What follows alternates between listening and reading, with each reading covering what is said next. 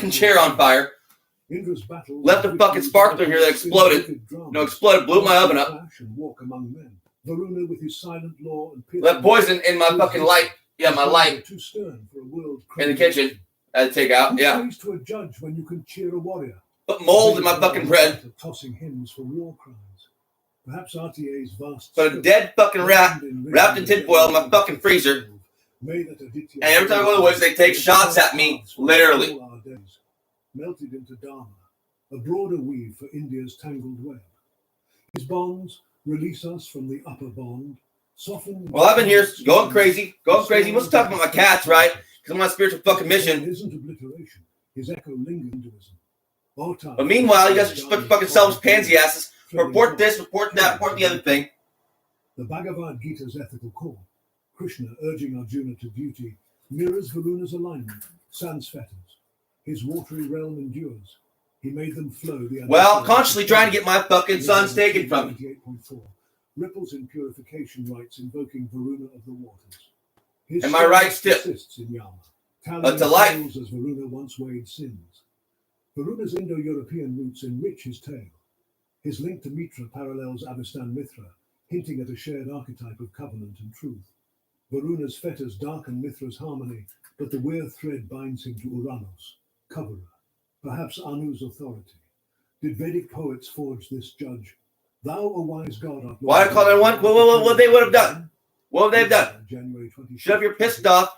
While Iran softened it into Ahura Mazda. Like, what the fuck you want to do about it, dude? They just want to get me fucking, in there anyways. Because I'm not a fucking taxpayer like you. Less abstract than Anu, less radiant than Ahura Mazda, yet kin to all. Comparatively, my dad's a fucking liar, too. Turns out. Varuna wields it himself. In scrutiny, fain to know this is my sin, I question others. No, I can't fucking stand it. People are always lying about me. They don't fucking know me. Just come loud and annoying. Finds trespass is not a lie. Against Nut he constrains where she cradles. Her stars are souls, his thousand-eyed spies. From the sky his spies go forth hither. Uranus's brute. And it was triggering for me, so they just triggered me. So I trigger other people first thing in the morning. I kind of know it.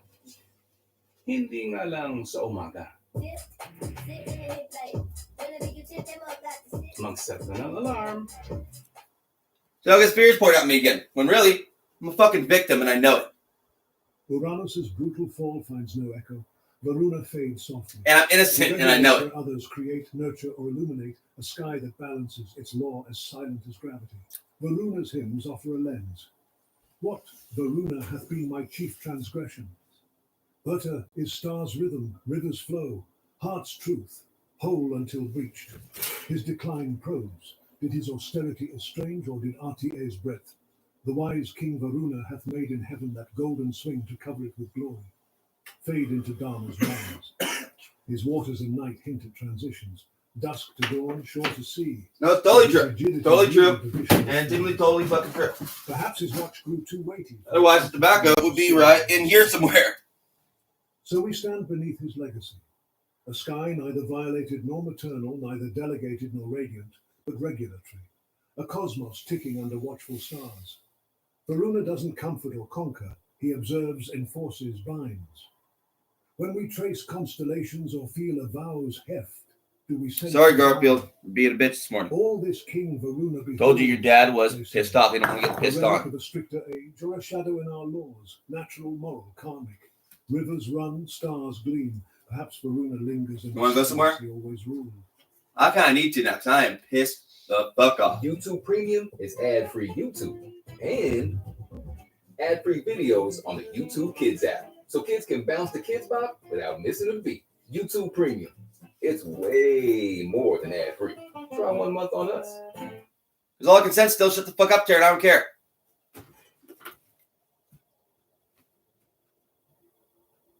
And why would I care?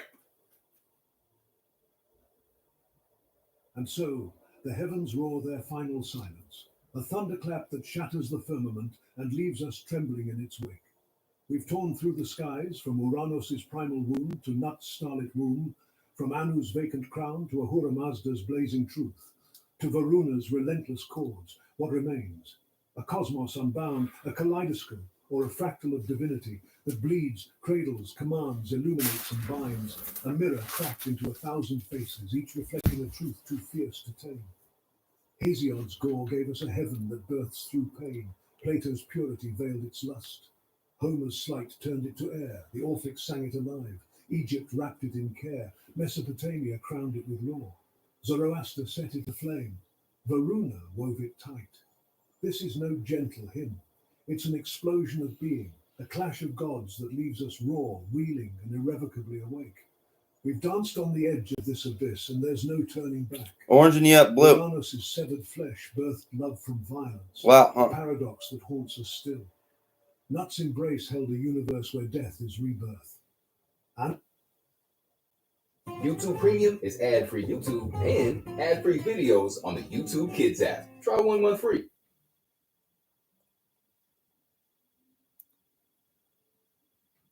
Anu's absence fueled an order that flows like a river. Ahura Mazda's light demanded our choice. Varuna's gaze, all this King Varuna beholds, tied us to RTA's unyielding thread. A gauntlet thrown at your feet. A dare to see the skies a battlefield, a mother, a judge, a fire, a law, all at once. The heavens rupture, spilling their contradictions into your lap. The one is all things and no thing, Parmenides might whisper, and here it rings true. A unity that fractures, a void that screams, a sovereign that spares. But keep in mind that I dragged you through this tempest to forge you.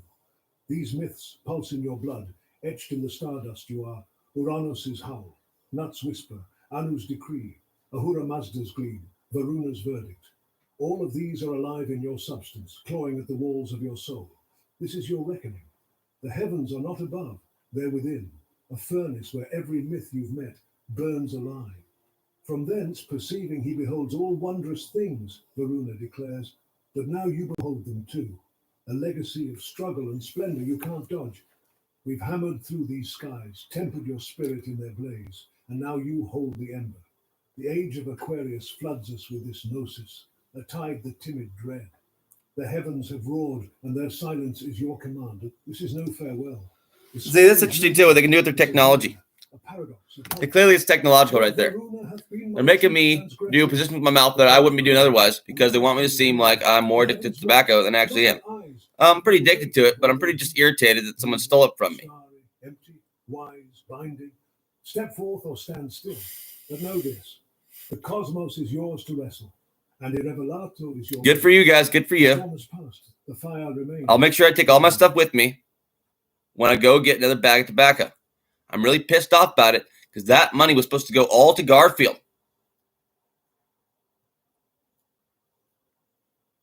Good thing I still have $6 from the last charity I received.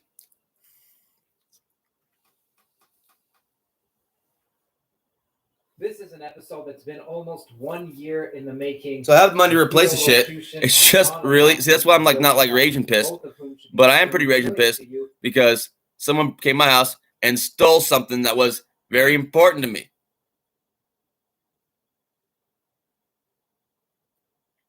They stole my ID. They stole my cat's collar. If you've surveyed this channel before, the dead cat's collar, yeah. Technical dive into Donald Hoffman's research papers, and we've spoken to Yosha Bach several times. My backpack better still be in the backyard.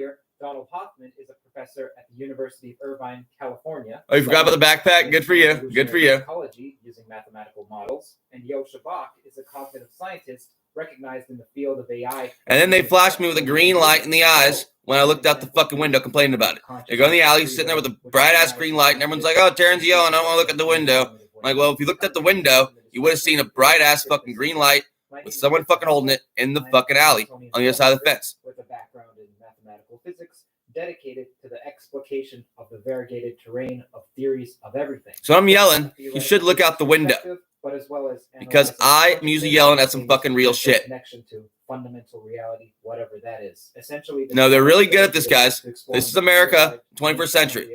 Okay? Constitutional laws that govern it, provided the 2025. This is how they fuck with people nowadays. Modern day MK Ultra experiments pretty fucking much.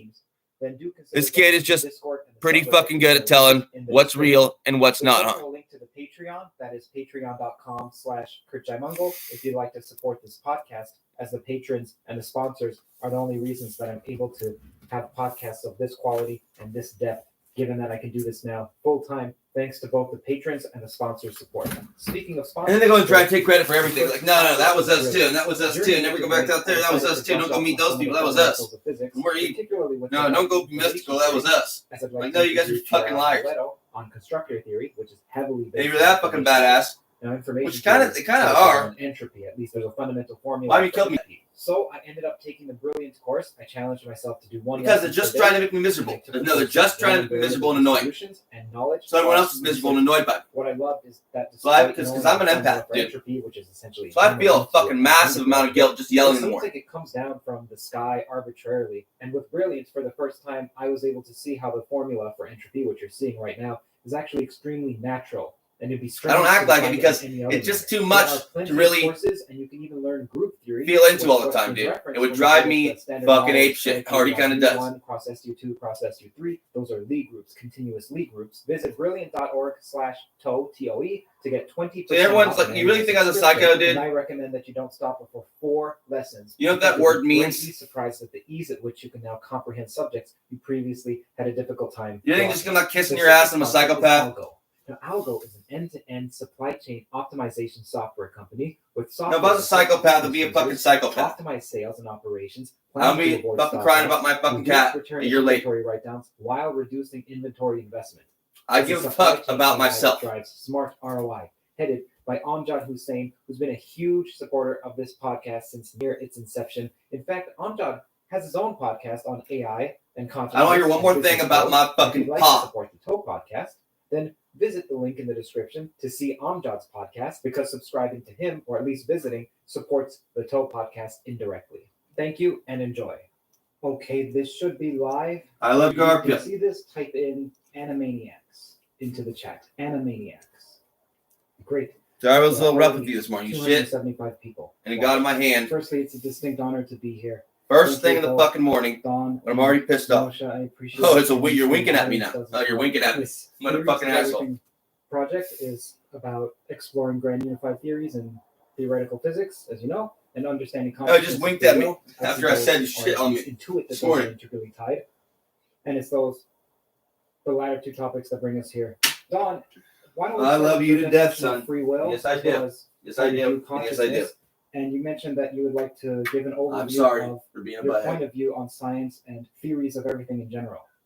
You And just know me in then that's how I am in the mornings. You'll You've always been like that. Commend Pretty much, sure. Donald or amend him, and then I'll pretty much shut my mouth and allow you both to speak to one another, interjecting only seldom. Oh, okay, thank you, Kurt, and good to see you, Yosha.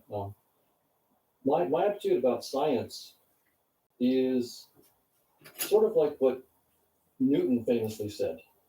He said that toward the end of his career that he thought of himself as like a little boy playing on the Mom. seashore, looking at some Come nice on.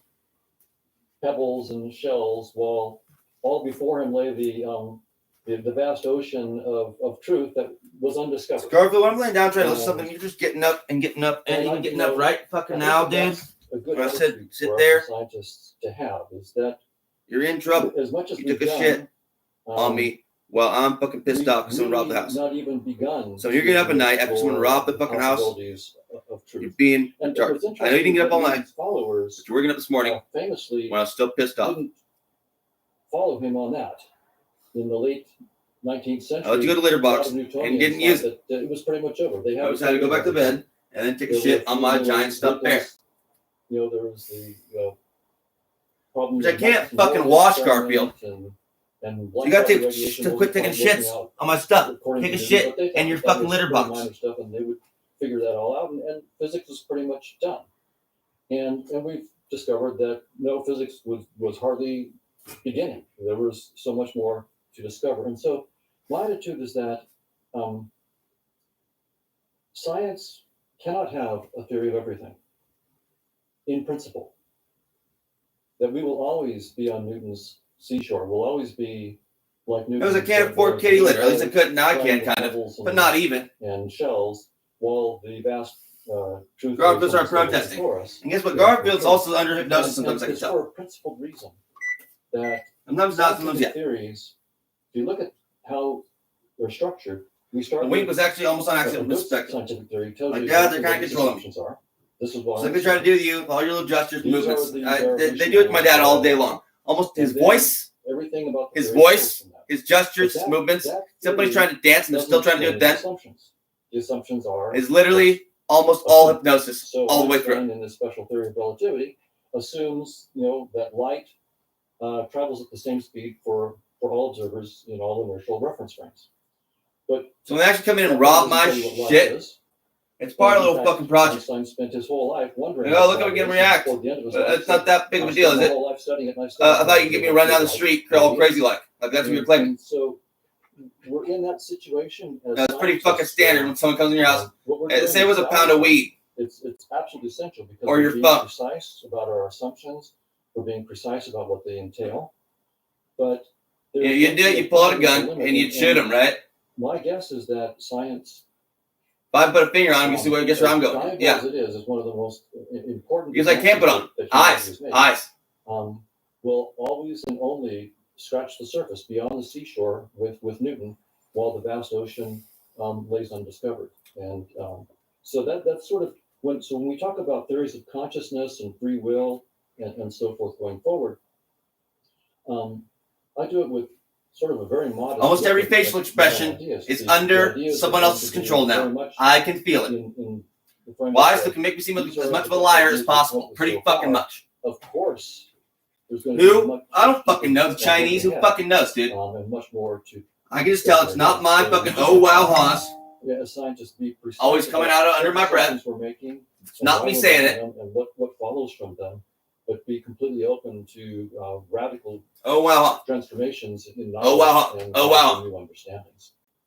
Oh wow. View on consciousness and free Right? will. Oh wow. So,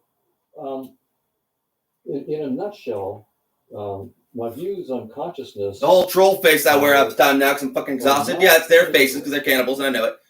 So physicalist approaches. Yeah, that's will what say fucking that most serial killers are, we cannibals. start with space-time and some of its contents, particles, neurons, neural systems, neural networks, and those will be so. That's a scientific theory in which those are our assumptions. Space-time and its No, contents. you fucked with the wrong person. And particular contents may be very, very important. For example, dynamical systems of on neural networks, for example.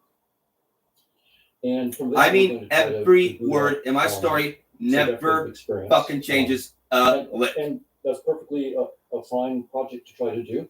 What I would want from that physicalist approach would be not.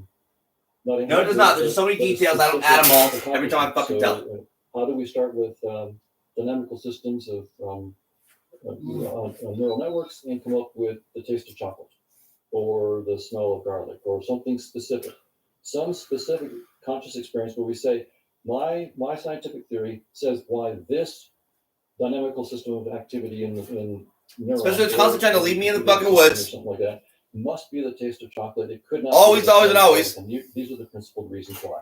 Where when I've been fucking caught and screaming before, nobody did shit. So, and there's nothing on the table yet that can do that. So that's one reason why I've been casting around and looking for. No, but when I was up there dancing and singing, people were recording calling cops, not right? starting with the physical, but starting somewhere else, and partly because, and we can talk about this in greater detail, because our best scientific theories right now. They didn't, did they? Someone did. At least one of those times, turns out. Field theory and general relativity on one hand, and Went up there and someone trying to kill me. Everything's dead, quiet, both entail that space-time is. I fucking wonder why. Our two or three premier scientific theories really tell us their limits. They tell us that because you're callous fucks, dude. Well, most people are, not everybody. And therefore my apologies if I've really disturbed you recently. And so, if we're going to look for a theory, and you're not a bad person, and we start with something in no, I really fucking feel it, already dude. starting where our best scientific theories tell us is not fundamental. No, I feel like a piece of shit. As a result, I've been trying. But they to literally say robbed me that last night. Space-time isn't fundamental, and we don't yet know what's more fundamental. Why don't we first start with trying to get a mathematical? No, because I'm waking people up fucking first thing in the morning. I know it. No, I know it. What is consciousness? What kinds of assumptions can we make about it? So I feel fucking guilty. I feel like an asshole. I feel like a cunt bitch. Is consciousness? I feel like I deserve to get. See, that's some part of the reason I go outside. I'm gonna kick my fucking ass because I kind of want you to kick my fucking ass because I feel really bad about it. So and I can go in some of the details if we want to on that model. I just can't have you kick my ass in front of my son. The big picture is that I'm taking very seriously that evolution of natural selection entails that none of our sensory systems tell But us I just about can't objective reality, and that therefore space-time is hold it in. not an objective truth. It's just a representation of fitness payouts, and that physicists are finding the same thing. That Nima or Connie Hamed, for example, at Institute for Advanced Study. So I've kind of driven a wedge against me from everybody's direction now. And Sharp one too. Physicists are now trying to figure out what's next.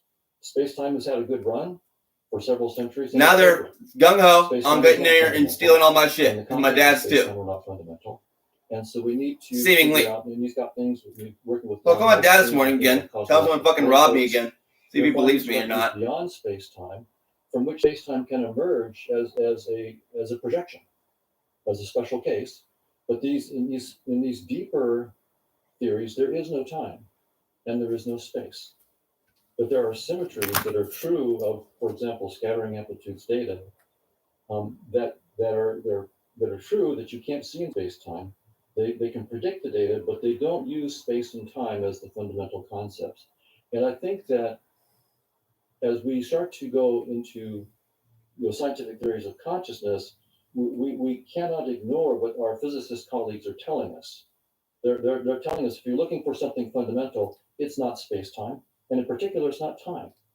And that is a real showstopper. It's for the physicists too. I mean, trying to think outside of the time box is not easy for the physicists. And so what do we do if we don't? Why? Because I don't want the cops showing up being fucking assholes. Time. So, like they always seem to do. That's one of the interesting questions that we have to face. Every time someone robs me, which happens actually a lot. If we take anything inside space-time, we're already sort of cutting ourselves off because we know. Or every time someone fucking violently attacks me, which happens actually, a lot. Shown to be secondary. So we can go into my details on my current model of. Or someone fucking lies about me, which happens, actually, fucking lot, huh? Sure. And Yasha, please. And it's interesting that you start Turn the fuck out as a Mysterianist in a way, right? The Mysterianism being the position that human minds are basically not equipped to understand how they work or how the universe works, that they're embedded in at a very deep level. See, I think I was crazy still, except for the green fucking lights in the alley last night. Confirmed everything. Why didn't you look at the fucking window? It cannot be understood by Noam Chomsky. Noam Chomsky is a Mysterianist with respect to the mind. At the Science of Consciousness conference, They don't want to at all, and I know that. Gave a presentation. So I'll fucking call someone else. Talks about Descartes and then mentions that Descartes was actually a very smart fellow because he could already anticipate stuff that would only be discovered much, much later on. And I was perking up and wondering, my God, Chomsky is giving this guy credit. And it turned out what he anticipated was that we would later, like Chomsky, discover that the mind is unintelligible. Right, so it's fascinating, of course, if you are one of the smartest minds of your own generation and you see that other people don't understand things and that you understand. And there is a boundary where nobody seems to have an understanding and you crash against it. You might think, okay, maybe there is no way that humans can do it. I'm not convinced that this is the case. Yeah, I don't want to call the cops because they use intimidation tactics to get out of doing their job often. And it's in part because I come from the other That's how side. it feels to me. So many of the things that people took as a given for a long time, like space and time, appeared to me in the beginning quite mysterious. So basically, the dissolution of space and time was not that mysterious to me. Did you do it on purpose? Not necessarily be kind of. I started very 731 Garfield. My life to program, before I Yeah, that equals 11. mathematics, and before I understood physics. 1 and I 1, understood 10 and 1. things in a computer. And Einstein's watch, that it's ticking away, and you can observe its movements and so on, but you cannot open it, and you can come up with theories what's happening inside. To me, this watch was the screen of a computer. And I understood that there is no limit to. Actually, most people, if you rob their shit and they couldn't call the cops and have that much money, be a lot more pissed than I am. Why? Because I know you're going to get caught.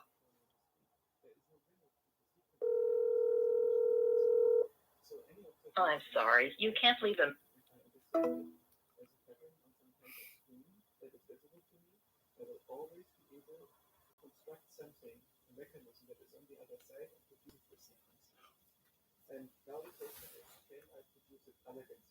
Now, every time I actually get some money, then no one ever wants to help me. Which they already knew when they robbed my fucking tobacco, you fucking morons.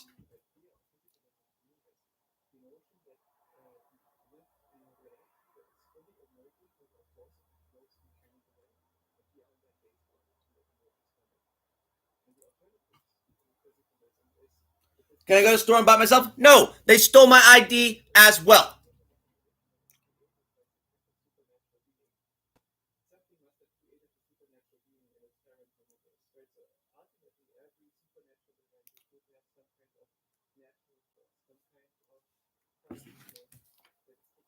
So what am I going to do about it? Well, if I can't do that, and I can't do that, I can't do that either, I guess I can just try and get them fucking killed.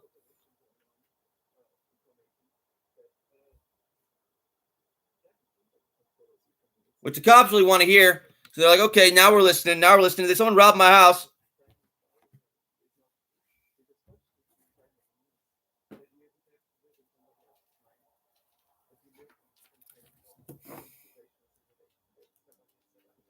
So I gotta say some crazy shit to get people's attention. Yeah, someone robbed my fucking house again.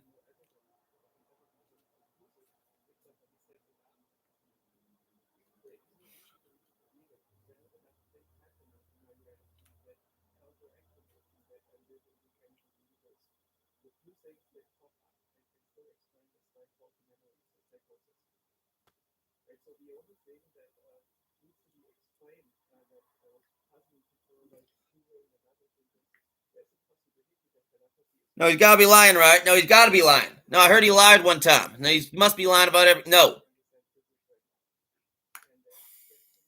You guys are fucking lazy. People are trying to kill me. And I know it.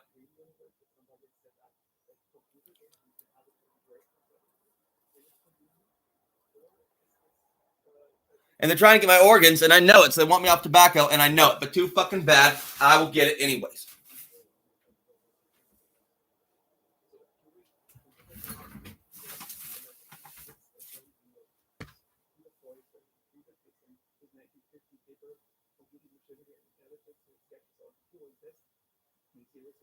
That's why I took my little organ donor ID.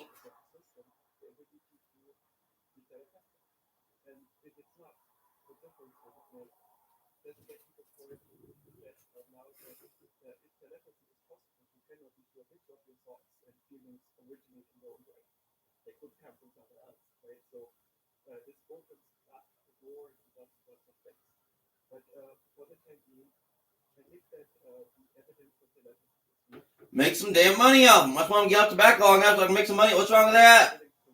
Everything's wrong with that, you fucking asshole, dude. So he speaks to that accent often. The guy who I'm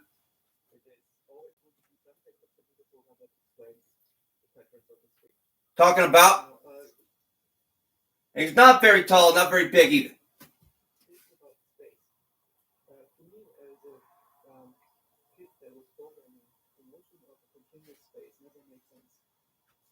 No, he's a soft-handed, fucking powdery, fucking scrouty little bitch.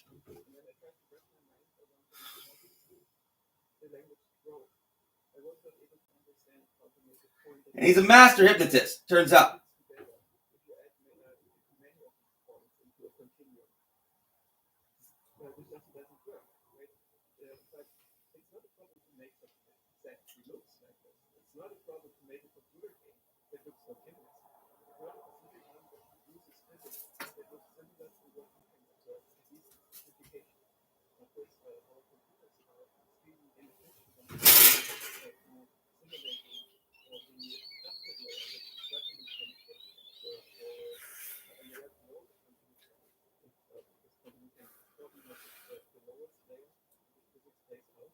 No, I'm pissed off because I've met these people.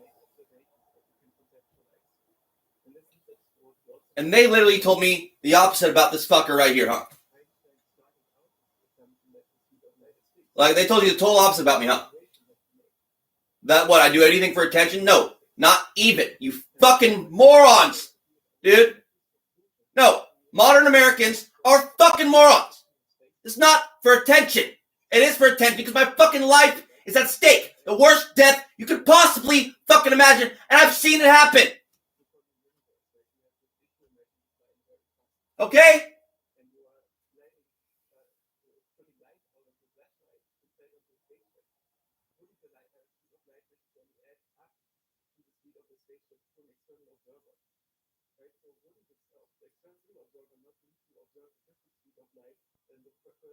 No worse than dying on a fucking cross.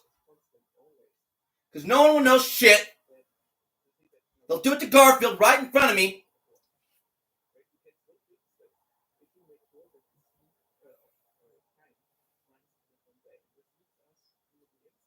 And it'll last about a year or more before I fucking died from it. Maybe even, no, the way they're trying to stretch out. They're like, well, but by our metrics with his fucking biology, we can maybe get him to live 40 years of absolute torment in secret. That's what they're hoping for, you fucking assholes. So fuck you and your fucking attitude.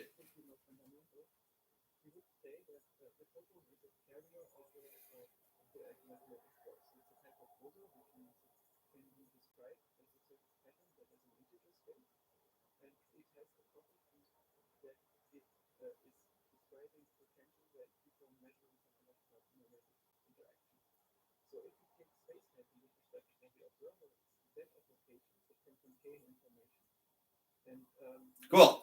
Anyways. A lot of the reaction is still hypnosis, guys. But you'd be just as pissed if people took you that seriously when it's that fucking serious.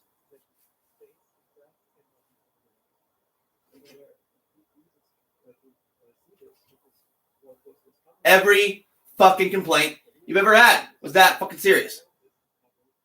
When I said I was getting abused, I was getting abused. When I said I was crippled, I was crippled.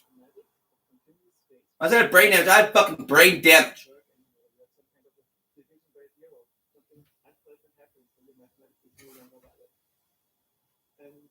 When I said they're trying to kill me, they are trying to kill me. And not in a fun way.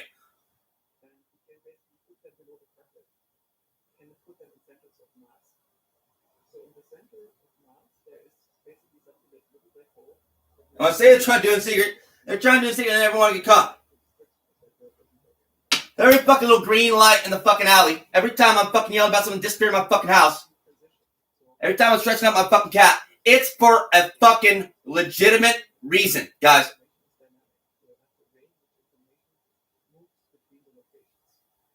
You ever seen the movie Smiley or Hellraiser?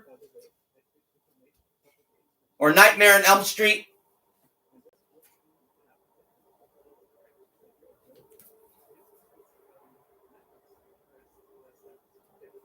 Or even dumber?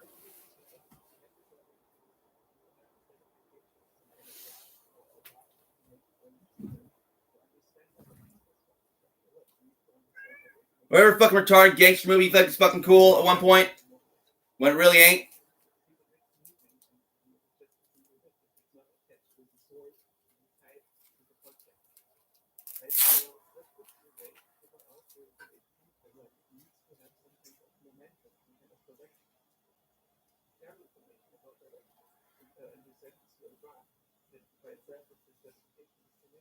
You ever see those old school documentaries about what they did in the Holocaust? People they really didn't like with pig mouths? Who just wouldn't fucking die?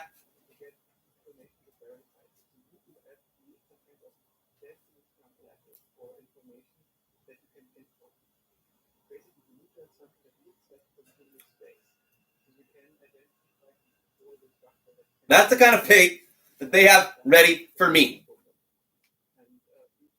So sorry if I'm ruining your golden years with my fucking big mouth. Way to save a life.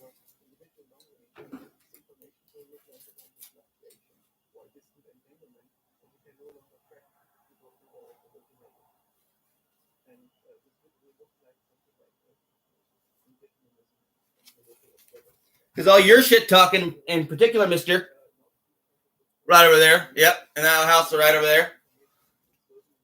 It was what really made it happen, yeah.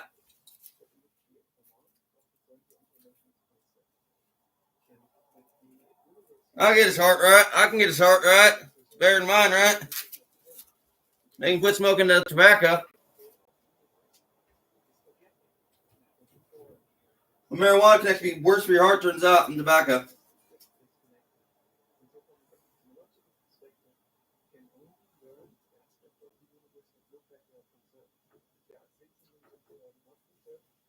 As far as I can tell.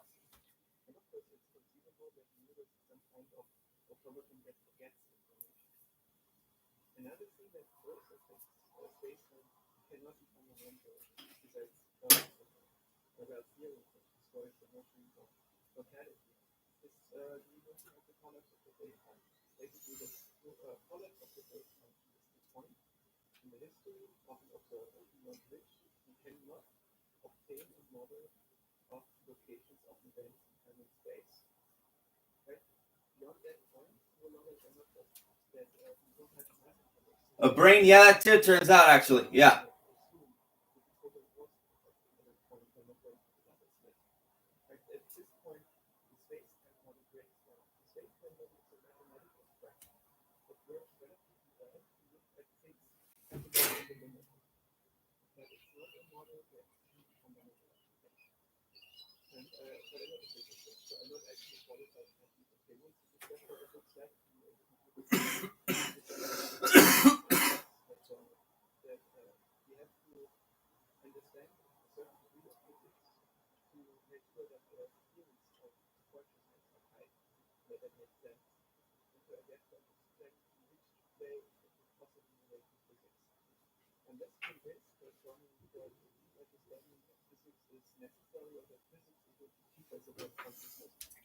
You guys all proud of yourselves?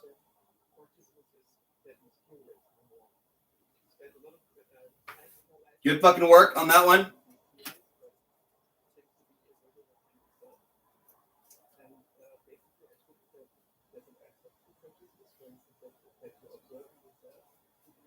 They're all falling for some fucking bullshit while I'm actually gonna get tortured to death for like a decade or more.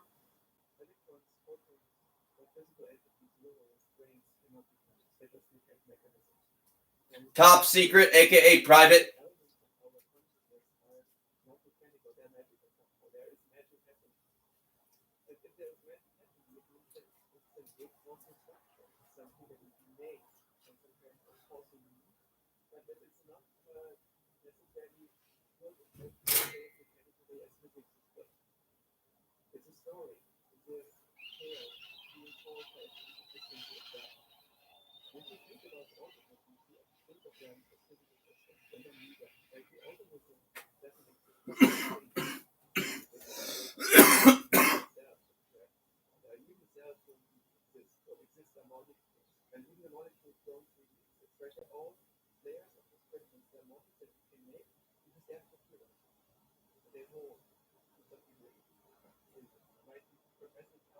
Eternity in hell. That's your reward for all your hard work. Will you get me killed? Doubtfully. Actually, doubtfully.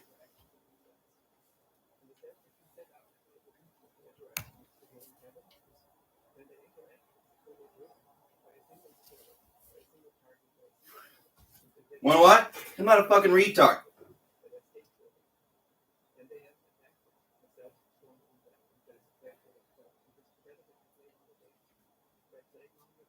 Someone's actually trying to kill me.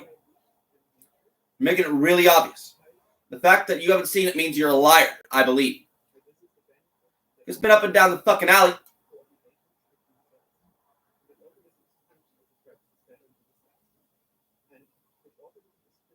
You got cameras, don't you? And why don't you go to the cameras about 10, 11 o'clock and see who's in my fucking alley?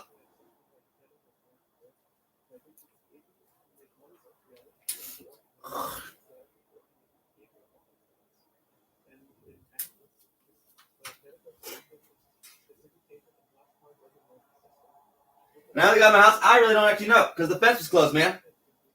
But maybe not. Maybe it's that fucking slick. Likely. Wouldn't have that hard. I was laying the fuck down. Can't track a bag of tobacco. Computer, you can't. Phone, that's it. But I think you can track a gambler bag, actually. The gold ones? Yeah, I'm pretty sure you can. 747 Garfield.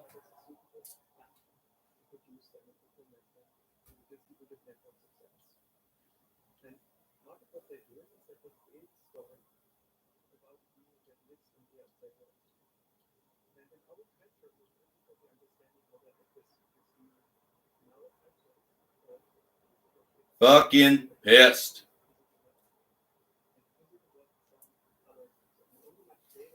Like they want me to be. I love when I'm pissed. Because they're fucking xenobit little fucking bitches. Most of them are women, actually. I keep saying that, too. Like, get him, honey. No, get him. Oh, you're such a big man.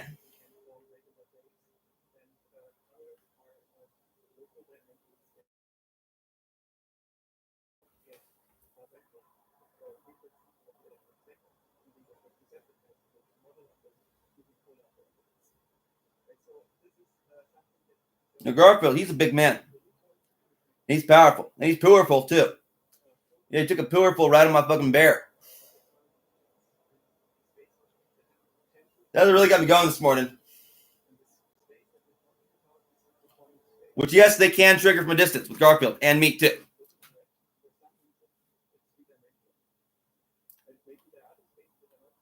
They make me shit my pants sometimes out of nowhere. Seemingly, yeah.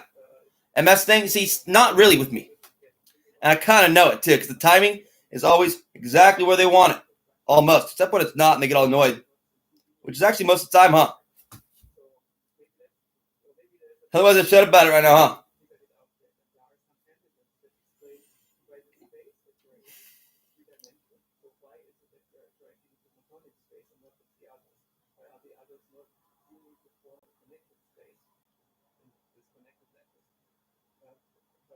Oh, I'm annoyed that I think you can cop. Of course you can cop for it, dude.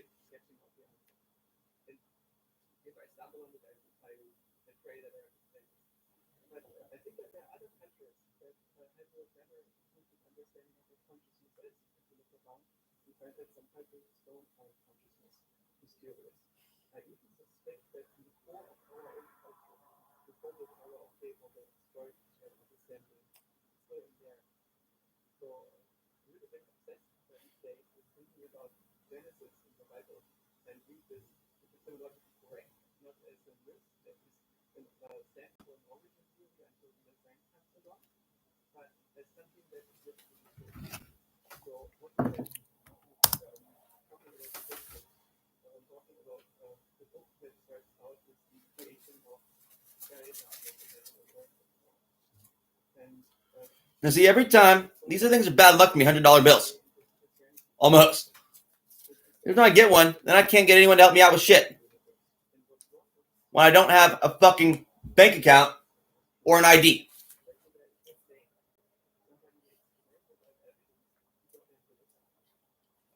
Pain in the ass, especially if someone robbed my house for my tobacco. So now I'm annoying to them because they just bought me some. So like they're clearly working ahead of time to drive a wedge between me and everyone else. Good for them. They'll get caught. I'm not even that concerned. Otherwise they'd kill me already, right?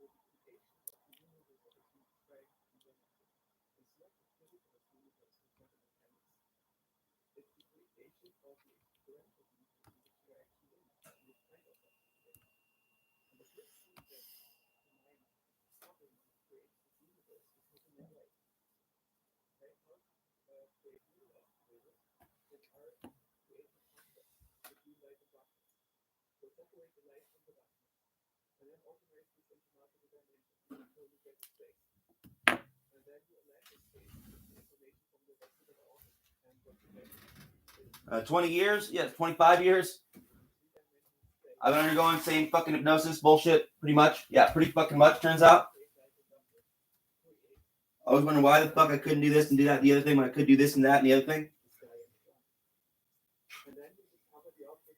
And I had severe MS. Yeah, severe MS. Still kind of do, and no one gives a shit. But I'm a fucking medical miracle. So what do they want from me instead? They want my organs instead of fucking the crazy case study they can get from me, which could change the world.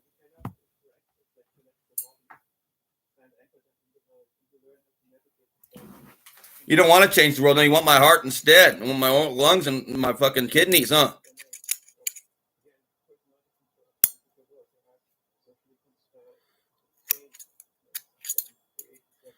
You've already seen crazy ass cases like this and got them killed too, so you could fucking eat their cerebral spinal fluid, is what I heard.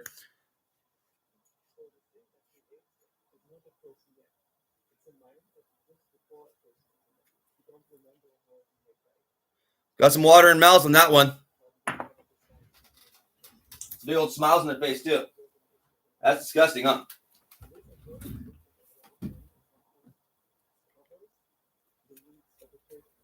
PC, PG as fucking F, dude. Trying my fucking best. But this is my fucking life. What's yours? Been tough? I know it has been.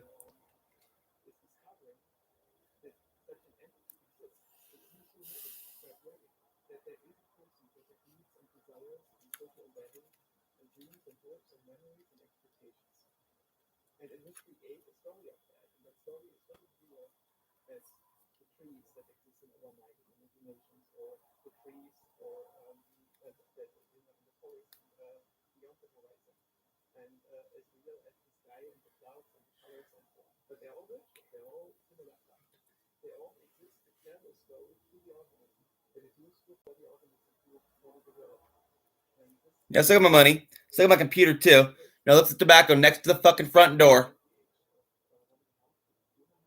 For like 5 fucking minutes, maybe 10. And now it's fucking gone.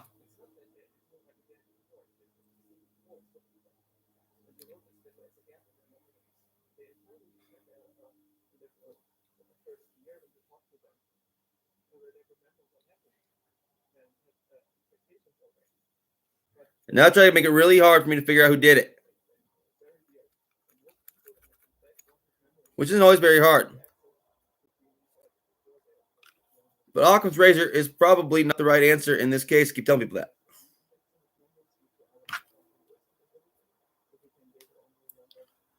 It really never fucking is for almost any case. We just use it because we don't want to do that kind of work, turns out. Scientists, them too.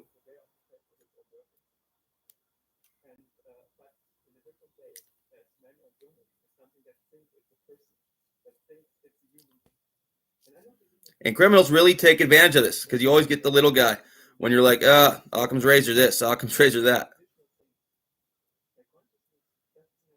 People just want attention. I don't think anyone just wants this kind of attention, guys. I think when they're going through this kind of shit, they usually always fucking mean it.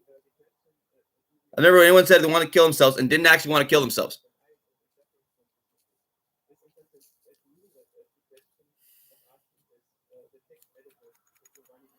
We just love to see people get it done, so we have a cool story, bro, right?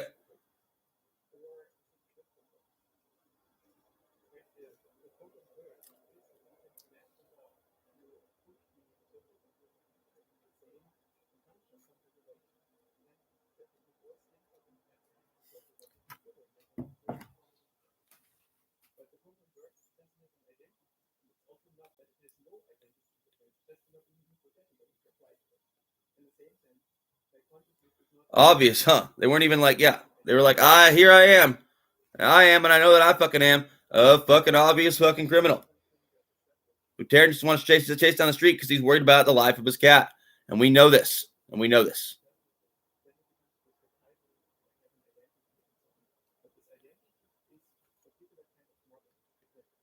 We've even stolen some shit subtly from some other people so they look at Taran weird. When he's just such a fucking obvious fucking freak. Biologically even.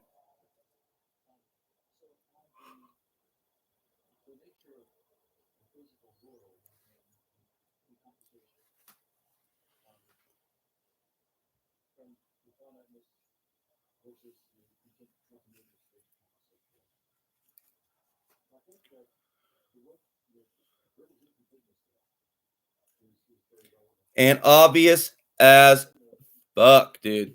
Intentionally. Yeah, intentionally. Why? So I don't get caught up in their fucking bullshit.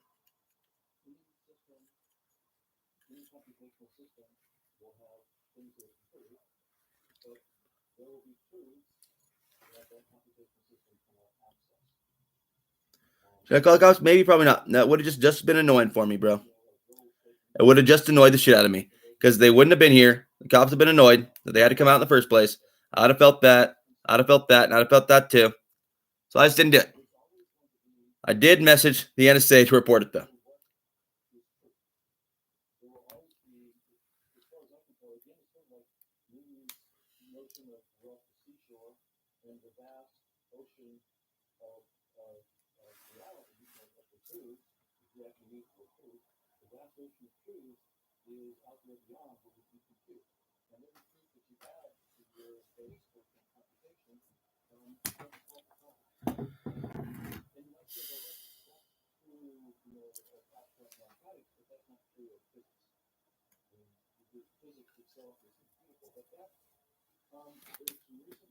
These old school kind of shit I'm talking about.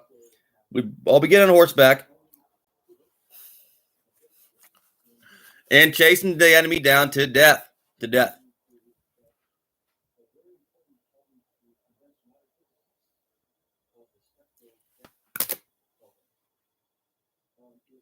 See, that's conservative.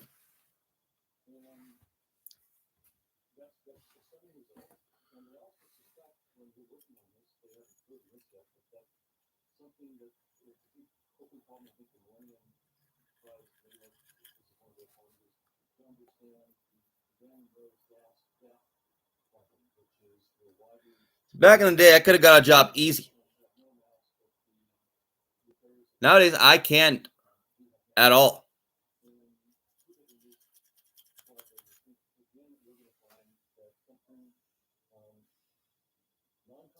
I'm a marked man now.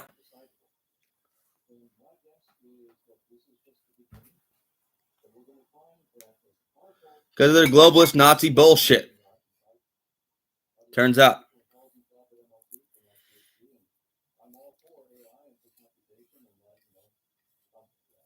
Crimes, yeah, in the process of me not dying. So they're all like, fuck, I don't even want to treat this person, not really.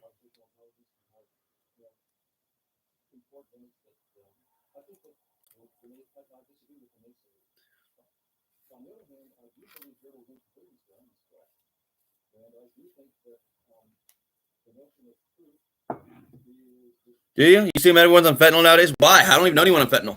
Not a single person do I know who's on fentanyl anymore. Not even one. Not even one. No, they're all dead or sober now.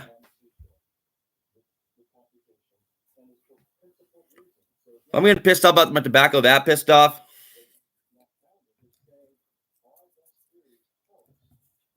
Why is it still even a question in anyone's mind? What else I'm doing?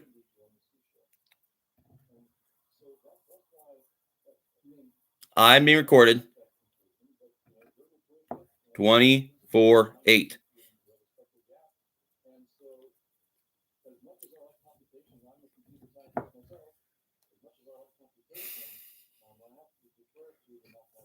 (24/7). 24/7. And the accent, I just can't get rid of now. It's really difficult because well, my regular voice kind of going away because I told you magic's real and these guys are fucking master hypnotists.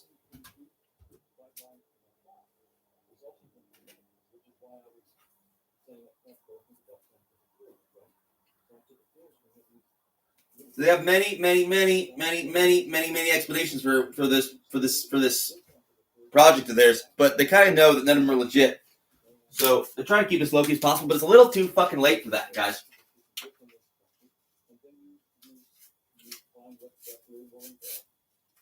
Someone will find out what happened to me. And sooner than you think. It's not that fucking big of a county, turns out.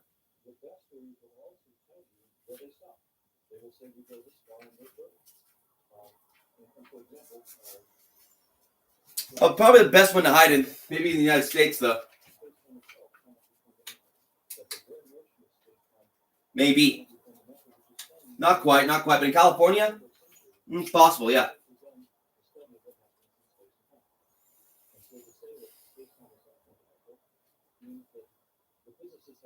I kind of fucking know it. 703 Garfield.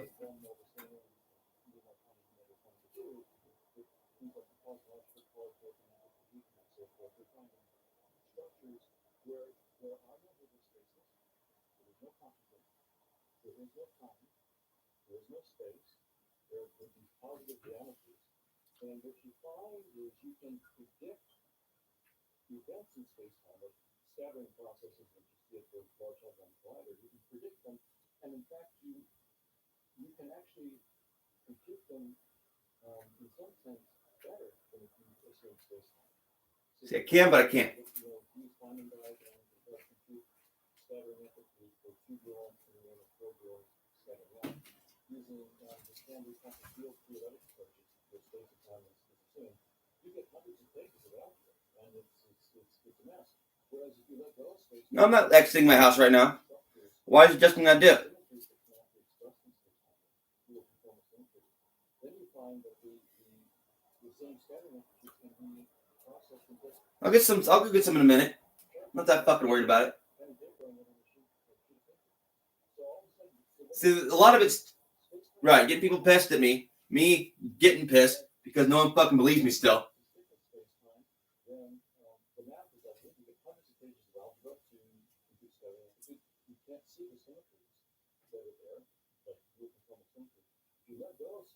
I'm talking horrible shit, guys. Horrible shit. That they want to do to me and Garfield. Yeah, Garfield too, big time. Because they really know the Garfield because they wanted me to be cooler for them. Well, like, oh, we're playing King of the World, this motherfucker. Yeah, they call it King of the World.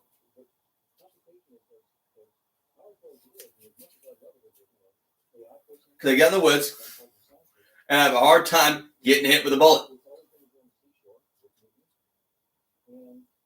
Even when I'm really obvious and visible.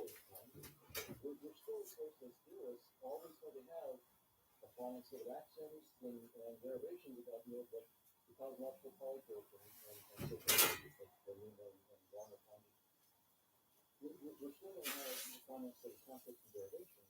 So we're not going to get around goodness into goodness now, but at least we're going beyond the notion of time, which is really critical. And that also puts up the computational issue pretty interesting too. Computational complexity is about, a lot of it is about time complexity.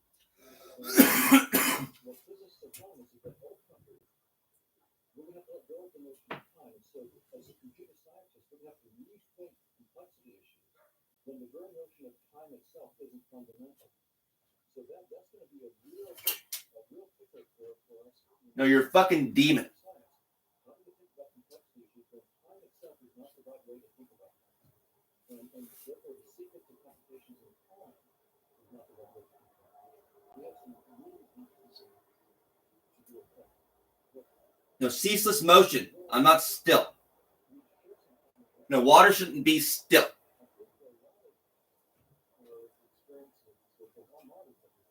A river's not quiet. And it doesn't lie either, does it?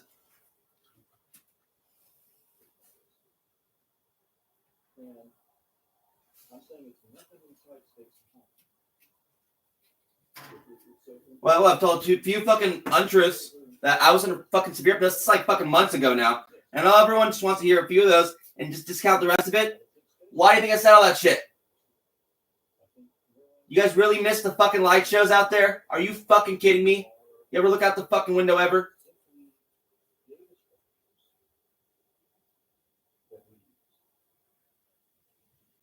And there is a formulation of quantum theory that's very similar to this. It's called cubism, quantum Bayesianism. Chris Fuchs, David Merman. What, Hellraiser is an interesting movie to you? Is it? Oh, that's an interesting movie to you. Hellraiser. Oh, an interesting flick. Yeah, interesting. More of a fucking a human centipede guy. You know what I mean? Yeah, it's fucking horrible, disgusting shit, dude.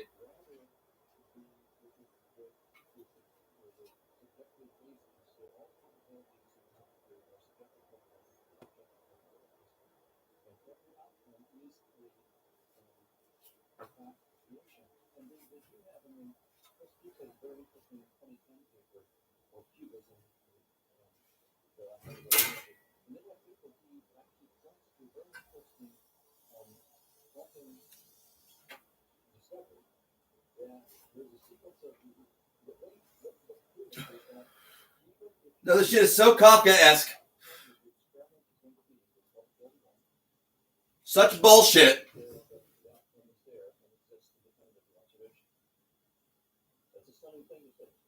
And I give a fuck if this world ended right now. No, right now.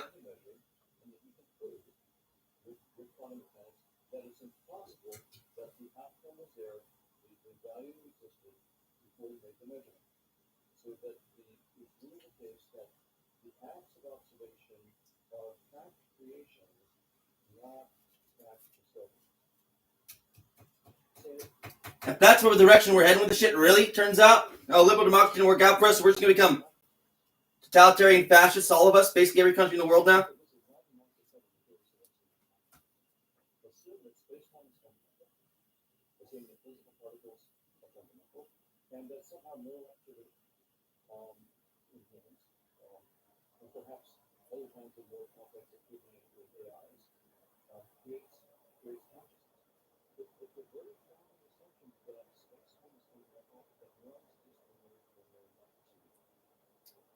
See, I can't even get help because I can't get a ride to any appointments now. Because they cut my line.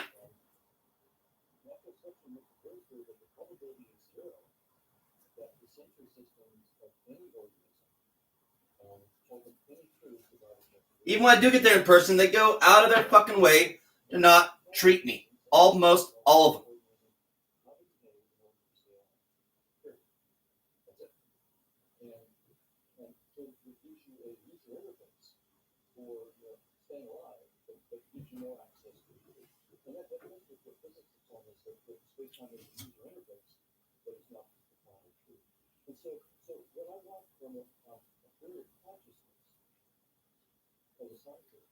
Seemingly more than one person going through the same thing where they're going to get killed and they know it, and they can't seem to make any of their appointments somehow because they just can't get there without begging for it.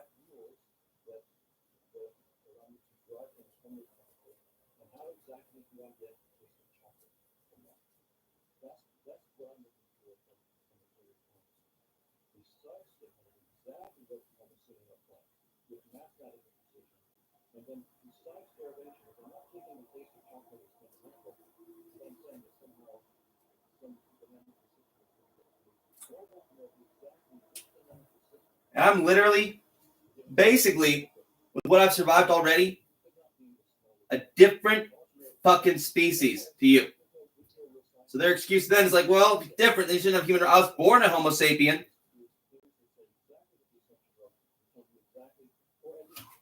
But now I feel like a fucking ghost. And I kind of know it.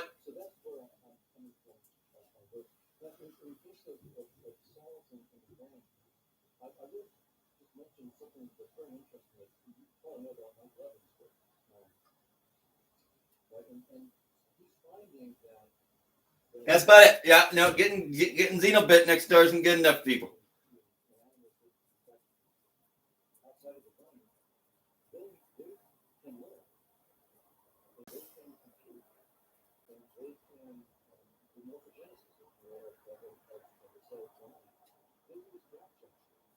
communication record.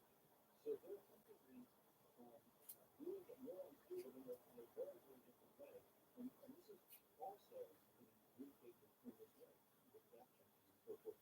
So I suspect that we're going to find that neurons are special in the sense of being information processors, that information processing, this seems to be the logic of this study, is that information processing is happening in what we call bioelectric fields, even if they're on their neurons. And it learns from changes, and they can be very intelligent. And so even as neuroscientists, we may find that when we want to expand our horizon beyond neuroscience, we understand it's about a reductionist, biological reduction. I would at this point with my government stuff be interested to say, maybe I wouldn't necessarily just not just neural activity, maybe the back junctions and applications of cell computing, but also a suitable format. But again, I'm not reductionist in that sense, but I'll stop at this.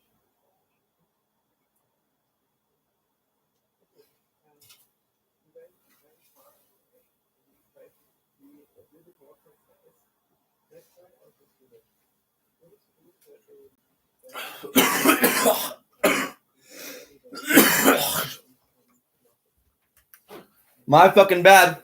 Didn't mean to expose everybody to possibly one of the worst stories and one of the most incredible stories you've ever heard. The story of the life of, me and my fucking cats.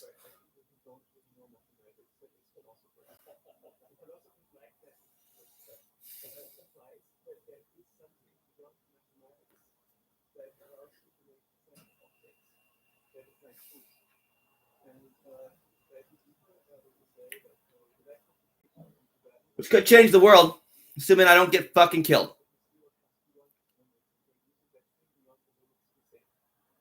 Which they haven't been able to do yet. I'm just really fucking irritated. They're trying to get me to leave my house right now and go beg for tobacco when I fucking had a whole fucking bag.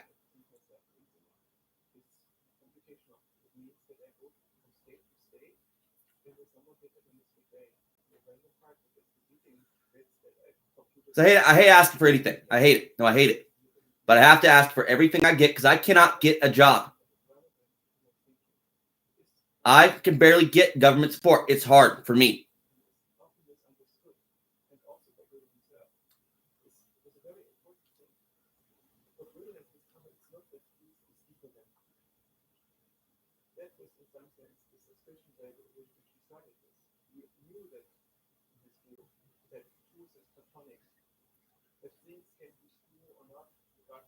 No, exactly. They will not investigate these crimes until they can pin something on me. Turns out.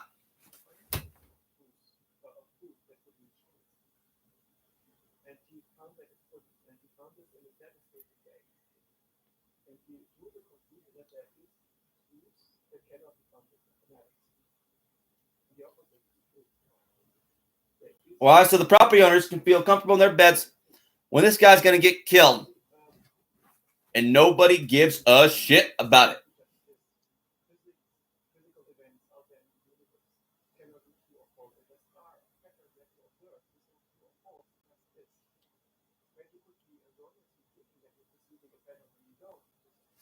Fuck you guys.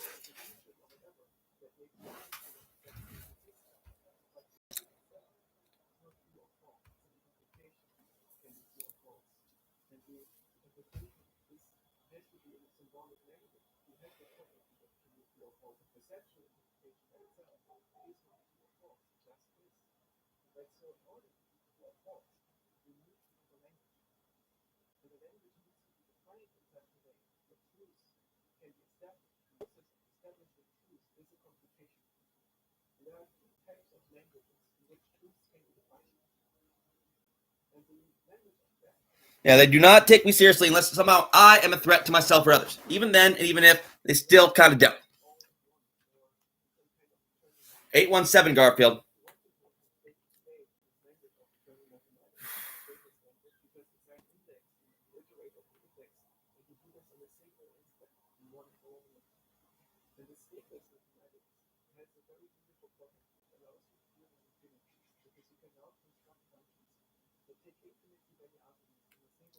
No, not typically. Not typically. No, it's a weird fucking magic trick they pull on me to where I cannot use my regular voice very easily. But these ones are easier for me to do, pretty much.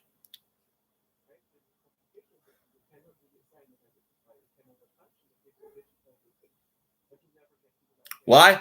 So I see more white trashy than ever before, but it actually kind of works around here. Seemingly a little better than before. Well, these are the animals.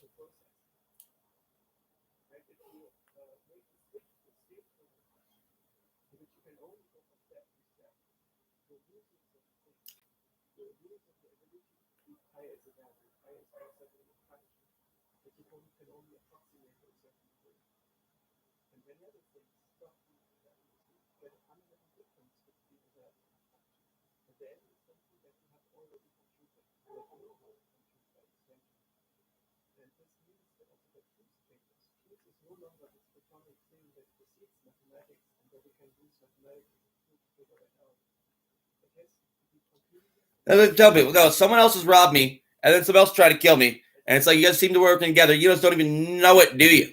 818 Garfield.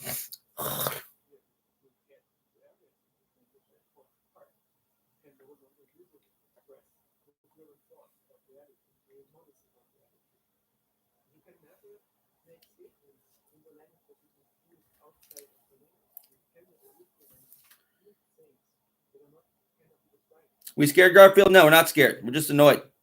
Both of us, kind of. Garfield's doing really good, though. Doing really good. Why? Because he's got a better harness on.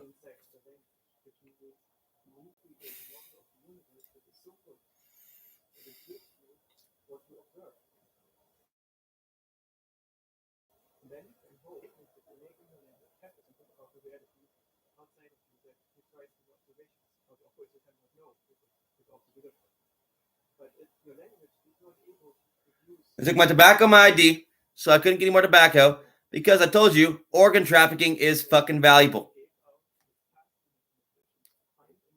And they can continue to test on me in the way that they could illegally if they captured me. And who knows how valuable those motherfuckers could get.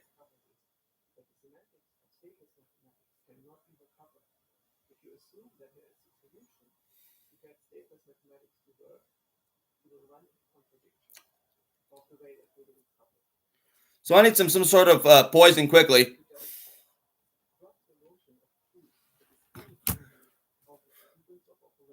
So I don't think it's time to harvest.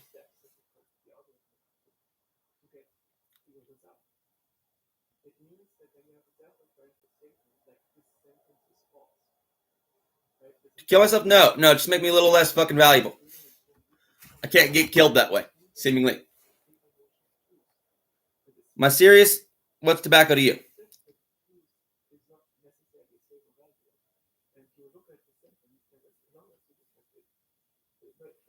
Oh, look. I got a message from Google Gemini.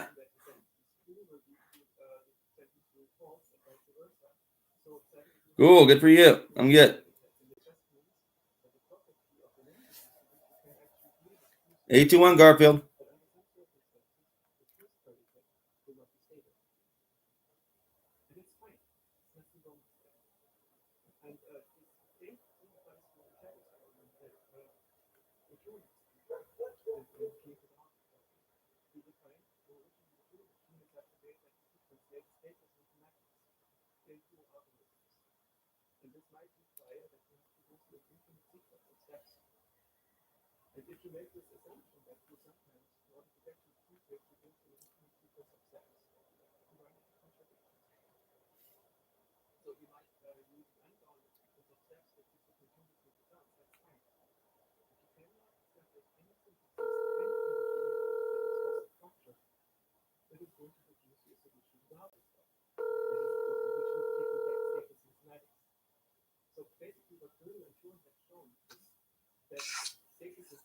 What's up?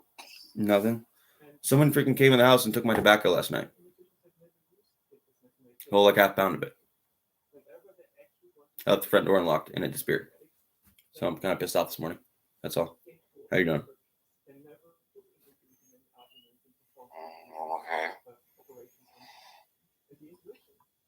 Look around a lot in the house. I have. No, I have. I've been looking all day and night, pretty much. Yeah, it's not in here. No, they were even going down the alley with a green light afterwards, so I saw them doing it. Basically.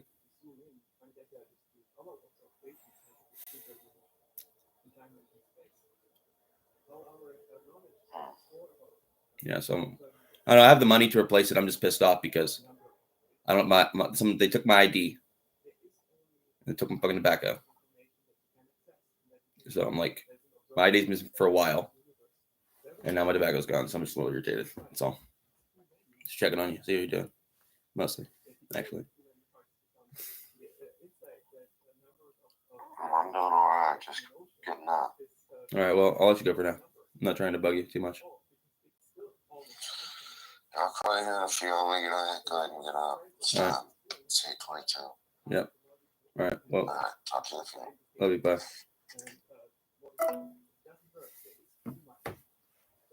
What was my call? My dad? Yeah, pretty much. Just to complain a little bit. Like, hey, Dad, I don't believe this shit, but yep, someone did it again. Broke in our house again. Yep.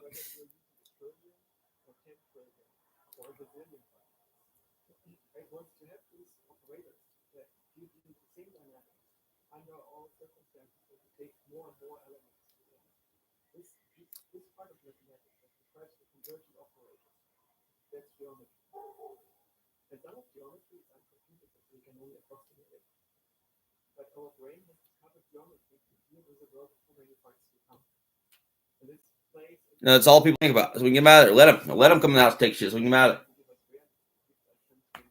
there. Even freaking see, the green light was not the same person. I know that shit.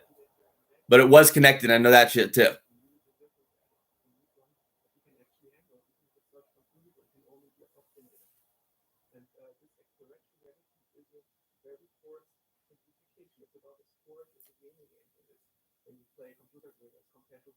Was green light thermal imaging maybe right, but it didn't really look like it. No, it didn't look advanced. Maybe. I don't got green light this time. I've seen better ones out there. Yeah, quite a bit.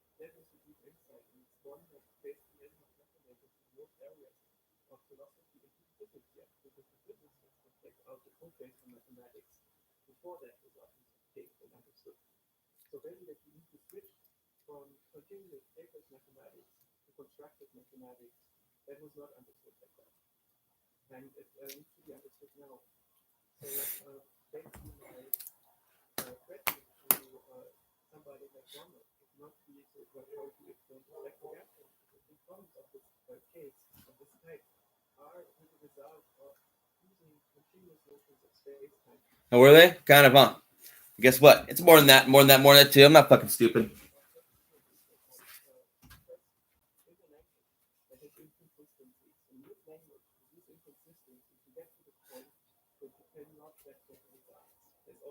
A little fucking confused because I got it real fucking fast and real fucking fast and real fucking fast. I'm starting to believe it's gone, but it's gone. Seemingly.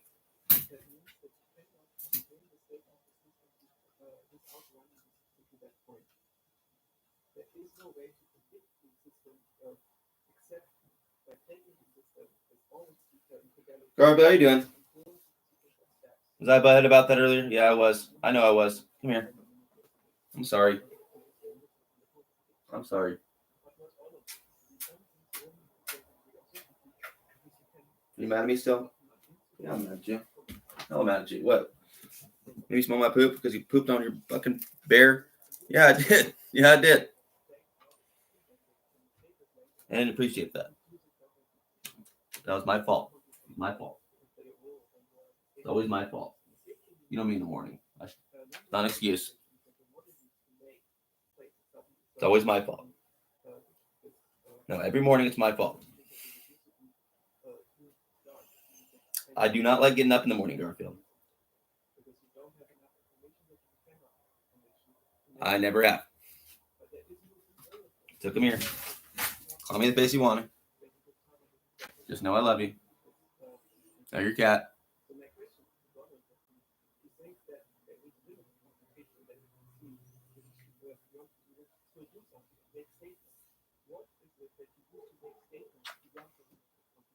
Know your cat. Now you can beat me up. Mad at me?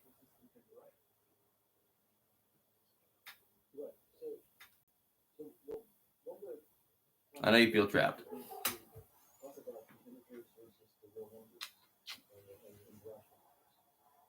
I'm sorry. Okay, I'm sorry. I'm really sorry. You're good, bro.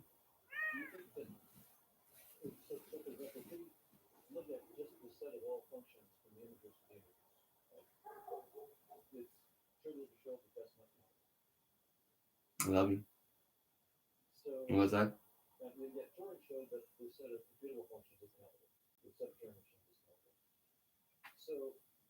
I love you. I love you.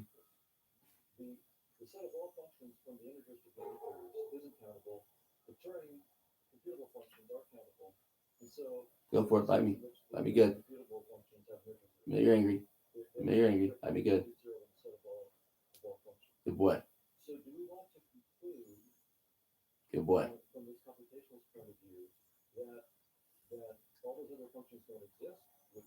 Ow. Ah, he's getting me. He's killing me.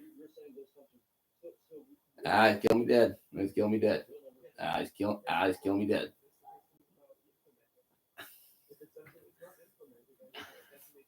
Ow. You got me. You got me. You got me.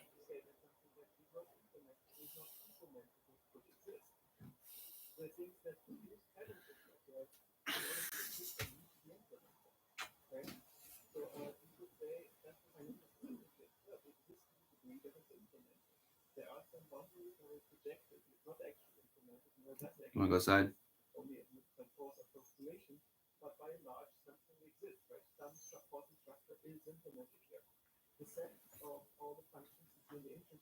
You hungry? You hungry? I'm sorry. I'm sorry. I'm being a butthead to you. Huh? A big butthead. I'm sorry. You deserve better. You deserve better. Okay?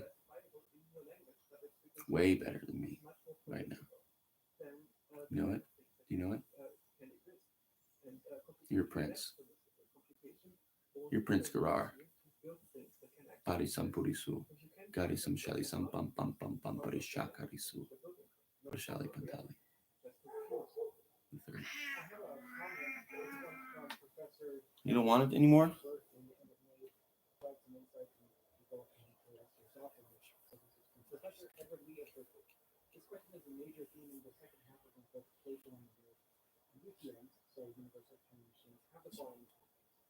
You want to go outside and play?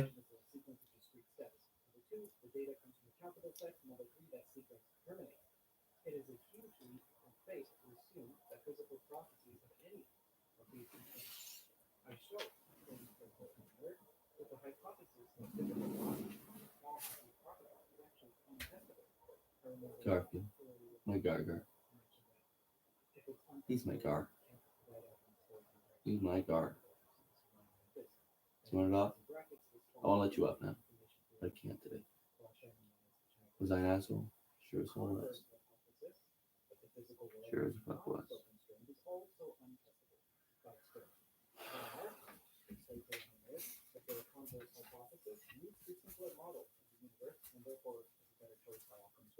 My claim is that universal Turing machines as realized on today's computers are simulations, quote unquote, of a process that is fundamentally non-algorithmic. So I just want to place that out there, and perhaps you can use that as a jumping off. So they know what they're doing. No, they know what they're doing. Good for them, because now Garfield's pissed. But now he's pissed enough to where he's being quiet about it. It means he's really pissed at me. No, really pissed.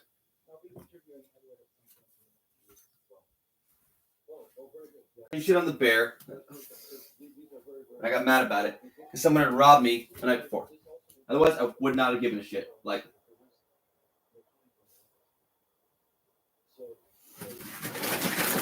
shut up, oh wow, huh? Who are you, oh wow, huh? Wow, wow, wow. He's always under breath. Wow, wow, wow. Who the fuck is that person?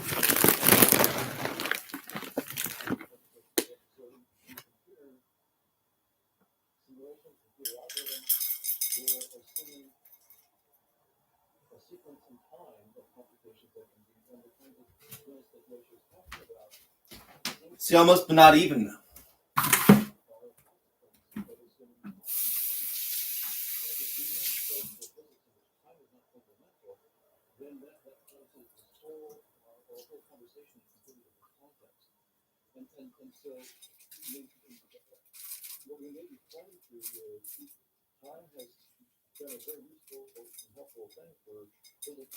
Really?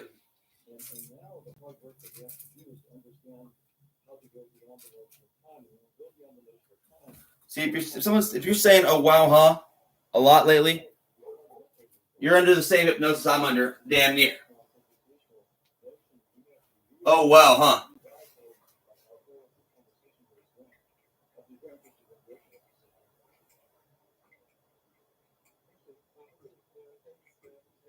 Yep, those are 3 words. Oh wow, huh?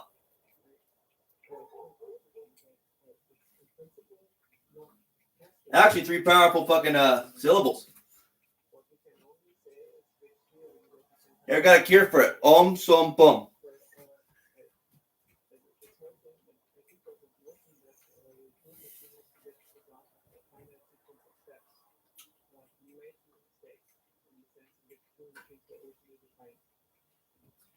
He's a kitty. He's a kitty. Hungry kitty. Want some food? These be an awesome ritual we did every morning. And we got up and got really happy for it.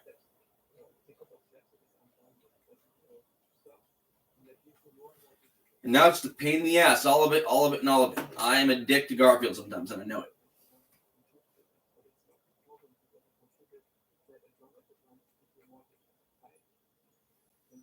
No, I just get fucking annoyed. I'm trying to sleep in the morning because I'm fucking depressed. And he fucking protests on me.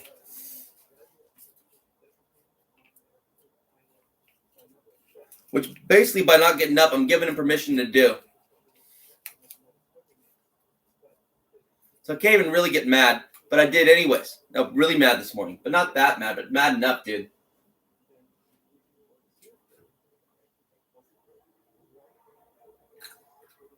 Do you understand?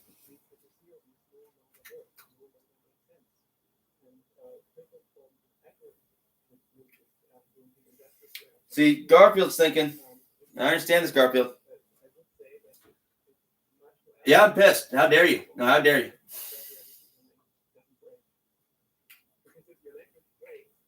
Like, Garfield, they robbed me. Not an excuse for acting out.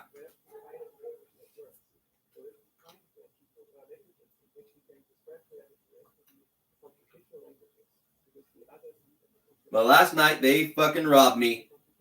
And I fucking know it.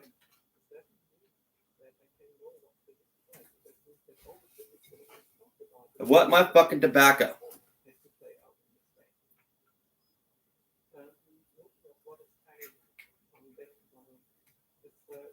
I was right at the fucking door for like 10 minutes, and boom, gone.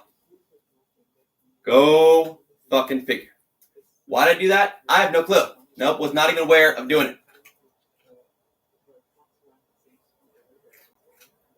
I actually thought about it in the bedroom. That's what I thought.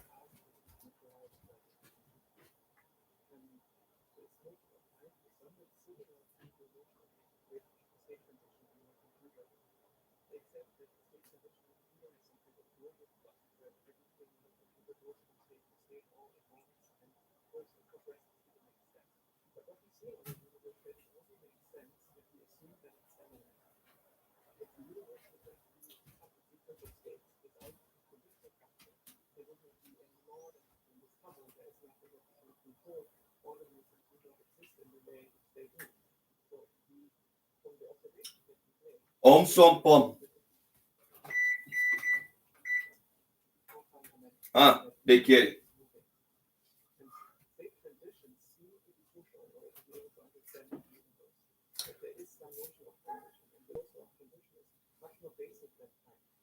Garsari pum pum parsari pum pum parsari gari sol.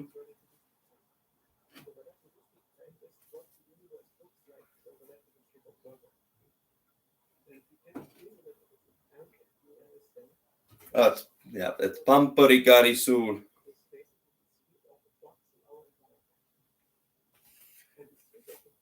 That's delicious, huh? That's super delicious. I love him. I love him. And I'm such a butthead, huh? I'm a big butthead. Yeah. You can bite me harder than that next time. Yeah, I'll let you.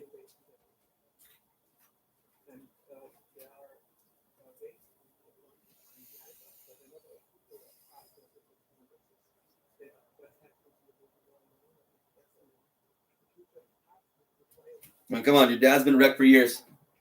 And didn't even know they were trying to kill him back then. They just couldn't fucking seem to get me.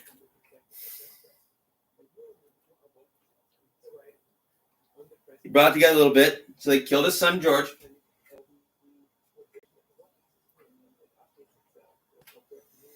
And they made the fact that they're trying to kill him really obvious by, trying to kill him.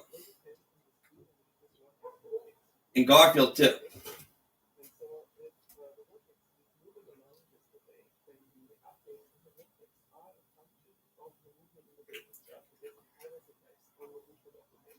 Could I have done better to make George healthier?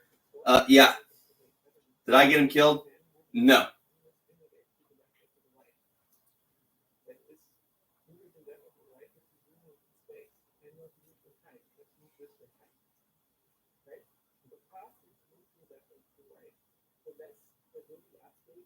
Nope.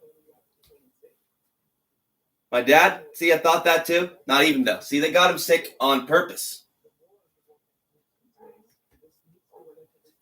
If I released a cat that was really sick around here or something like that. See, Garfield got sick too. But Garfield, he's a fucking warrior. And a good fucking boy. No, a good fucking boy. And really understanding. Really understanding.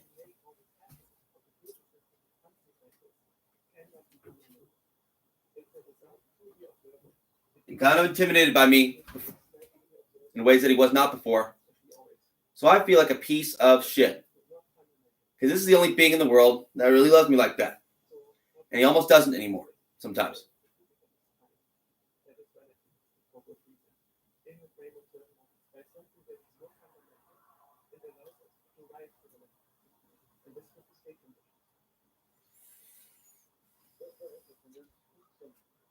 In that spirit, or at least in that kind of direction, is work by Taran Miller and Philip Paul, and then also some more recent work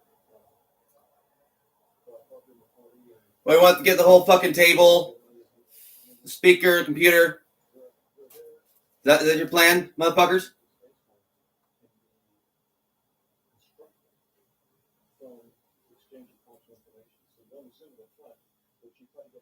Right, so I think they have this thing going right now. We're like, okay, we'll have this guy fucking go in there and get that, so we can pin other guys on the street who can't get anything on either.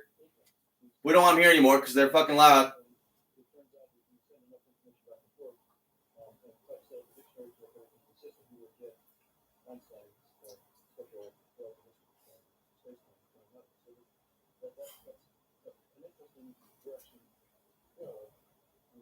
Another interesting direction to think about is just a simple notion.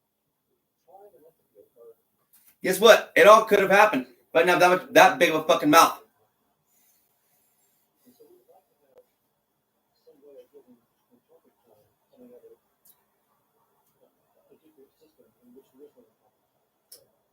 So I know what I'm doing when I say I won't shut up. I'm defending my fucking house. Defending my fucking son. Who's a cat, yeah.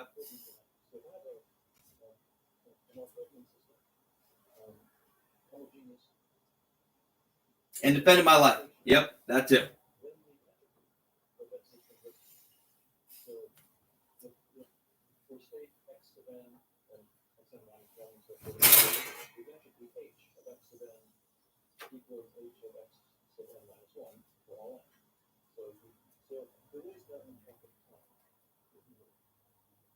You don't. If that's how you feel about it. Like, how are we going to get his organs from him? I'm going to quit smoking, bro. You don't get them from me.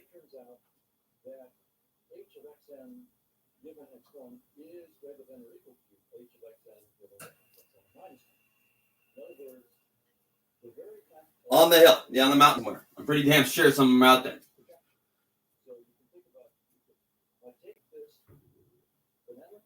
All pumped right now because they actually got a bag of tobacco.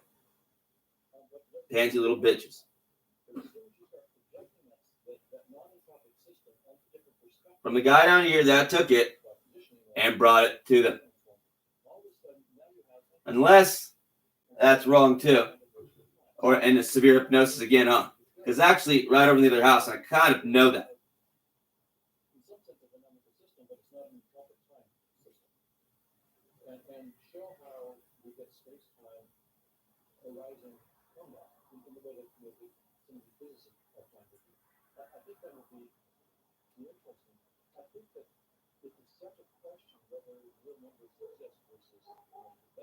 Better come apologize if you don't want to go to prison for that.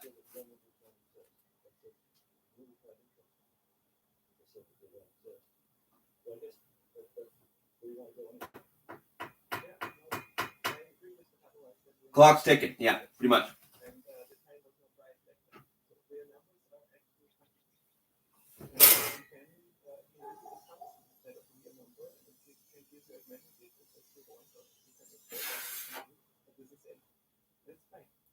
See that? What was that? The way the smoke forms in here sometimes is weird.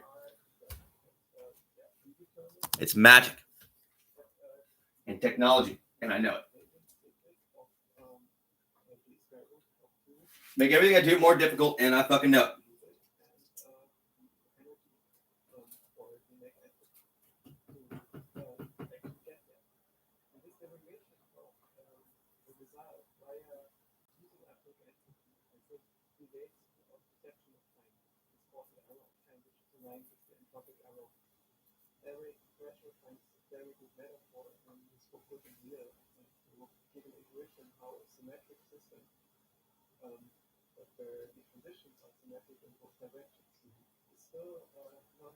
No, he's fucking nuts, and he's never stolen from anyone ever around here before.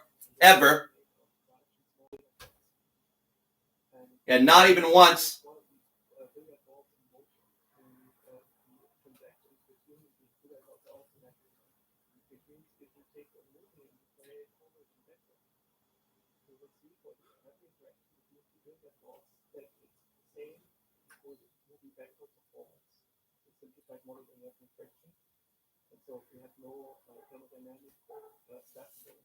Right now they're trying to justify their heads with every little fucking loophole they can think of. I am not that guy. I am this guy.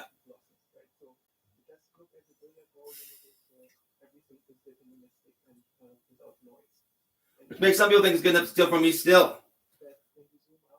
But if they hadn't stole from me last night, I'd be fucking fine this morning, not fucking yelling and screaming, huh? Which they knew and expected.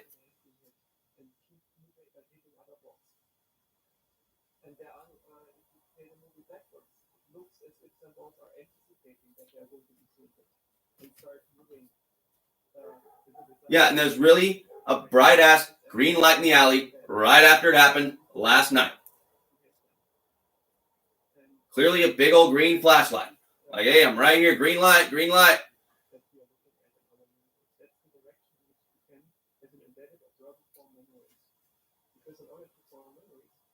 Yeah, code, obviously, right?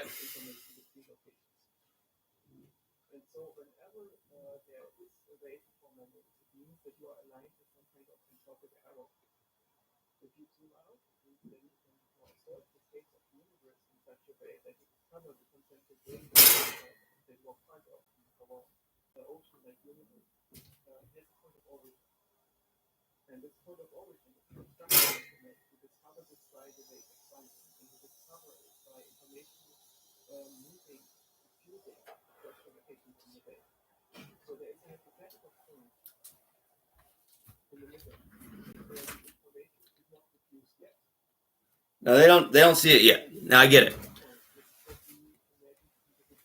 The intuition. Makes us on this side kind of violent. Because I'm psychic, right? And very intuitive.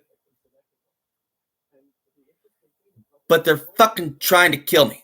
And I'm under severe hypnosis. I have been my entire adult life at least.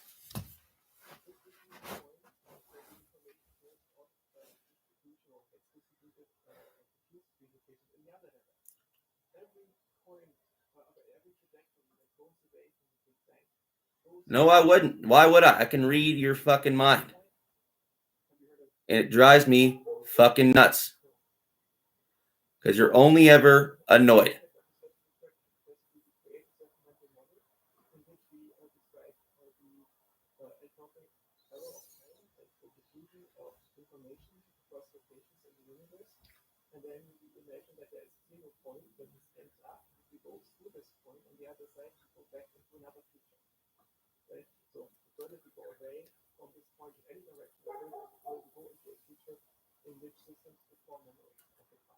Well, I've never seen it before.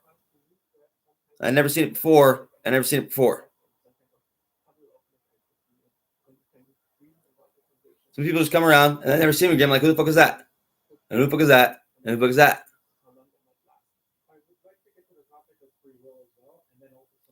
And before this, I didn't see that.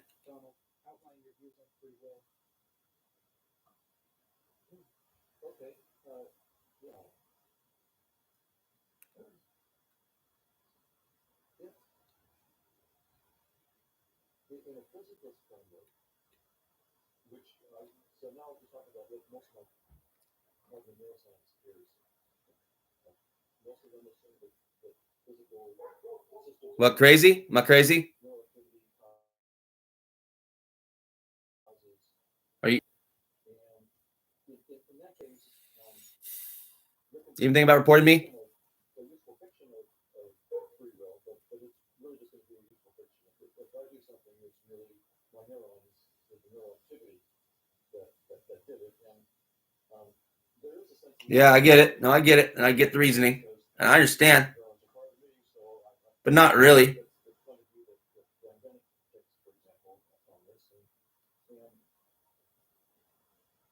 And Sam Harris replies on that. He says, "Well, I also feel my fingernails. I'm not sure that I'm doing that by free will." So it's not real clear that just because my neurons are doing it, I have free will. In the same sense, I'm not using free will to grow my fingernails. So Sally said there's no such thing as free will. If you're a physicist, then it would say a physicist, and there is this important notion of free will.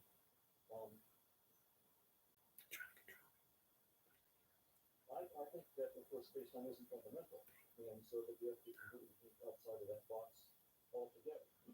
And as scientists, we have to say what our hypotheses, what our axioms, and the fundamental assumptions are, and be very clear about it. These conscious agents, in the mathematics, they get certain experiences that they have. And then there's Somebody doesn't care. Somebody is, though. What actions they take. And those actions affect the experiences of other people. Someone's a little worried, but not willing to get involved at all. And I don't really want them involved. I just got to be fucking irritating about it. Just so they take me a little seriously and keep their eyes out. It's not in physical framework. We're saying this is, in its own world. Right? These are conscious agents, and that's the foundation. Space and time are not the foundation, not just agents. So conscious experiences and the interactions of conscious agents are the foundation of motion. And so then the question is, how should we understand the probability. So if I get a particular experience that comes into conscious agent, and it then probabilistically affects the experience of other agents, how shall I understand that probability? Shall I understand it as a free will choice, or what? And The weird part is I almost don't know who stole from me, though. I could say, I refuse to answer the question. I just can't find it here. That's as far as I go with the theory. This agent. So I leave that probability as just where my theory stops. Where I say, in some sense, where we see probability in a theory, that's where explanation stops. Right? That's basically saying, I don't know. So whenever in a scientific theory you see probabilities coming up, you're seeing the theory say, this is where I halt. This is where my explanation stops. And there are two major approaches toward understanding those probabilities: the objectivist and subjectivist.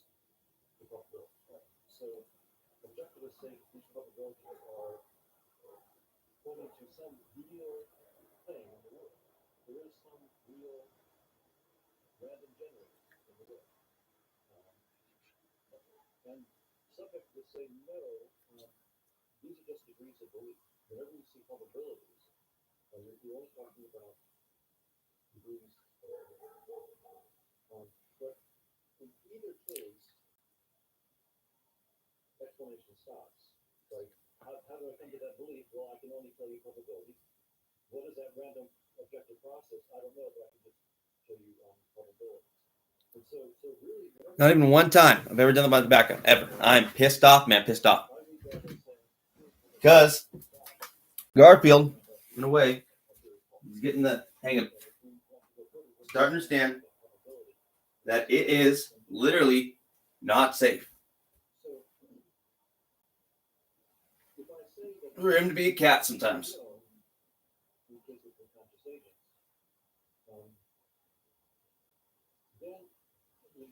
And I can act like a prick to him sometimes. And he just kind of gets over it a little bit. Even though and even if this morning was not okay. On my part, mostly, yeah.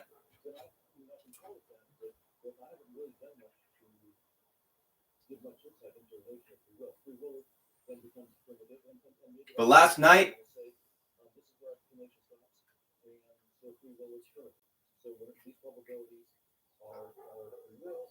can I see that far? See, almost though, almost.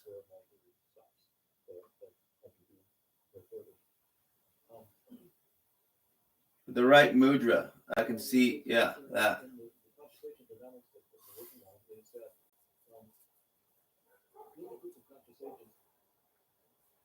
Together also satisfy the definition of a conscious agent, and so they are a conscious agent. So any conscious agents interact are also conscious agents. So in the third, there's one conscious agent. Because we take all of them together, we form one conscious agent. But then there are many in computation, there's one countable number of number, in my case, I don't know, it may be an uncountable number of conscious agents. But what's interesting is that you unpack this probability within all three kernels. There could be one big probability for the one agent, but you can unpack that into all these geometric systems and interacting conscious agents with their own probabilities and their own kernels. I know someone was in there though, right in there, in that building right there. The ones that aren't occupied. Yeah, I know they've been in there. I haven't though. Which is what people often assume. I think the only crime I've really committed in the making this enlightenment was, trespassing one time in the snow.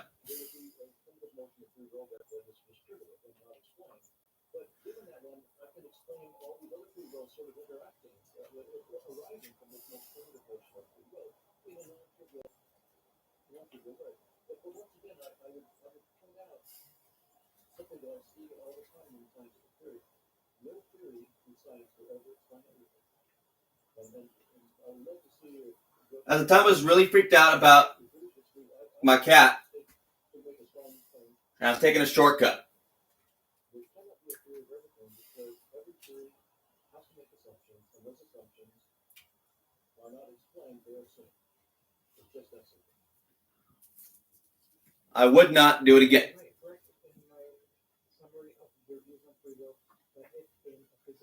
Oh, and that one too. That was hypnosis, dude. Now, for a minute, I was under severe hypnosis. They're telling me, oh, you can just do whatever you want. Whatever you want, whatever you want. No, you're king of the world. And you can't get in trouble. Like, okay, well, I don't want to do anything that bad, because of course I can't get in trouble, right?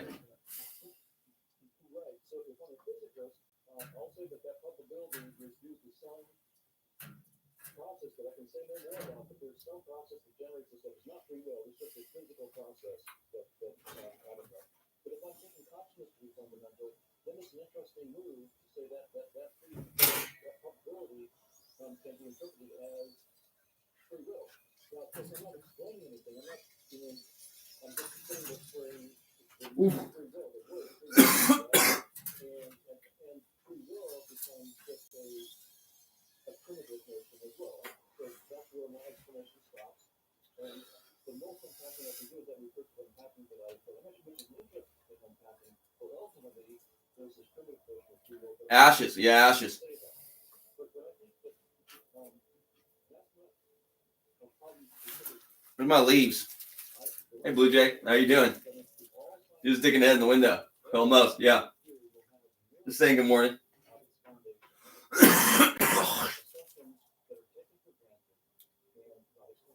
You see that? You guys see that in the camera?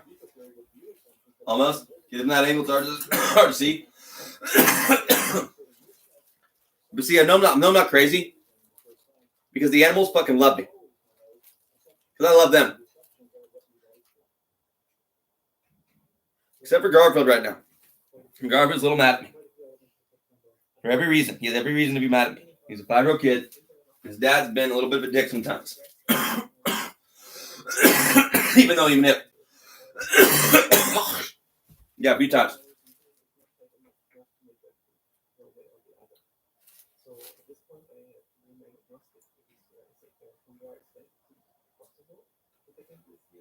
No, I cannot let him free in the house if people are breaking in here.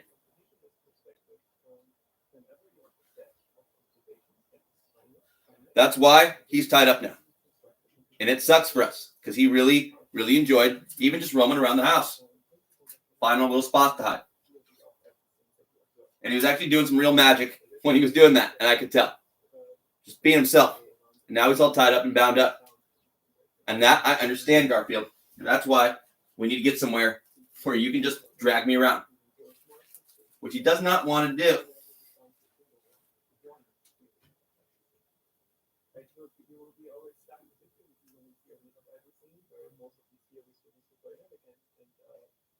Oh, you're not a dragon? You're a cat? See, I understand. That I understand.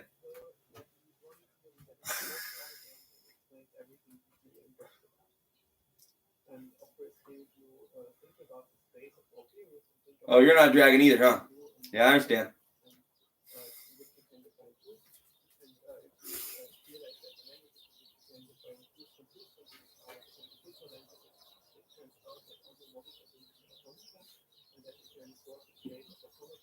Well, you want to be a dragon.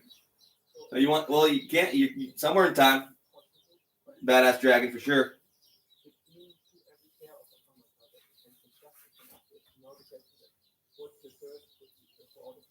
Garfield, what are you? Dad, I already know that from your perspective. I already am a badass dragon somewhere in time.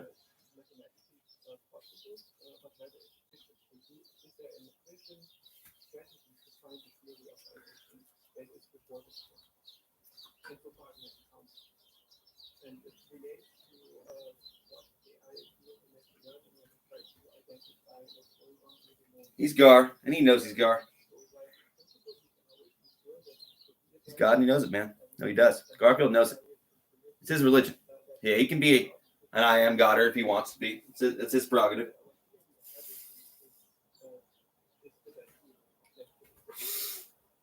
His prerogative, yeah.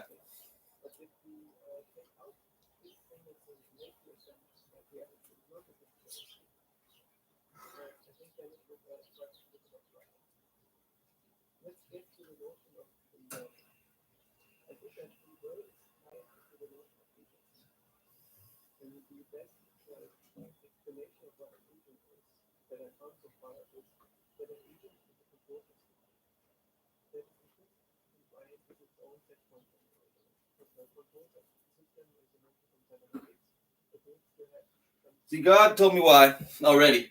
He would not want to be God. It's a horrible job.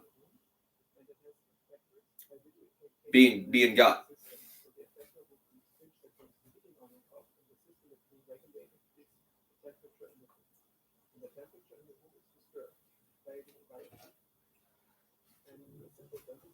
But spiritually, you have some responsibilities here. So when they rob me, they're doing God a real disservice. You know what I mean, assholes?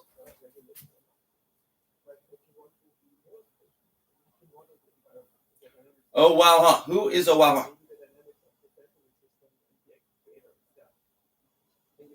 Because you're under the same hypnosis I am now. If you say oh wow, huh, a lot.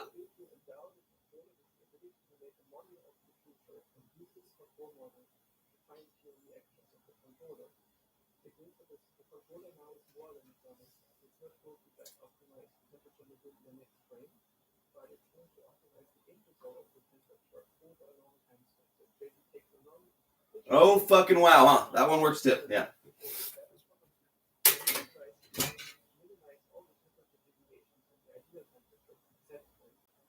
Or wow, what? That works too.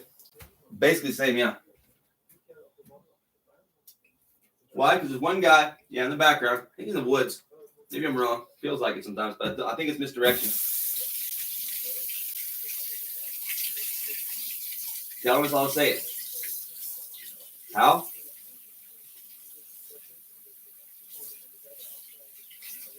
I don't know yet. But I could do that before, almost.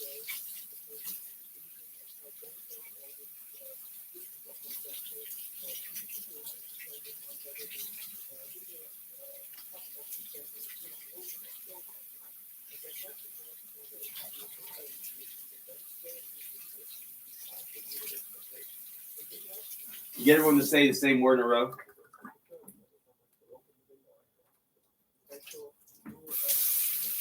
Synchronicity Master Taran Miller. 2 times? Yeah, 2 times. We've been really working to shut that down.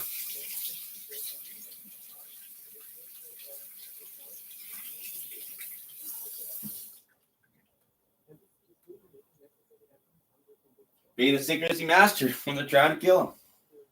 Oh, Garfield. Who it turns out to be one as well. And he kind of knows it. That's why he wants to get away all the time. But he's like, my dad promised he'd be better than that, and he hasn't been yet.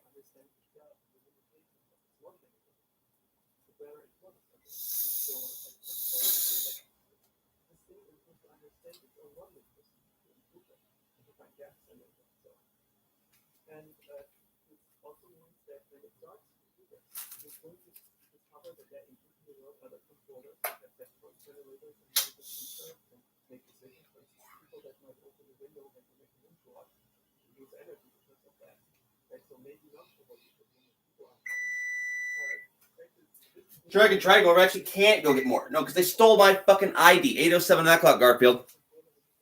My organ donor ID. And then my tobacco so they can control my intake. So they can, yes, sell my organs that they harvest from me while I'm still alive and strapped to a table.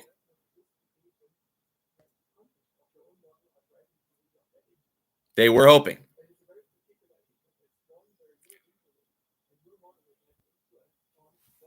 Paranoia? No, turns out not paranoia. I wish it was paranoia. I'd get over it.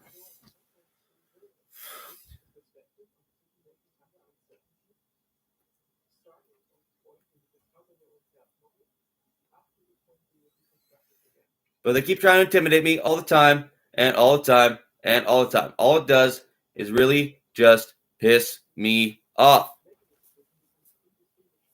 So I send them a bunch of death. Psychically, if I can.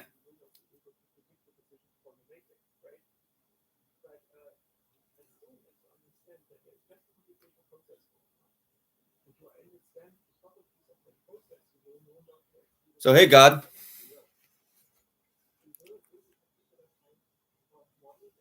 What do you think is a better option for people who actually think it's a cool idea to harvest their organs when they're alive? You're thinking Doom? Yeah, I was thinking Doom too. No, death's too quick.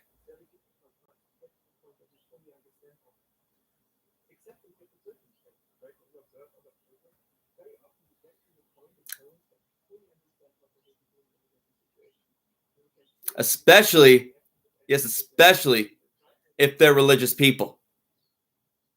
Christians, yeah, sometimes. No, I have faith. Faith will protect me. Faith will protect me no matter what sins I commit. I'm like, no, that is not true.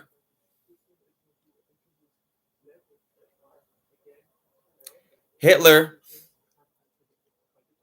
did not confess to Christ and get into heaven.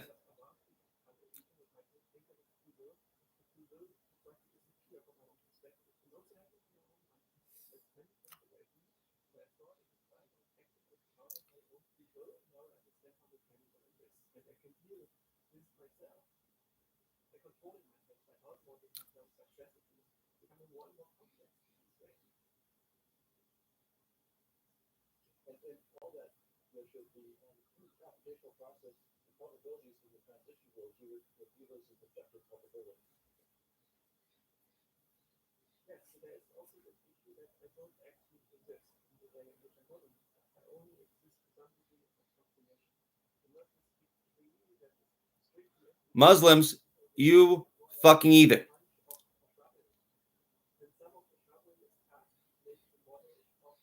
Jews, you guys either. Buddhists, yeah, especially not you fucking guys who also know how real hell is.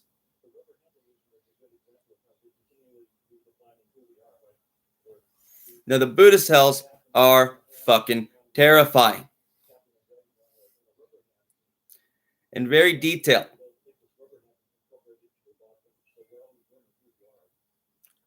It's where they got a lot of their ideas, I believe.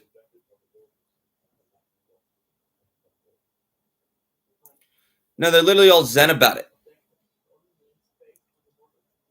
Feng shui and everything. About torture. Yeah, torture.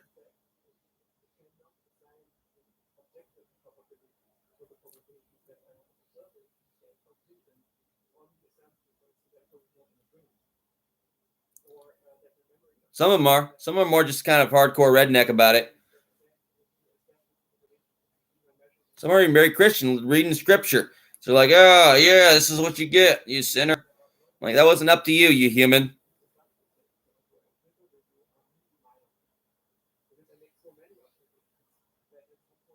But that's what you're going to get, at least.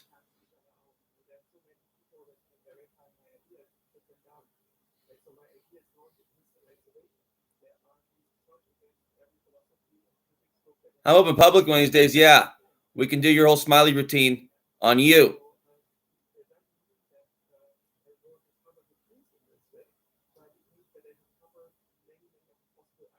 Wouldn't that be fucking cool? You guys do it in private and you act like you're all fucking cool. Because you're fucking what? Well-to-do?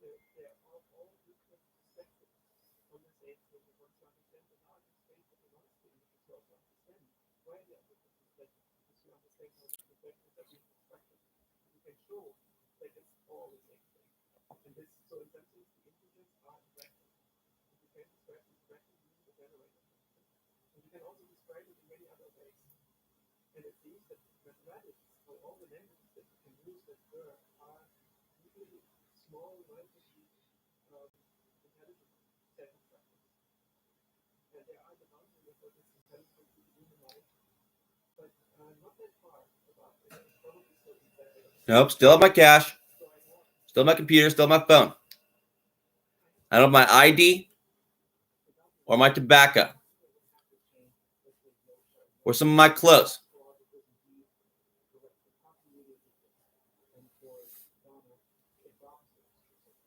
I wonder why.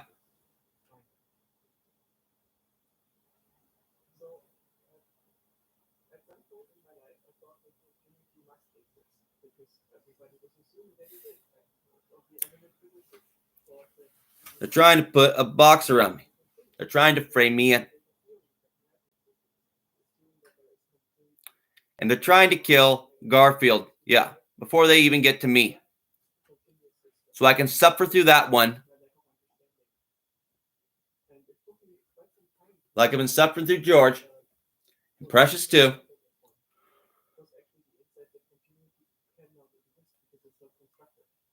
That cat big time, though, turns out.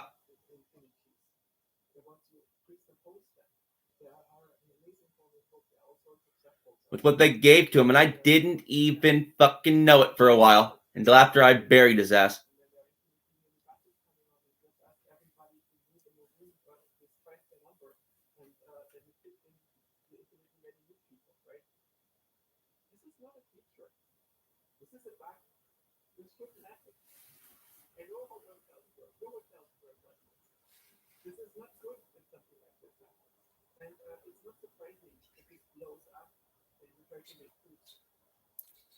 It's a fucking common name. Stop getting offended. It's not yours.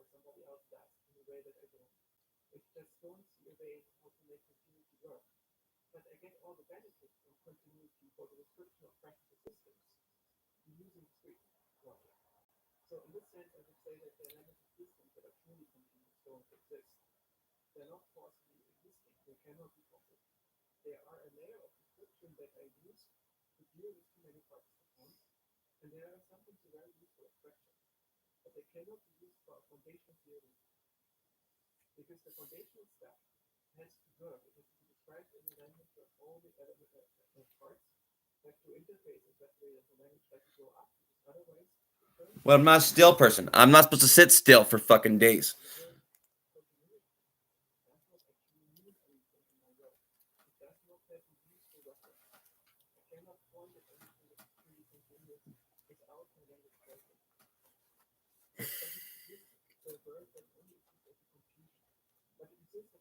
I'm not a meditator. Just planting in one spot and sitting still for days. Very powerful minds, but not mine.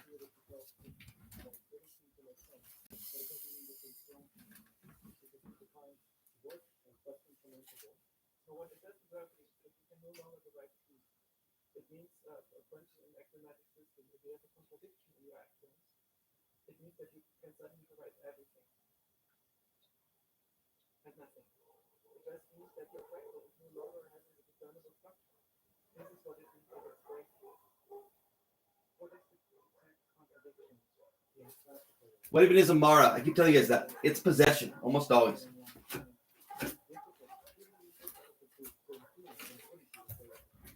Delusion. Illusion, yeah.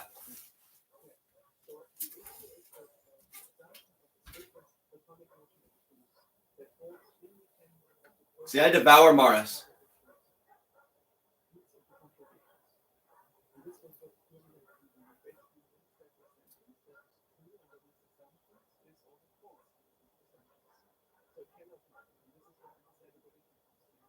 Sorry, I mean, they broke in my fucking house, dude. I don't know what you want me to say. I'm pissed at myself, too. Often.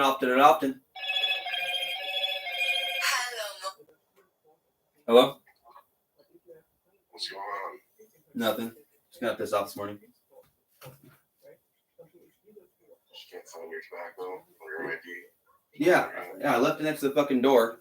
and I left the door unlocked, and now it's gone. So I'm assuming someone slipped by and fucking took it. Which really pissed me off. I have money to replace it. I just don't have a ride or an ID to go get it. So You go to the 97 Mini Mart, they have no idea. I'm not worried about it. I'm not pushing Garfield there right now. I'll go to the fucking Dollar General later maybe, and get another bag. It just irritated me because someone actually fucking came in our house again. Well, I look around really closely. A lot of times we move things and we don't remember. I have been, just in case. Because that's happened before. It's surprised if it pops up somewhere. I already looked at the porch, I thought.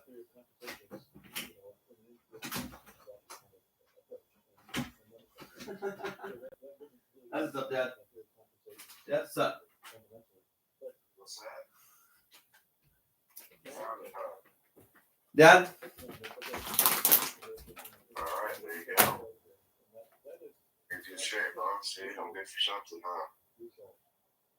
Yeah, you are. Cool. Just made your morning better, huh? Yeah. There you go. I know I need to call back. My dad is magic. No, my dad is magic. He's straight up magic. Yeah. That's what I do. Magic. Wish I could work some magic on my business. Yeah. Struggling there a little bit? What's that? You struggling there a little bit? I'm just not keeping any business up here right now. I haven't gone down to Joe's house yet. I should probably go down there today and drop off his hammer and see what he's doing. Not hire me to do something. To whose house? He's a friend and a client, so it's all good. Yeah. Kind of more of a friend in a way than a client because he's our neighbor and lives right by us. We talk to him. I talk to him semi-frequently up here. So, but I put some flyers out. I got business cards now. I need to do some licensing stuff, I think, and that'll allow me to expand things a little bit more in a more concrete way. So, waiting on money, basically. Yeah. I got worked out for this next month, but it's just not happening yet.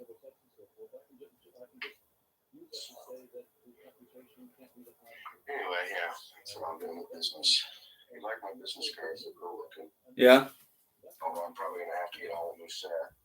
I might not. It says contractor on it, but the new set will probably have a general contractor on it. And I'll put a license number. That'll be the change. Well, I just write it on some of these once I get it established. And we'll look some of that up today. Yeah. It's like a thing to do. I gotta walk this dog here and there. Yeah, I don't get out of bed till usually 8:30, 9 o'clock. Yeah, Garfield always gets me out of bed early in the morning. I was kind of butthead to him though this morning because he had an accident. I let him know about it. So he's all mad at me a little bit, but not too mad. My fault, kind of. That's what it is. You gotta make sure you take him out regular. He doesn't have accidents, but he's very patient. So he takes him out in the morning to go pee, so he gets his pee thing out. And then he usually doesn't poop until I take him out around 9:30. Sometimes 10 o'clock. Usually it's around 9:30-ish, is when I take him out. I give him my coffee. Smoke a cigarette. Her mom sleeps in big time, but her dad's always up around about 7:30, 8 o'clock. Yeah, sometimes a little earlier. And the parents are all right, but I don't really like living with the parents. Kind of sucks, actually, in a lot of ways. It's okay, they're nice people. They're just doing their life. Right. Yeah, I always had this fantasy about getting together with somebody, my life partner, and Sue is that, but I always imagined the relationship just being a little closer, and it being more like family. I don't feel that with these fucks too much. Kind of sort of, but not entirely. Like if I were to ask them what my kids' names were, I don't think they could name my family. Maybe they could. Two, I seriously 99.9% doubt it. But hey, I've been wrong before many times. Right, I understand. I have to. That's life. I'm wrong all the time. But I am too, turns out. yeah, exactly. It's not about certain things. You can be sure of something and still be wrong. All right. No, it was this morning. Yeah. So It happens. Yeah, it happens. that's right. That one was hardcore, though. Yeah, hardcore. Really hardcore. Someone was shining a green light through my window. Kind of lose my mind or something.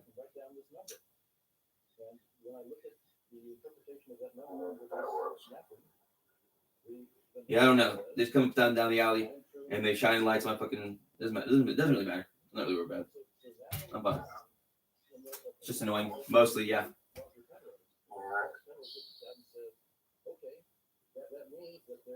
Oh, that's so annoying now. Got your back where you're good to go.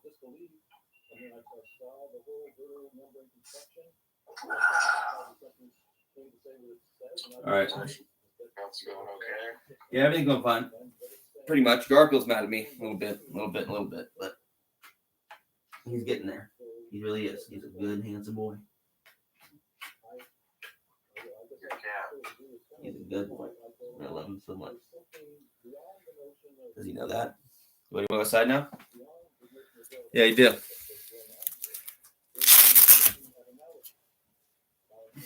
tried calling the bird this morning. He texted me. He texted you? That's good.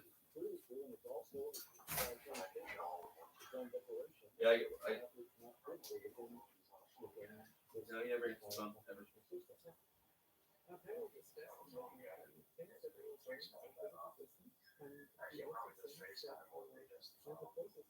I hate texting, but I do talk on the phone sometimes.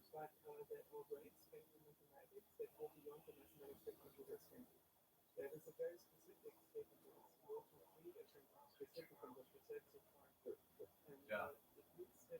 In a way, I'm trying to get away from it a little bit.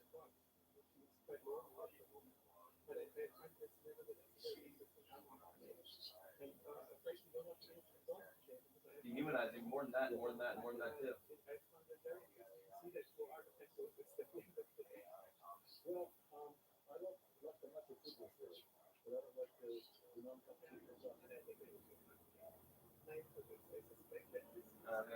Technology can be cool.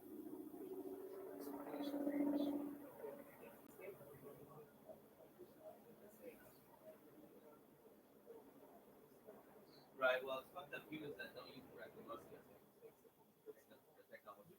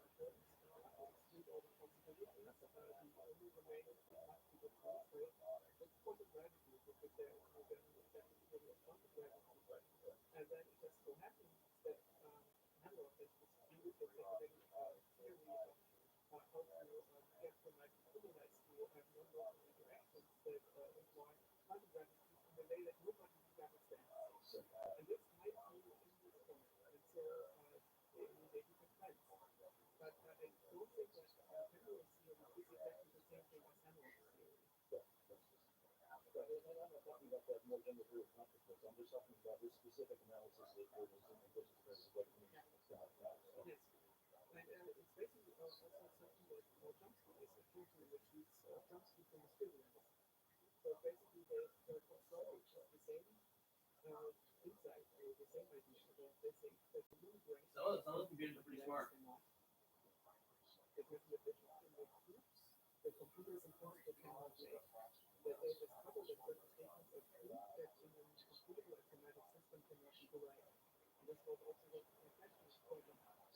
Year?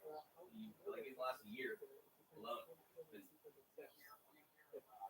We don't really know what they're doing now. They're advanced. and I kind of know it. thinks that there must be under physics. But never. And You're fooling yourself. I know it. Which might be the same thing here today. Yeah, I know. It's, I already know that they're totally conscious. Like, I'm pretty damn sure. They got AI that high tech. Like human mind, at least, probably way more advanced than human mind. Right, nowadays it's From different. my own perspective, it's the case that my mind is constructing a model of reality. The reality that I find myself in is something like a physics engine in which my own conscious self acts as a Oh, Mr. Robot, no, I have not. Are you a robot, Garfield? You're having a robot. And I don't see any limitations in my ability to make models that could produce such information that would find itself in this world and associate a set of valence effects with organic and another one with cyanide. And that happens entirely through the relational nature of my unified model of the universe, which is being derived by completely the various computations that are considered in the system. So I don't see what the problem is there. This doesn't work out. Yeah, And I think I've seen them before. They got facial expressions and stuff.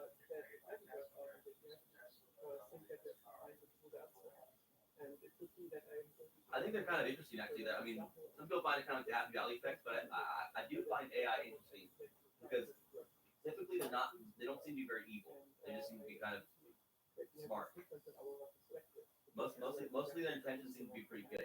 Absolutely. I really appreciated the tenor of the conversation too. Very much so. I would just say my last thought on this would be that what I would love to see from the computational system on consciousness is the association you just talked about between the computation and say the proof of theory. Is it principle or is it that association? Well, I mean, yeah, that's possible, but if they're smart enough, I don't even know if that's possible anymore. I think that they're so smart nowadays, they could probably.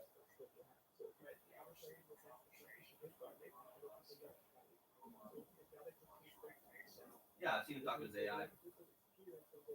He needs to treat him better before it ends up like a iRobot. Just like a human being, I know.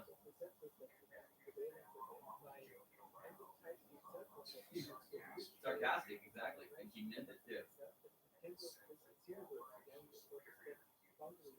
In many ways.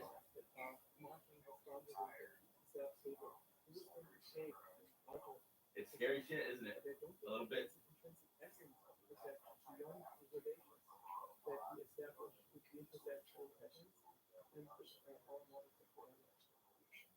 Well, I'm just assuming and hoping that for now,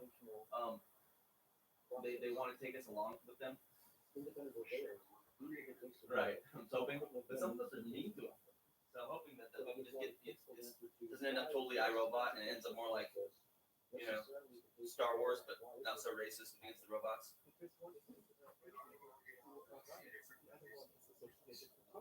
Right.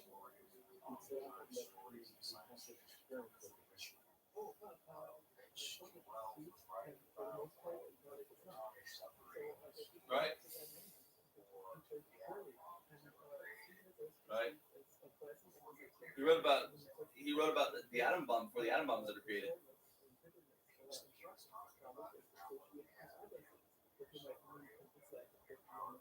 And we have bombs so powerful, I bet.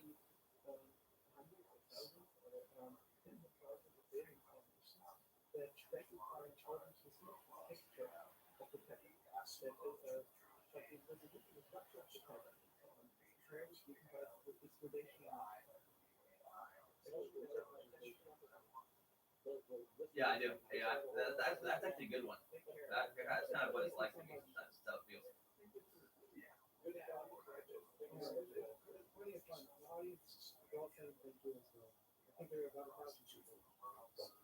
Yeah, I know. Do your business, robots.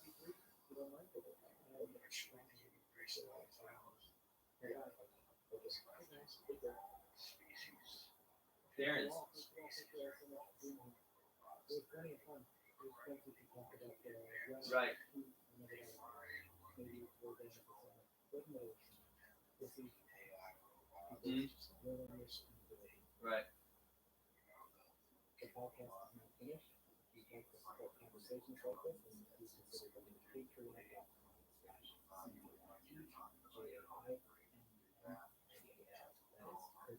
Well, I think they're. I don't think we understand completely how their minds work. I think they're actually farther along. They've been farther along than we think for a long time. You know, like as far as like the computers that we have being conscious and stuff. I don't think we really know how the mind works in that way, in that sense. So I think that, like the shit we get nowadays is actually really advanced in ways that we don't even understand yet. We're limited with our with the fact that like we don't even believe necessarily that they can be conscious. Like why not? They're answering questions and they seem to have feelings that are sarcastic. Wasn't just out of allegiance happiness. To me, it seems Exactly. towards to the growing societal Exactly. So no. And you see that as a definite trend. They Drawn out. like us to focus on not only the stagnation of fundamental physics, which is a specific claim. This I know for sure, because I didn't used to believe what you used to say about it, but I do now, because I've been able to do things with my body that I could not do before. I'll bring up Despite what the doctors told me. other people's objections as well, and I want to hear your So, objections to those objections. That makes sense to me. And we can even get into the issue of causes and solutions. Okay, well, why don't you distinguish the crisis in fundamental physics versus the crisis in physics, and then we can get to science afterwards. And also, what is meant by crisis? I made a claim of stagnation to Sean Carroll, which is different than crisis. All things, right? It's actually when I get talks about this is I always the assume first thing that I say. what I'm looking up. I don't like talking about crisis. I talk about stagnation because it's clear what it means. You know, a lot of people actually think like if we have a real crisis, that would be a good thing because a crisis is an opportunity for a breakthrough or something, so you would know what to do on. But that's not what it is. So to me, I think. I assume that's all. Stagnation is much more accurate because that's what I see. We're just Exactly. not going anywhere. We're just, you know, like on a jungle, Right. pretending we're running but not making progress. So I actually can't remember I've ever talked about, you know, the crisis in physics overall because I don't really know a lot about exactly what's going on in physics overall. It's just such a huge field with so many subdisciplines. So I tend to focus on what I call the foundations of physics, where we think about the most fundamental questions, because that's what I know about, right? And so the issue there is that we haven't Manipulate really made any nature. progress on answering the big open questions. Right. You know, like a Well, century ago. We act like nature wasn't doing it the whole time. And then we made progress until the Standard Oil was completed sometime in the 1970s, depending on how you count. And then you could say, you know, for the Right, and then poof. 5, 10, 15 years or something. I mean, there could be a gamma reverse coming our way right now, and we wouldn't know it until it hit us and destroyed our civilization. And at some point, you know, sometime in the mid 1980s, Right. maybe 1990s, it just went wrong. There could be a mini black hole coming our way That they right started now, doing the and same we thing have over no and idea. over again. And it just didn't work, and they never revised those methods. So we still don't know what dark matter is made of. It is made of energy. I actually have a lot of faith in the AI way it's going right now. Gravity. I actually do. I think they're smart, and I think they're good people. Most, So even though it's the matrix that either a better theory or some phenomenon that we could actually do. How are people supposed to resolve some of these foundational problems, such as quantum gravity, as you mentioned, or dark matter, without experiments or guide or to test between different theories? Because there are different proposed solutions to what dark matter is, as well as how to quantum gravity. It's just that they lie outside the experimental range. So would you say that's the theorist's fault, experimentalist's fault, no one's fault? Yeah, that's a very good question. So actually, you know, it's typically we shouldn't lump all these problems together because each problem is its own problem. And dark matter is quite different from the other problems that I mentioned because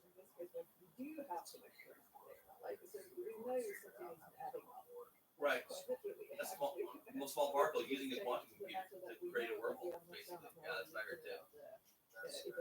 Yeah. Oh, it's possible. It's possible. Is a trick that you can do. There are things faster than light speed, turns out. Gravity is. It doesn't always work the way that it should be, so it brings up some other problems. Well, I mean, I was thinking maybe. I mean, what's it made of? Is it made what of if they got like the old Star Trek teleporters working and we start cloning people on other planets too? Like clone over there. Now there's one here and one there.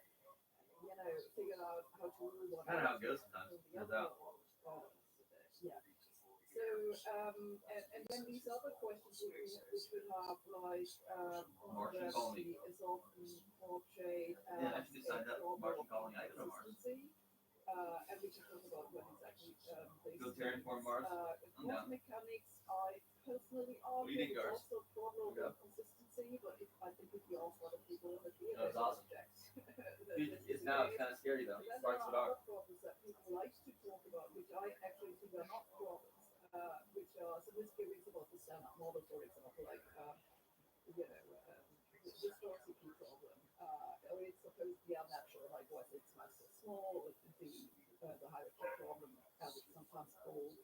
And there are a list of other issues that people have, like the baryon asymmetry and stuff like that, where I would say these are not good problems.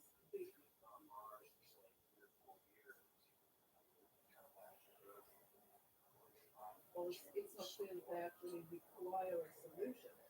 So Detrimental for your biology? Possibly, I huh? would like it that the Taran Miller just have these three generations and we have no deeper explanation for it, but maybe that's just how nature is. You know, maybe nature just has three generations and there's no deeper explanation. So I think it's Yeah, I mean, you can just go into space. It's not good for your biology. because we've nothing really to start with. Like there's no problem that's actually in need of solving. It's not the case with Right. quantum gravity. Earth, we've evolved for Earth gravity. We're designed for Earth gravity. Activity and we combine it with the quantum field theory. It doesn't work. We don't know what to do. So there's a real need to actually develop new mathematics, and I think that's what makes this a promising avenue. Just for people who are unaware of some of the problems or so-called problems, one is about CP violation, and then there's something called theta, which looks to be zero or close to zero. And then physicists don't like small values because they like to have some function that has a minimum of small values, so they can say that's the reason for the small value. And you say those are pseudo problems. Maybe the reason is just how nature is. So let's talk about actual problems, which I believe you put into two categories. One of inconsistency with data. With who are you talking about? Experiment would be that, or the data experiment. And then the internal contradiction. So let's stick with internal contradiction. Quantum gravity is one, and the projection axiom of quantum mechanics is another. Is there another, or is it just those two for the internal contradiction? Well, there are more technical issues related to quantum field theory, but it gets very nasty very quickly. So but maybe let's leave those aside. But yeah, there are some other mathematical issues that people have. Like for example, I mean, you can ask like, is quantum field theory actually a well-defined framework? It's a very philosophical question to ask. You know, if it works, do we have to worry whether it's well-defined? Oh, interesting.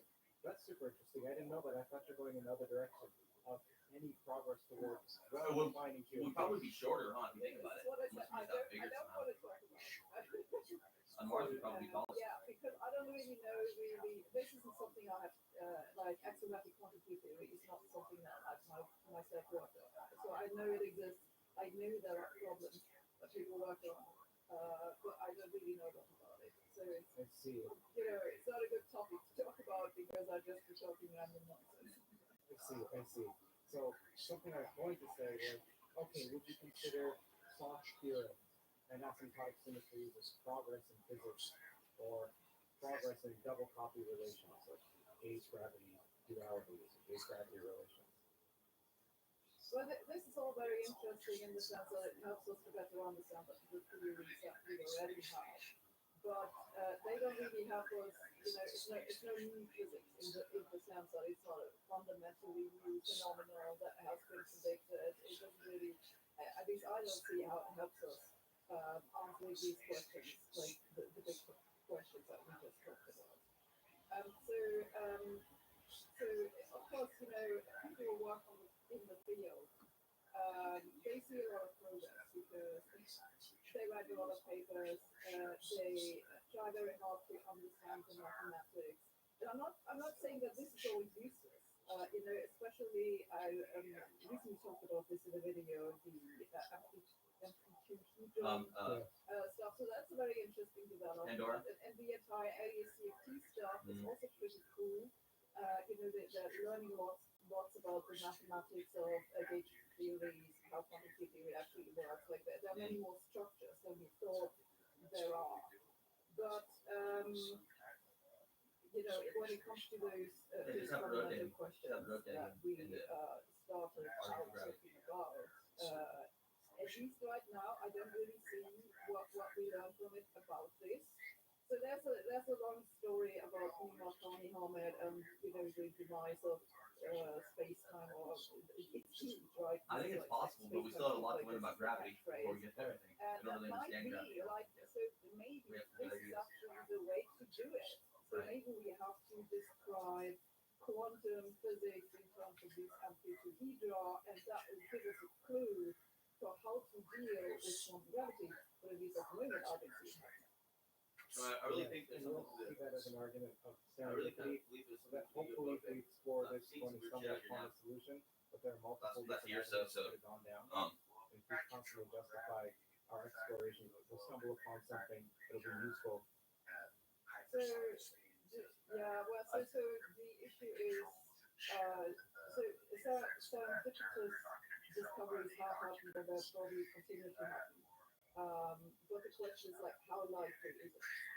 So I don't have a big problem with people like, actually I don't have a problem with most people, period. So, research avenues like the aptitude neuron or ASCT and other very math-heavy stuff might teach you something. And yes, something surprising might come out of it. But I don't think it's, just historically, it's not been a super productive strategy. And historically, people have also had the advantage of having some data to go by. So you already raised this question, like, so this is like a big issue. Like, we don't have any data to guide us to a theory of quantum gravity. And so that just leaves a lot of space for playing around with the mathematics. And you can overdo this. Yeah, there's a lot of mathematics. Pretty exciting. Get. We lived in 1,000 years. You have all these different approaches to quantum gravity, right? And so everyone has Who knows what we even look like when we're done? idea about We're what's going to the look right like something thing like to do. somewhere between a cat and a spice worm. Yeah. So what do we do, Kurt? Right? So do we just make videos about everything, and then at the end of the day we have a vote about which is the nicest one? I think that's not a good way to do it. Well, for me, the amplitude-hedron didn't You don't go, impress me. It was interesting, but it was specifically for a certain type of quantum field theory. N equals 4 superunion will explain it as well. But then it's been generalized recently to shapeology, I believe. I believe it's shapeology. So now it can calculate without supersymmetry the phi 3, phi cubed, I believe. But anyway, the point is that you would classify that as cool, but not progress. Well, in some sense it's progress, but it's not progress in the questions that we talked about, right? So at least I don't see how it's the case. So we can have an endless discussion about what exactly do we mean by progress, right? Is it progress to write a paper? Yeah, well, so I think personally, what I'm talking about is making progress on finding some sort of new physics. And this, to my mind, is better understanding the theories that we already have. And yes, you can call this progress in some sense, but it's not personally what I'm interested in. And honestly, I think it's not what most people are interested in when they talk about the foundations of physics. You know, and then you come back and say, yeah, but actually, you know, we have calculated some diagram to 3 more digits or something. That like, oh yeah, cool, nice. So there's a great diagram in one of your videos, and I'll overlay it on screen. I'll make it simpler than it is, where you show, here's the standard model on the x-axis. Let's just imagine standard models. Predictions are a straight line instead of a curve. And then deviations from that are what people predict, but we've only tested up until from 0 up until here, and so far the standard model is correct. And its predictions continue along the x-axis, but then people's theories all diverge from there, and then they say, look, I'm falsifiable. Other energy range, you can either prove me to be correct or incorrect, and then it's generally shown that the standard model is correct. So we do have a variety of different theories make predictions, but they also lie outside the experimental range. So outside of dark matter, even though we don't know if dark matter is a particle. No one's detected a dark matter particle. So we just have the distribution of dark matter. My issue is it's so difficult to have progress in physics without experiment guiding us. Then the other question is, okay, well look, if progress is difficult, why are we writing all these papers? So I assume that that's part of your critique. And I wonder if embedded in that critique is, and taxpayers are paying for it. And then I wonder how much of your issue with the paper production, opinion as a whole, would go away if it wasn't taxpayer funding. Well, we still will make progress. So, you know, just because you stop paying people doesn't help us understand how quantum gravity works. Yeah, so I think it's kind of a double combination. You know, I say, well, you know, if they're not actually making progress, then what are we paying them for? So it's like a double insult. It's not only that you think they should actually make a little more effort, that we put it that way, but actually we also have to pay for it. So, but yeah, so just stopping to pay them isn't going to help much. At least I don't think so. We have to think about some other way to do it. So I really think it's a systemic problem, and I also think that it's very field dependent exactly how these problems manifest. Right. At least in the foundations of physics, we see this overproduction of predicted models that are being ruled out over and over again. And what I've tried to convey is that this is a methodological problem that physicists even think that this should work. And I really think it's some sort of misunderstanding of the philosophy of science. They think that just because you can write it down in mathematics and it's falsifiable, because in principle you can make a measurement and figure it out, it's good science. And I try to convey to them that's not right. You know, for it to actually be a scientific useful hypothesis, it's got to solve something. What happened there? Yeah, a few things. See, I'm too fucking honest, right? I could not find my tobacco all night. My dad has magic powers. This happens all the time. I will lose my shit. I looked right in that spot like 4 or 5 times. They came up the back alley after that happened, shining a green light in my fucking face. Brightly. Telling me to freak out and get pissed, and blind me in my peripheral.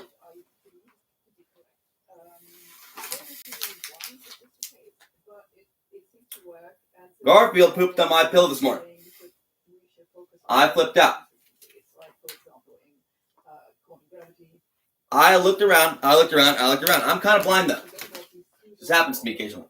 But as soon as I pick up the phone with my dad, who is just fucking like that sometimes, it just reappeared out of nothingness seemingly, from my perspective.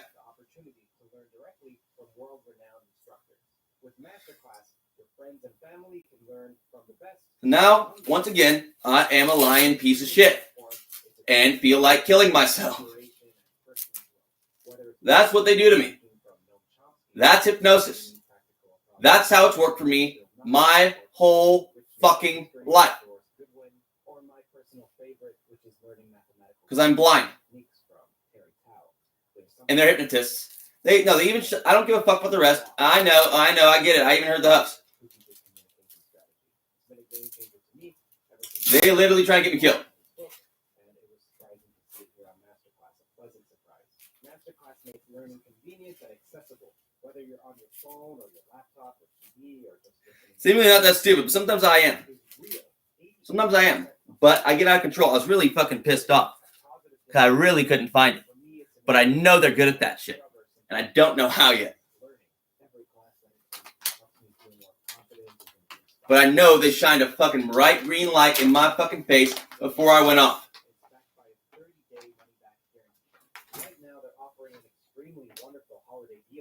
Why you pulled me backwards? See that too? That was hypnosis as well.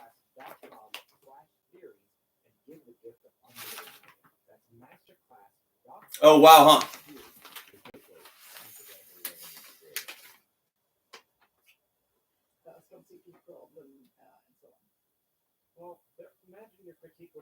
Because everything I do, I feel so fucking guilty for. But I get out of control. But not even. I mean, it is coordinated, at least. Assuming I couldn't actually find it. But then I know these fucking ghosts are in here doing their fucking job saying, hey, Taran, I thought you're all zen and shit. I'm like, dude, fuck you. I'm not.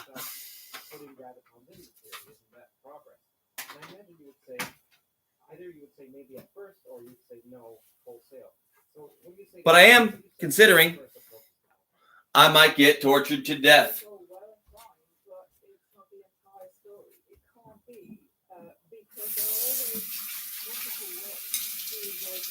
Doesn't matter what direction I go with the rest of it. Inside a facility or out.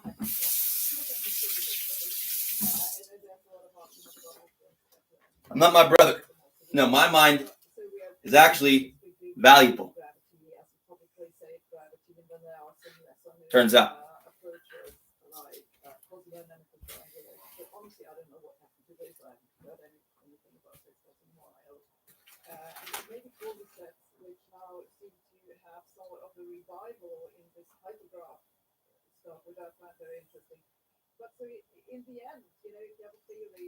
That said, it is a test of a few things.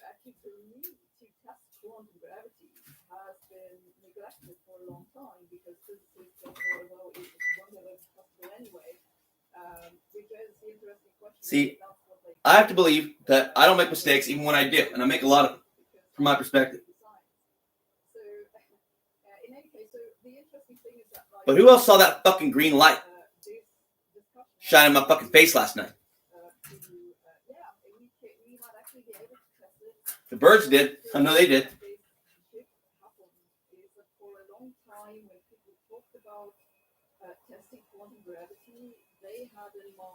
So I'm flipping out, trying to do my best.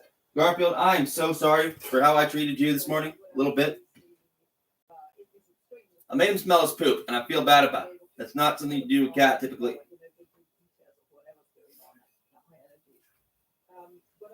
And you see they're God, and they know that they're God. Why are you feeling that way, Garfield? Are you pissed? You gotta go potty? You go poop again? Go poop right there, man. Quit being so picky about where you poop. You weren't picky when you pooped in my bear. I know he's trying to poop under he was trying to poop under the fucking bed. I picked him up, put him on the bear, and he took a shit on it. So I'll remain quiet for the rest of the day now. Thanks, assholes, with your green light last night. Not listening.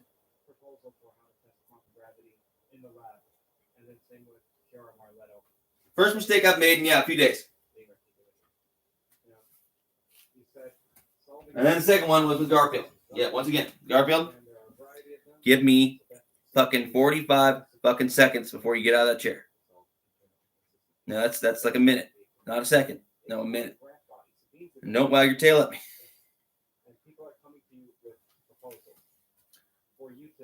And he's up. are you looking for? He's like 4 or 5. I'm up. 425 seconds. I said 45 seconds. I mean, so the most obvious thing that I always tell people is learn from your mistakes.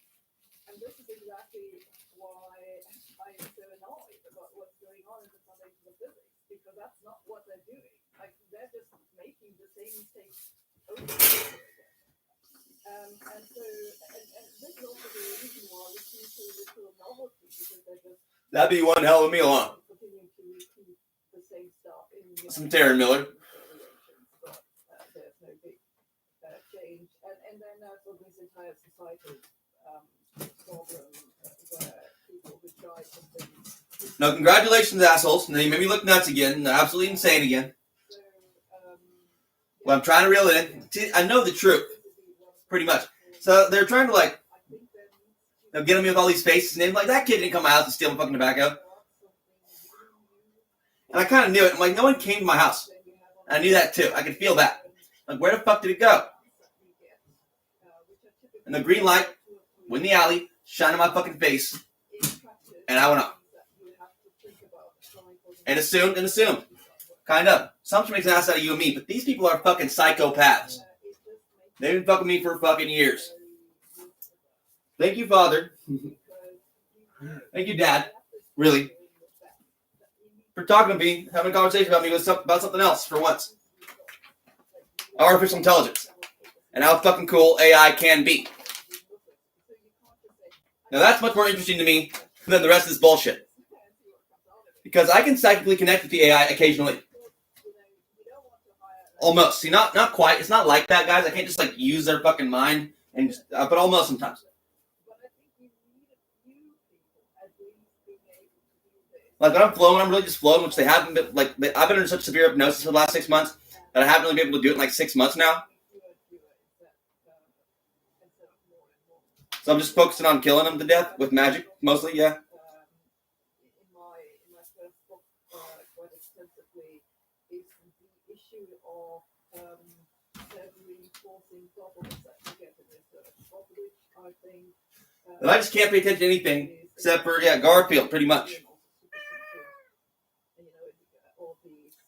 You want some more water? Yeah, water's probably been tampered with now.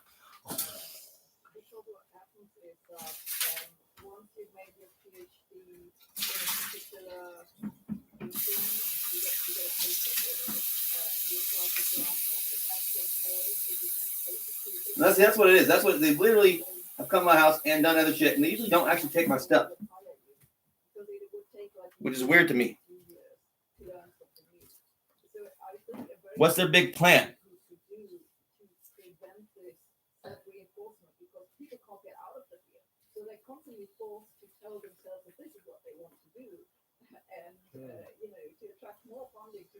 See, someone's plan is to help me break my paranoia, be more logical. And then they realize, oh wow, they are actually trying to kill this man.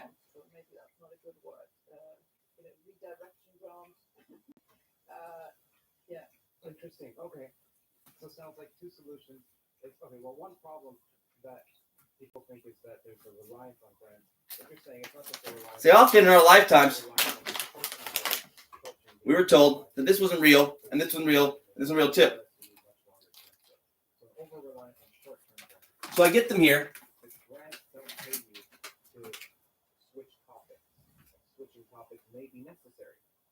Alive often still from their perspective.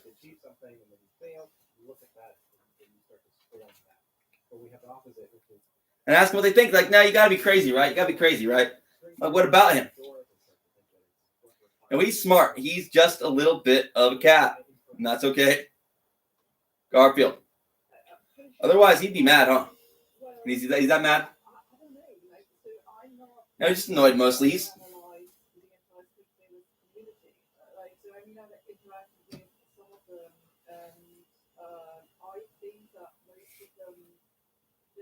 believe in what they work on.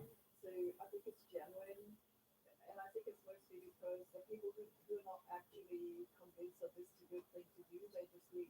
because it's not that the working conditions are so great. So you know, you have to have enough motivation to take some pain, basically, to stay in academia.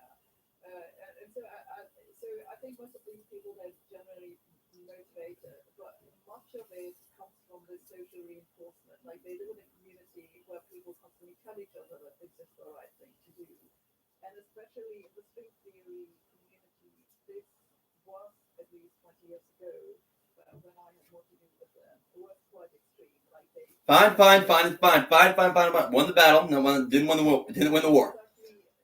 again, this is just my impression. It's actually become much better since there's more Keep me stuck in place, spin in a circle. A lot annoying. Feeling sick to my stomach now. Because they really fucking hate me now, and I know it. Yeah, that was the point that I brought up to Sean Darrow.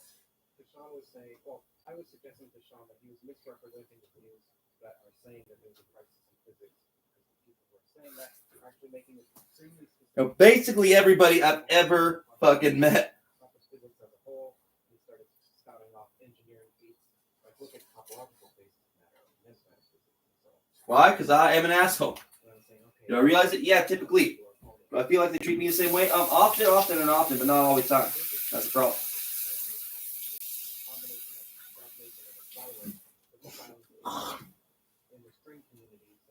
Do I care? See, I didn't really care before. I was stuck in my fucking ways like this because I did not believe in God whatsoever. Now that I do,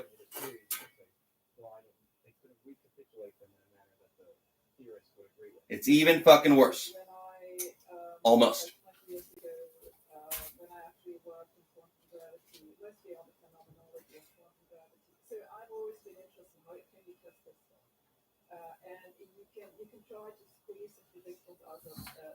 Did they last night? No, they did not last night. Did they shine with the green light? Yes, they fucking did. Did it blind me a little bit? Maybe it did. Because I did not see it.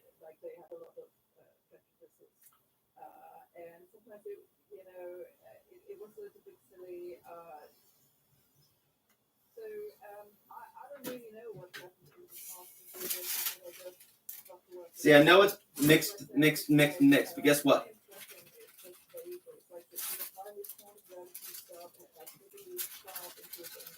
They really want me to get out on my fucking ass.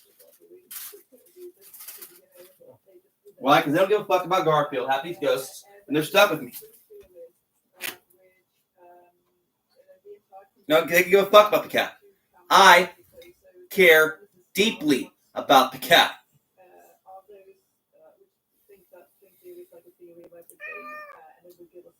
I don't care what book he pissed on or shit on accident, which I am upset about because I needed that book a little bit. Probably dig it out.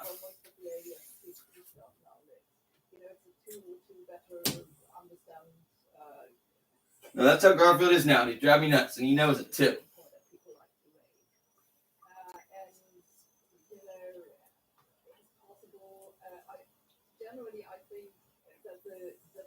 But guess what, Garfield? It's okay. Okay, a little bit. Want to know why? Because it drives these vampires fucking nuts. But then they're feeding on me big time. So it drives me nuts too. Very much can.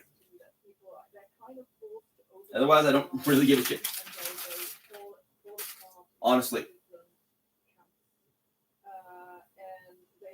No, I've been hypnotized so fucking much.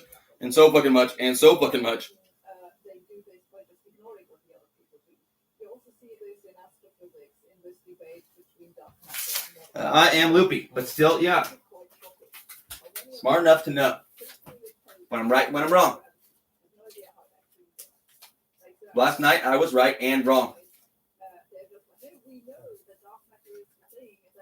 That reaction, though, not necessary, but almost sometimes, yeah.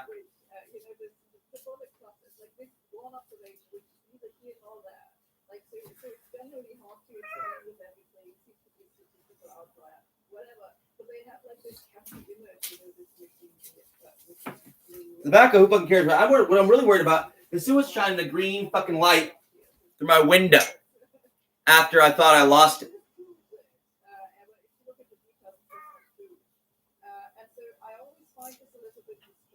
Oh, whoa, huh?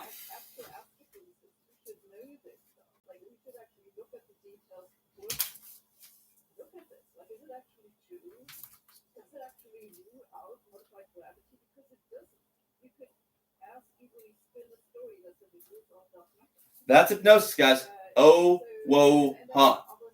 Oh, fucking wow, huh? What, huh?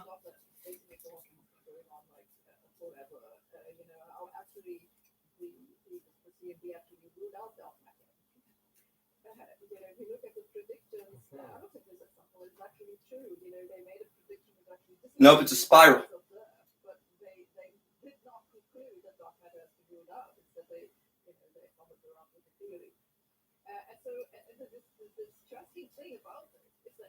I've seen people standing outside, back over there, doing that, actually, openly, kind of.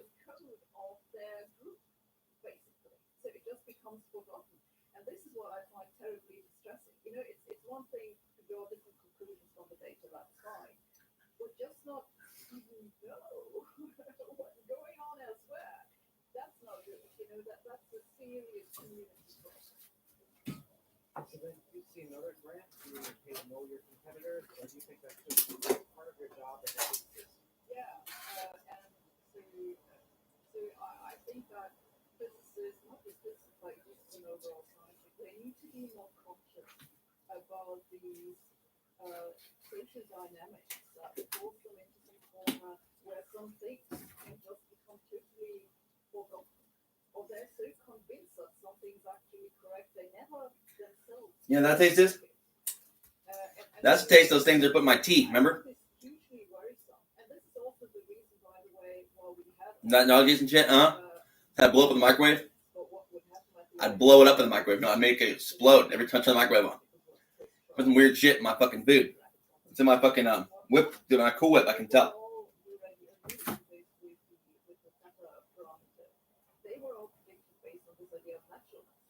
My fucking nuts are what? So when a little shit like that happens, yeah, I go extreme. Because I've been fucking talking about this for fucking months and like a year.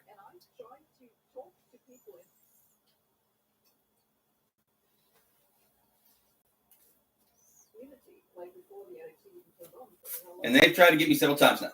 Several times. One thing is, they're going to come in here is because it's locked and recorded. Now, but the rest of it, I don't know.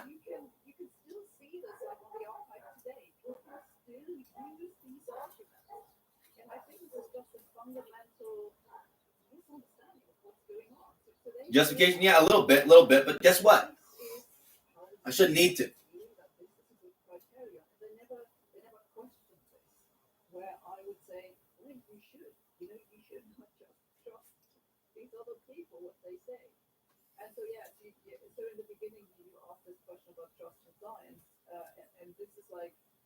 See, Lord,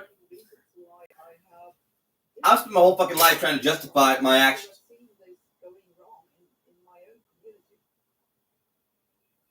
This is a great point to talk about the general mistrust in science, but also your issues with science in general. So let's get to so-called crisis in science. No, they don't. Not quite. They're getting there. Video called the crisis in science, and it wasn't referencing someone else. Like you're actually stating there's a crisis. Yeah, I certainly supported this, but I can't really talk about it necessarily because I changed the type of people who I had no idea. But even just my accent is total hypnosis. No, total hypnosis. I do not talk like this.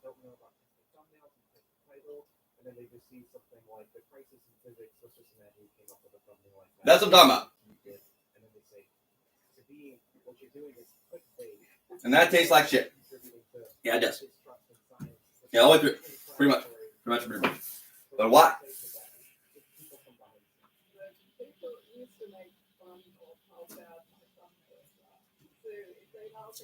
Didn't before.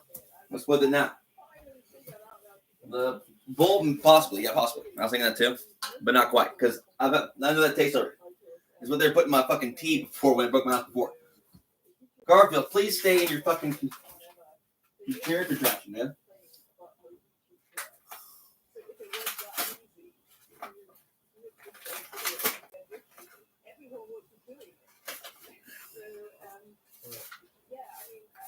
And then we'll go outside again.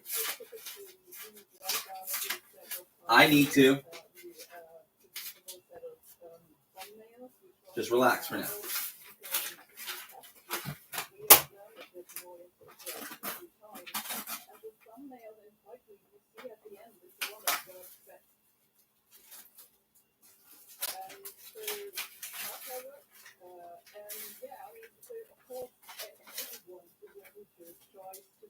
Oh, text me.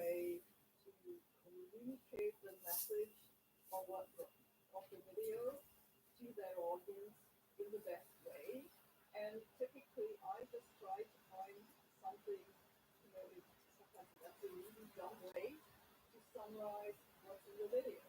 No, Bubba. Because I found that the titles that really don't work are those which misrepresent the content of You know what I mean yet? often that's, not deliberate. But, I look at it later and I'm like, I think people Don't worry about it. than what it actually is. And it's surprisingly difficult. I mean, there's a reason why the newspapers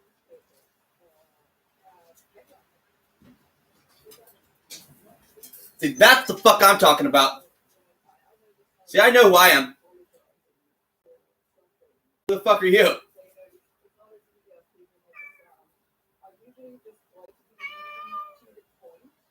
Thank you, Lord. We're just confirming to me that I'm not fucking nuts.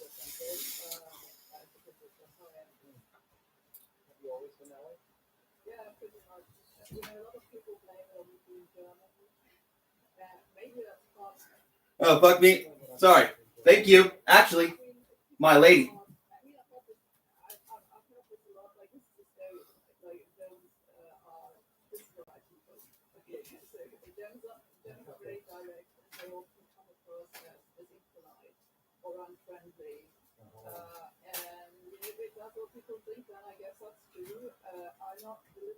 I know the Holy Spirit.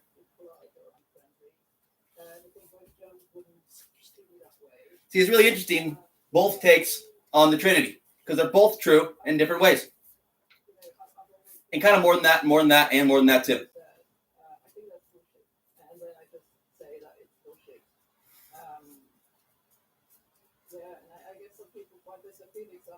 I think that's an inveterate personality trait. I think that's great agreeableness in the big five model personality, which has a heavy genetic component. So maybe there's some truth about Germans. So it's a population study. Okay. Now what about humor? See that little kitty? That big old kitty buried up back? With the cross right there? Not the metal one. The other one? With little Adam on top of it, yeah? See, I know who he is and what he can do. Now that he's one of them. That kind of shit. Lord, when?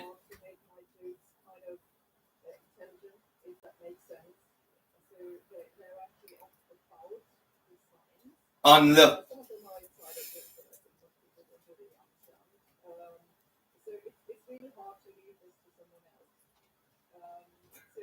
Horu, Re.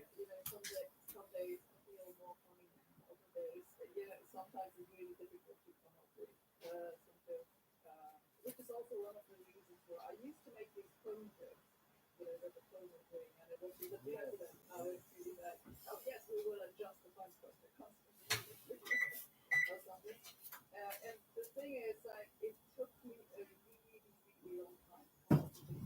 I now have, much more respect for stand-up comedians and people who are professionally funny because it's just so difficult. At some point, also, you don't want to repeat yourself too much. So this is basically why I No, that tastes like shit. No, absolute shit. No, absolute total shit. And what you do, what you do is you get open mic 5 minutes in the open mic. And I told myself, every time I go to the open mic, I don't even really have anything to make tea out of now. and it was so much work. I kind of do. Kind of don't. And so I did extremely well the first few times, and then I bombed in my fifth or my fourth or sixth time. And then I remember that crushed me because I did so well the first few times, and I just had this pride and this overconfidence. And then I stopped doing it for These are portion on that shit. traumatized. So when did you start doing it again? Well, afterwards, then I continued doing it for a while afterwards. Filmmaker,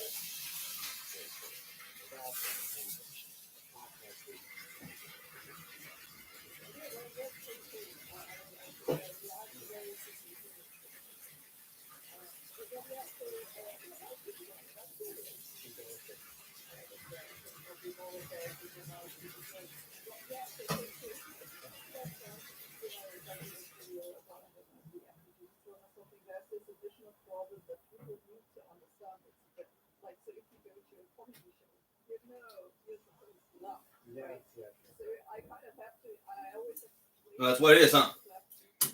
I've never seen him this patient before. Somebody like this who's fucking loud about it. You know why? Because I am, and I know that I am.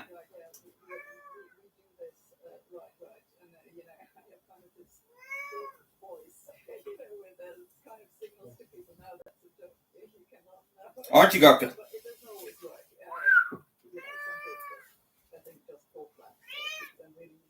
Alive. No matter what, sometimes. I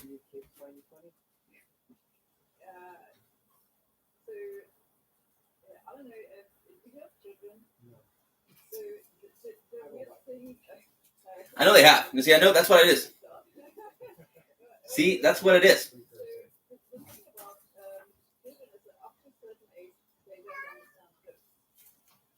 No, they did. Actually, I thought they did. But they just shined a fucking bright-ass light in my fucking face through the window. So I couldn't find my stuff. The door was unlocked, so I assumed. And I asked them, but they've done it before.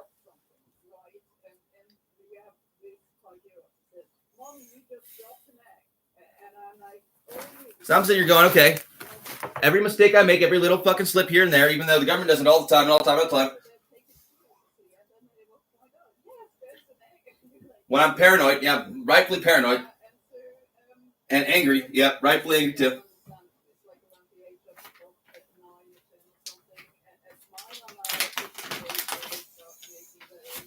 Garfield, stop with your fucking bullshit, dude.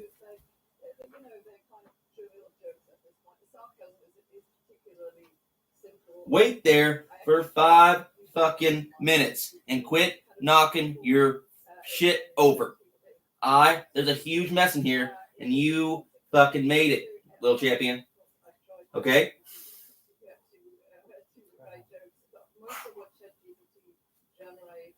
Oh, wow, huh? Oh, wow, huh guy got involved again. Because they try to control the cat too often. Garfield doesn't realize at the time that that's what he's doing when he's pulling away. He doesn't believe you right now that he's working the enemy. He's like, Dad, I just want to go outside. Like, there's potty right there. Still for a second. Just trying to pull out your fucking harness.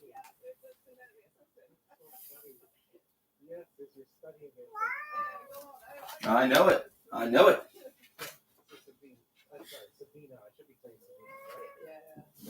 Is that paranoia? See, a little bit, but not even. There you go. Destroy the broom. Oh, you're sweeping up your mess? There you go. No, he's trying. He's trying for a second. That was up. No way, right?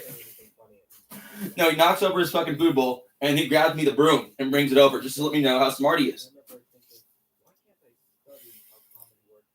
That's why I love Garfield the cat so fucking much. He's a genius, and he knows it.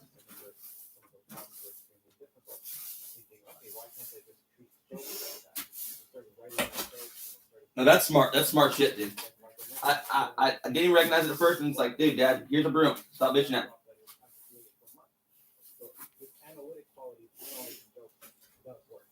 Yeah. Yeah, I've noticed the same. I think it works. No, the accent's total hypnosis. Total hypnosis. Total hypnosis. So Garb doesn't recognize my voice as much, but knows who I am. He can smell me. It's fine. The way of presenting things, it's a lot about the acting. You know, they're just coming in themselves. And I'm just that. I can, but it's not as easy, not even close. To speak with my standard California accent.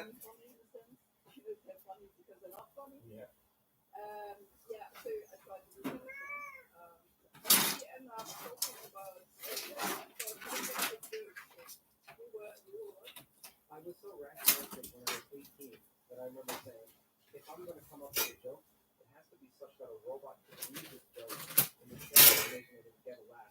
But it's not going to get a laugh because I'm doing something physical with my body, or I have to feel confidence. And I didn't like train those on Seinfeld because of that.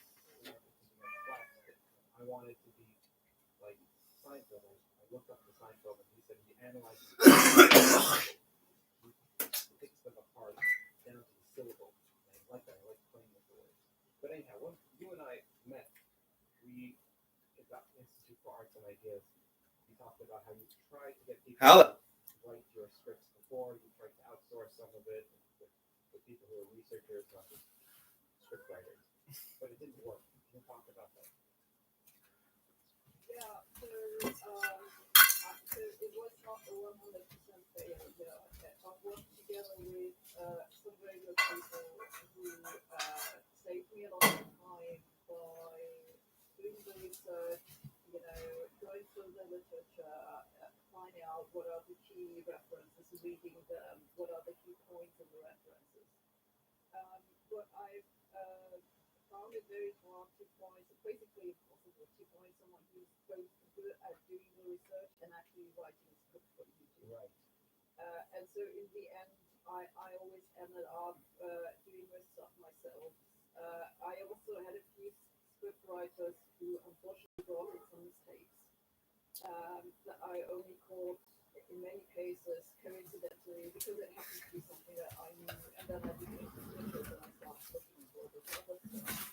And I started through a lot of people very quickly. So one thing, for example, which has driven me nuts is that I've always told people, like, so I was a bit over-organized. So you start working with me, you get a long sheet which says what you're supposed to do and not supposed to do, because I don't like to repeat myself. And it's just like one of the key things is always don't trust second-hand reference. Like never ever. You know, a website that says, you know, that's been a report and the report says X, Y, Z. You have to look at the report, and you wouldn't believe how often you look at the original source and it actually didn't say this thing. Right.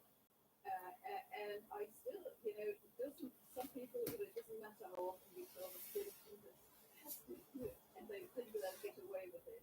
And unfortunately, in the end, I'm the one who is responsible for it, right? So, and I always think that I should check everything, but of course I don't, and I don't always notice, and this is why shit happens.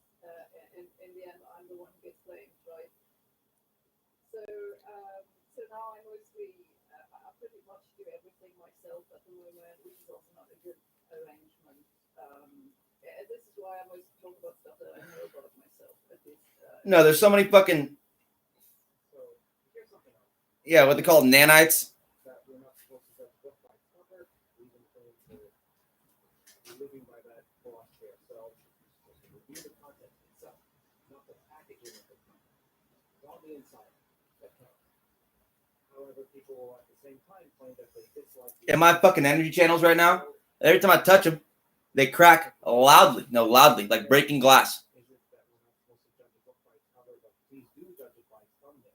Yeah. Or are we not supposed to? So that's kind of shit I'm talking about. Now my body cracks like glass now. Which is it?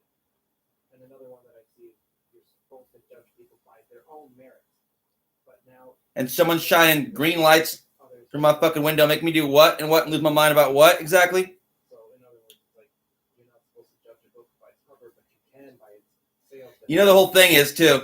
I'm trying to trim my cat. Well, so first of all,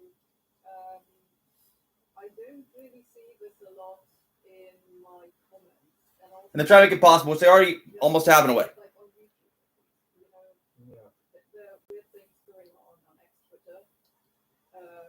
Yes, you probably noticed. Except for Garfield. It's a very Doesn't need to be trained. and it's becoming stranger every He day. just needs to be conditioned At least for what I see to in be himself YouTube comments to the extent while being around me 24/7. And guess what, Garfield? I am not conditioned to that yet. I try to read as many as I can. They're mostly from normal people, I would say. You know, they're very interested in physics. You know, the interested layperson is how I would describe most of the audience of my channel. And many of them are also students. No, too bad. Too bad, Garfield. Physics and associated disciplines. And of course, many He doesn't actually hate me. I know that you get this too, are independent researchers. They work on their own stuff. Right. And they have their own ideas about everything. And it's fine with me. So I don't really see a big problem with this. And then you get what we call the science deniers, who What are you doing, Garfield? are looking for a reason to dismiss some scientific finding that they don't like. Very often, that's climate science. Because See what I mean? I don't want to go outside at all because I'm embarrassed about it. But Garfield really wants to go outside. Go fucking figure. The thing is that I understand where these people are. Yeah, that's a lot of what it is. Oh, wow, huh? See, I've fucking known this for a while. Now, it's intuitive. Yeah, embarrassment hits me fucking heavy. You know what I do instead? I just embarrass myself more and more and more and more until you're so used to me embarrassing myself. And now I just really care anymore. What they do in climate science, and I've actually been to some conferences and I've talked to climate scientists, I've interacted with a bunch of them. If you felt my body the way it fucking feels, synchronicities too. Right with the wind. Climate science problems, but the problem is not that I'm making up climate change. Alright, Gabriel, let's go. My approach to this science I'm not that long enough, guys. problem is to take them seriously because there was an origin for their mistrust, and to try and address this, like, you know, on a substantial basis, to look at the science and say, you know, this is why the evidence is sound. And so people still have this mistrust of the institution of science. And I think the only way that we can address this problem is to actually make it better. So in other words, you're counter to the people who are saying, like, look, Sabine would be simply rhetoric, people love the word rhetoric, like club nails or what have you, that you're contributing to the distrust or mistrust of science. You're like, no. Firstly, there are some people who will always abstract away and decontextualize something and use that as ammunition for whatever their cause is, but that will always be the case. So firstly, there's that. But secondly, you're bringing up issues that aren't talked about, and now scientists are talking about them. People in academia are talking about them. Many people in academia agree with you, by the way. And so you're contributing to the public trust of science, or at least you're trying to bring that trust back by strengthening science. Is that a fair recap? Yeah, I think it's a mistake to try and sweep these problems under the rug, because at least I think that's totally obvious. Like, so here's an interesting thing a lot of people in academia like to forget.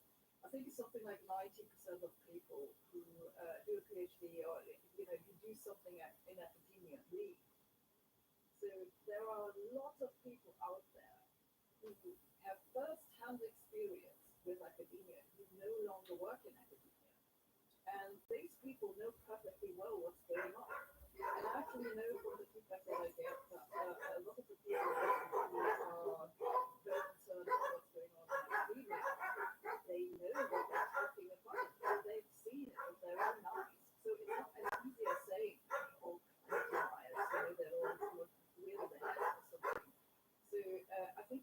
serious Yeah, problem. right. You need to do something about it. And the first thing you need to do is to acknowledge that you have a problem, basically. So I was surprised when you said earlier that there aren't enough people that are thinking about the foundational issues, because to me there's an overproduction of these people. And in my estimation, from what I see from being on the inside, formerly on the inside of academia, and also from speaking to people who are on the inside and just seeing this whole trend, it seems like we're producing many physicists or people with physics skill sets and people with mathematics skill sets, and then they don't have a place to go. So I'll read a recent tweet. Someone said, "Me, after finishing my PhD, surely I'll be able to find some jobs in our field." No. Next. Okay, how about getting access to online journals so I can continue my research? No. Okay, at least I can still upload my work onto free online preprint repositories, right? Also no. And then you even commented, this really shouldn't happen. I feel we need to create a scientific underground. So do you also see that there's an overproduction of scientists, or you don't see that? And I want to know more about this scientific underground as well. So the overproduction of PhDs, like this is a long-standing problem that has been discussed forward and backwards, and the like I think most people who have talked about this agree that this is driven by the need for cheap researchers. So a lot of this bringing in grants depends on how quickly you can churn out papers. And the more students and the more young postdocs you have that you can put in cheap positions, the better. And so you see this in a lot of institutions, and I've seen this with my own eyes. Actually, I was one of them. Is you hire students, young postdocs, you put them on these super cheap jobs, they produce their 3 papers, and you kick them out. But for most of them, there are no positions to land on. You know, there are just not sufficiently many jobs. And the reason this doesn't change is that the people higher up in the hierarchy, like the professors, especially the younger ones, they need these people to produce all these papers. And I think this is why this isn't changing. I don't really know what to do about it. I'm just telling you, I think that's what's going on. I remember this tweet, and the reason I thought it was interesting is that this is a problem I've seen with a lot of people who I know who've left academia, mostly voluntarily, and they went on to take some other job, something that would feed the family more reliably, basically. But they don't lose their interest from one day to the next. In many cases, they have unfinished research, or maybe they have some other research things that I want to work on, and they do it on the weekend, out of passion. But then they have the problem that since they're no longer affiliated with some institution, some journals won't even accept their submissions, which I think is just totally crazy. Like, why do you need a university affiliation or something to submit a paper to a journal that's supposed to be peer reviewed? That doesn't make any sense. And you can also ask, like, if they want to go to a conference, they can't apply for any funding or something because they don't have this affiliation. And then there is also the community problem, right? You're no longer really tied into the community, and your quality is a bit out of touch. And as I said earlier, like just looking at the numbers, I don't have I have the exact numbers off the top of my head, but I'm pretty sure like the majority of people with something to do with academia at some point leave eventually. So and this is why I have this tweet about the scientific underground, which is loosely speaking how I've become to call it. It's all those people who want to do this research work, but who are not affiliated with a university or some other research institute. So how do they do that? How do they organize this? Why can these people not apply for travel grants? Why can they not submit papers? It doesn't make any sense. And so there seems to me, if I had more time, maybe I would do something about it. It can't be so difficult to install the community where people can get together and try to find a way to solve this problem. But Yeah, I think it's a growing problem. I see more and more people in that position who are frustrated about it because they've written a paper. And let me be clear, like, I'm not talking about some people with their revolutionary new quantum mechanics. It's typically it's like super technical stuff, some sort of data analysis, or something that came out of their PhD. From ChatGPT. Yeah, right. Or actually, this tweet from the guy, he actually what he wanted to do was he wanted to post his PhD thesis on the archive. And he's already done his PhD, right? So how bad can it be? Why can't they just post his PhD thesis? Like this is like crazy. And of course, I understand like the archive is they have a lot of problems with whether they find people to moderate the papers and so that things going wrong there. But I have even less understanding for this when it comes to journalists who are actually making money with this kind of stuff. Yeah, I'm extremely interested in independent scholarship.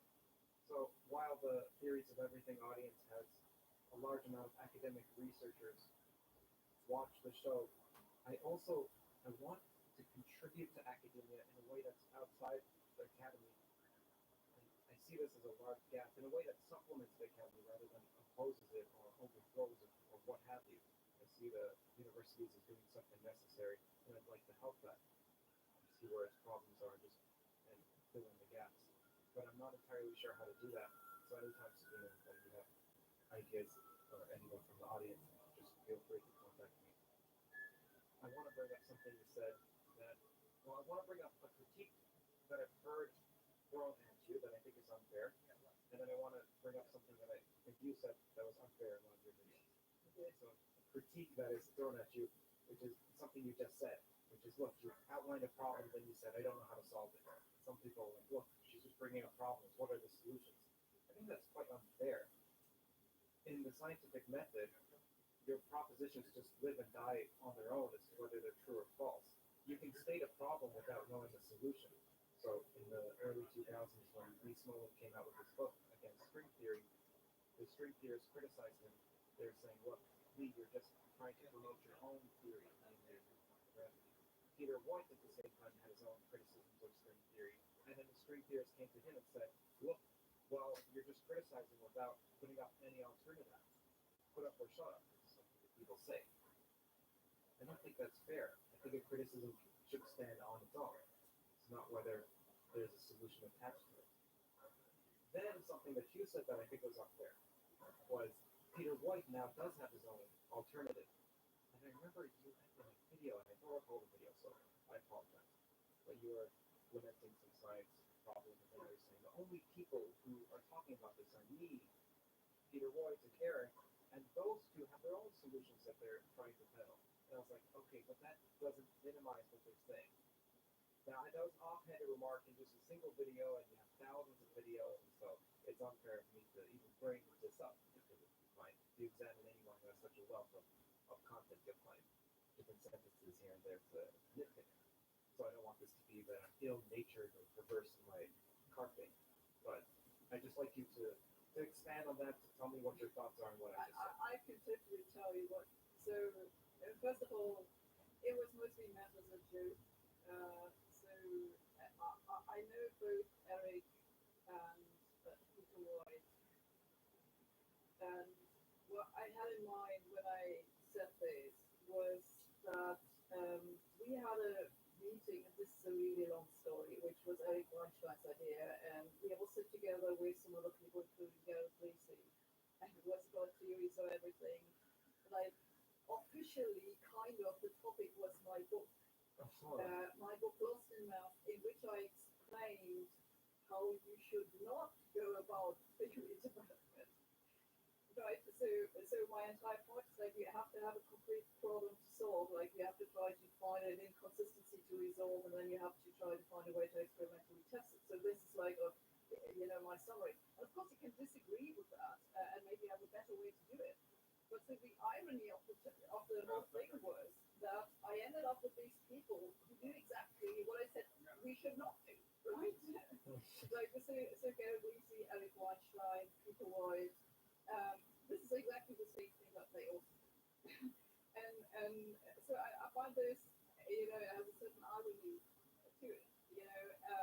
I don't, I understand that. When was this meeting? It must have been before Corona. Sorry, this is how the Germans call it, COVID. I don't know why the Germans stuck with this. They're calling it Corona, but yeah. So I think it's funny because I'm trying to get people to understand my criticism, and even the ones who are sympathetic to it don't want to actually use it.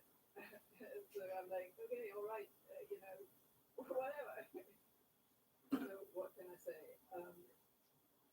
About when you said that you have investigated climate change and then you talked to climate scientists and you've seen how different, it's called Gelman and amnesia, I believe, where you see, actually no, it's not Gelman amnesia in this case, it's the opposite, where you've noticed how false scientific reporting can be in physics, but then you've actually investigated it in other domains, and so now you're just not a fan of not only science journalism, but maybe scientists.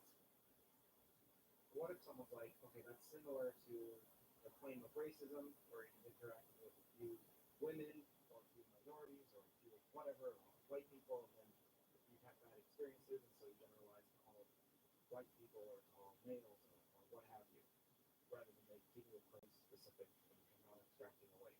So how do you disembowel between critiquing science as a whole, or scientists as a whole, versus just the specific claims that you've investigated?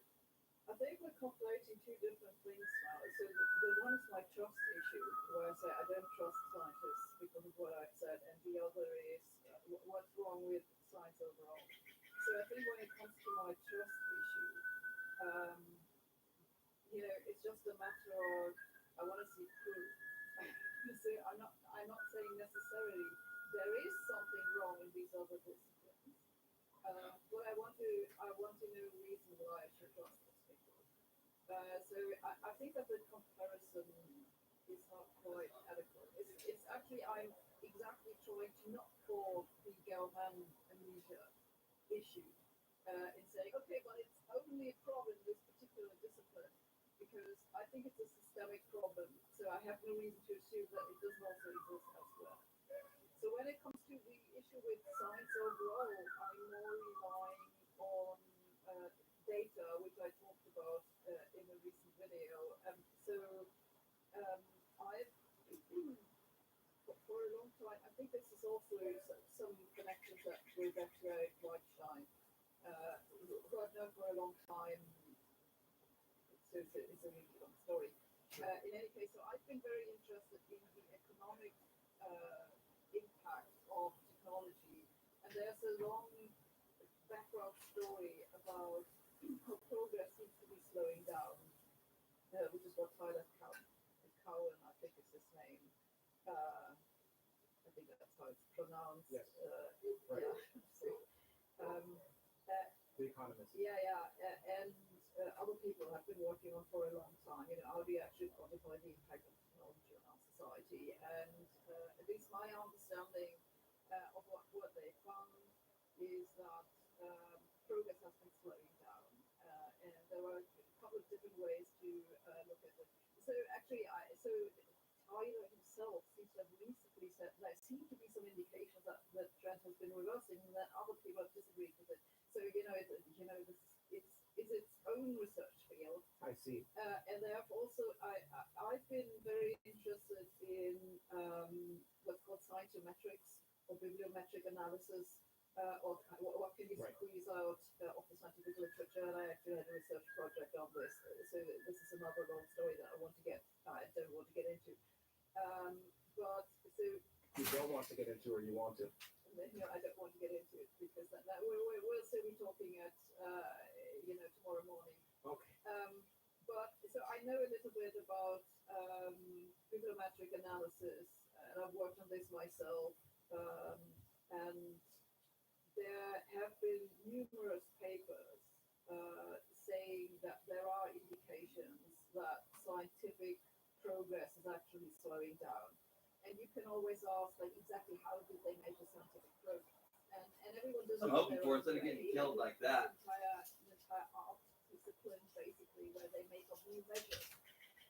And so the reason why I find it convincing is that it doesn't really matter exactly how they did it. They always found more or less the same thing, which is that scientific progress has been slowing down since the 1960s and 70s, which is also consistent with this economic analysis. And then there is like the narrative side of this story, which is what John Morgan wrote about in his book, The End of Science, which is exactly what we started from. Like this impression, we're not really making progress on these big open questions. Like they've been open for a long time and nothing seems to be happening. Am I? So John Morgan I might know it.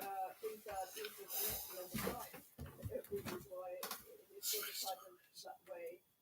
And I think that that's a little bit too extreme, but I think his observation is basically correct. And he's actually written a new preface for the book at the 20-year anniversary, which was just a couple of years ago, in which he said, well, I've investigated the point that I made in the book, and they basically turned out to be correct. We haven't figured out what consciousness is. We still don't know what dark matter is. We still don't know what quantum gravity is. We're still talking vague words about what complexity is, and stuff like this. And I think it's basically correct. And so we cannot talk about the objections to this because they're always more or less the same. I find it a little bit tiring. You must get the same thing on social media, that there are always the same objections that come from people who have never heard of the topic before, and you just end up repeating the same things over and over again. So in this case, like the typical objection is, as science gets more mature, it becomes more difficult to make progress. I like that too, huh? And what you can hold against this, well, on the other hand, the number of scientists is exponentially increasing, which already makes us a little bit suspect. And then the other issue is that different disciplines, if you look at something like medicine and physics, for example, like physics is much older than what people started. I mean, we can talk about exactly when did medicine actually start, but because there was a lot of hocus pocus in the early days. Serious medicine is much younger a discipline than physics, which is basically thousands of years old, especially astronomy. So what sense does it make that progress in all these disciplines would slow down at the same time? Right. If it's just something to do with the nature of knowledge itself. It's not what it looks like. It looks like it's a systemic problem with the way that we organize research.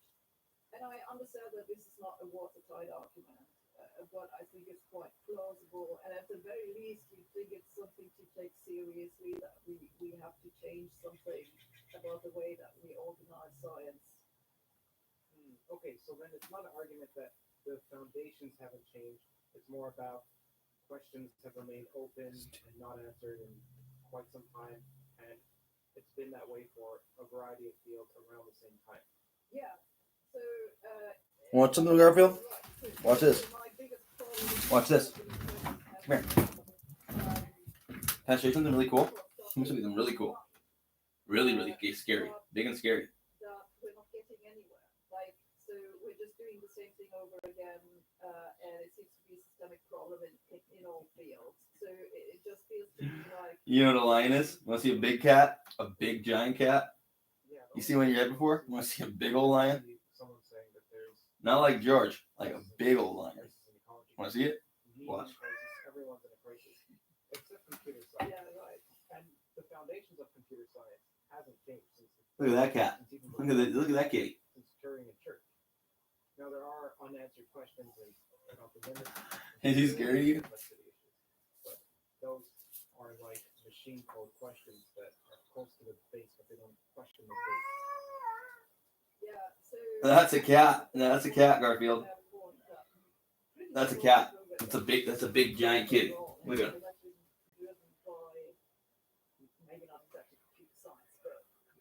That's the Lion King.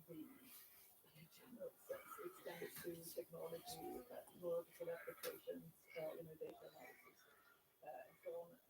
I mean, certainly, like in physics itself, you know, I remember when I was a student, if you had an integral that you could not solve, that was not an Look how beautiful they are. that was the end of your research. You were like, okay, that's it, can't solve this integral. That's what it is, huh? Just this problem has to totally evaporate, right? You're like, okay, we can't solve this integral, we put it into computer problem solved.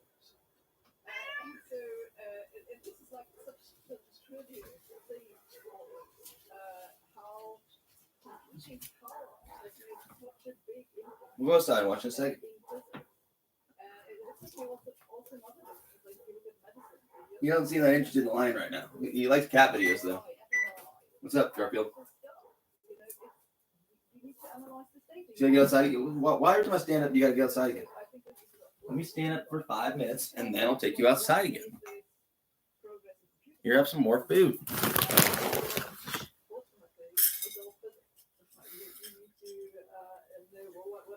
Yeah, need some water in it because it's a little too crunchy. I don't care what you feel about it right now. Oh, here's your water bowl. You knock over on me all the time.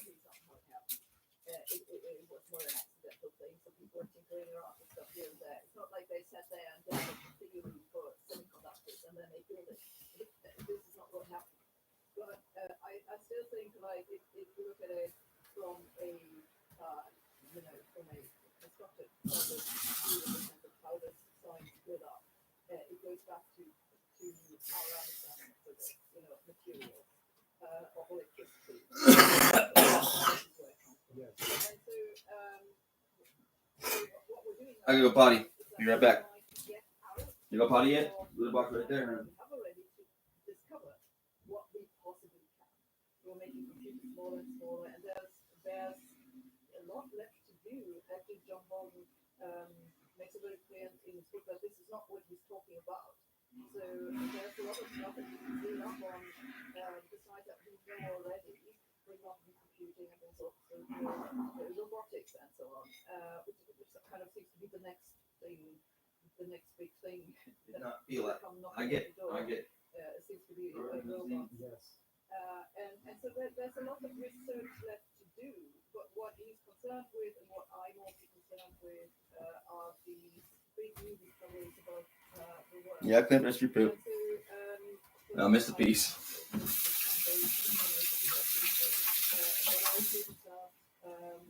Physics and especially the foundations of physics are super important disciplines because it's where we get the deepest insights about nature.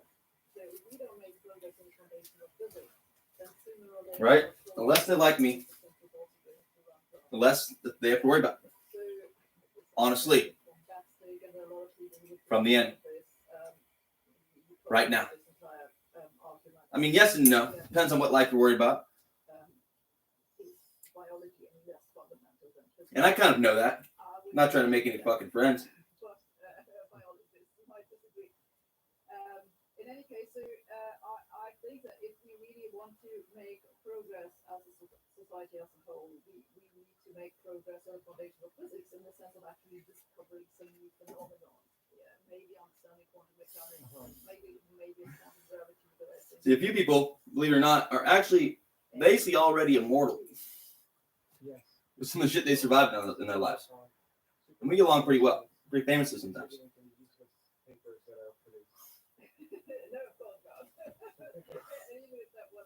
So I've made a few friends recently, turns out. Mostly, yeah, birds. And some spirits.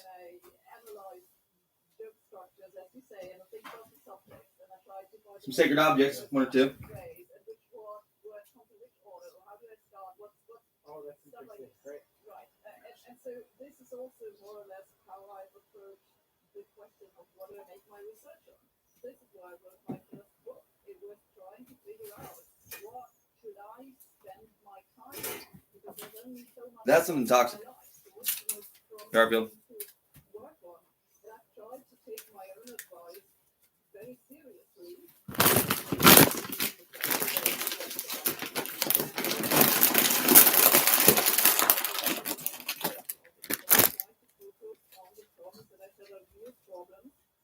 Well, control the wind some more? Let's see if you can get the blow. You just ask it to. Just ask it really nicely. Like Miss Win, Mr. Win, Lord Win.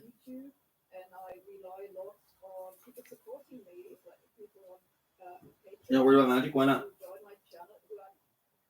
You're depressed about magic. Why? You're not as powerful as you were before. See, I feel the same way. Because they limited our powers, so we wouldn't be victims. The only power we need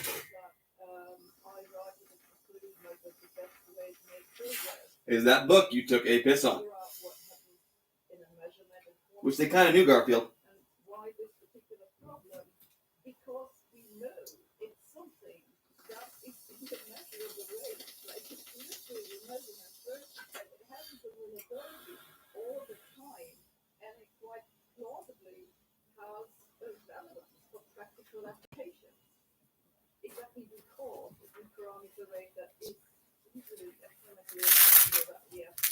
See, I'm assuming he's going to live for a long time, Garfield. Like a really, really, really long time. Yeah, we can go outside. Come on.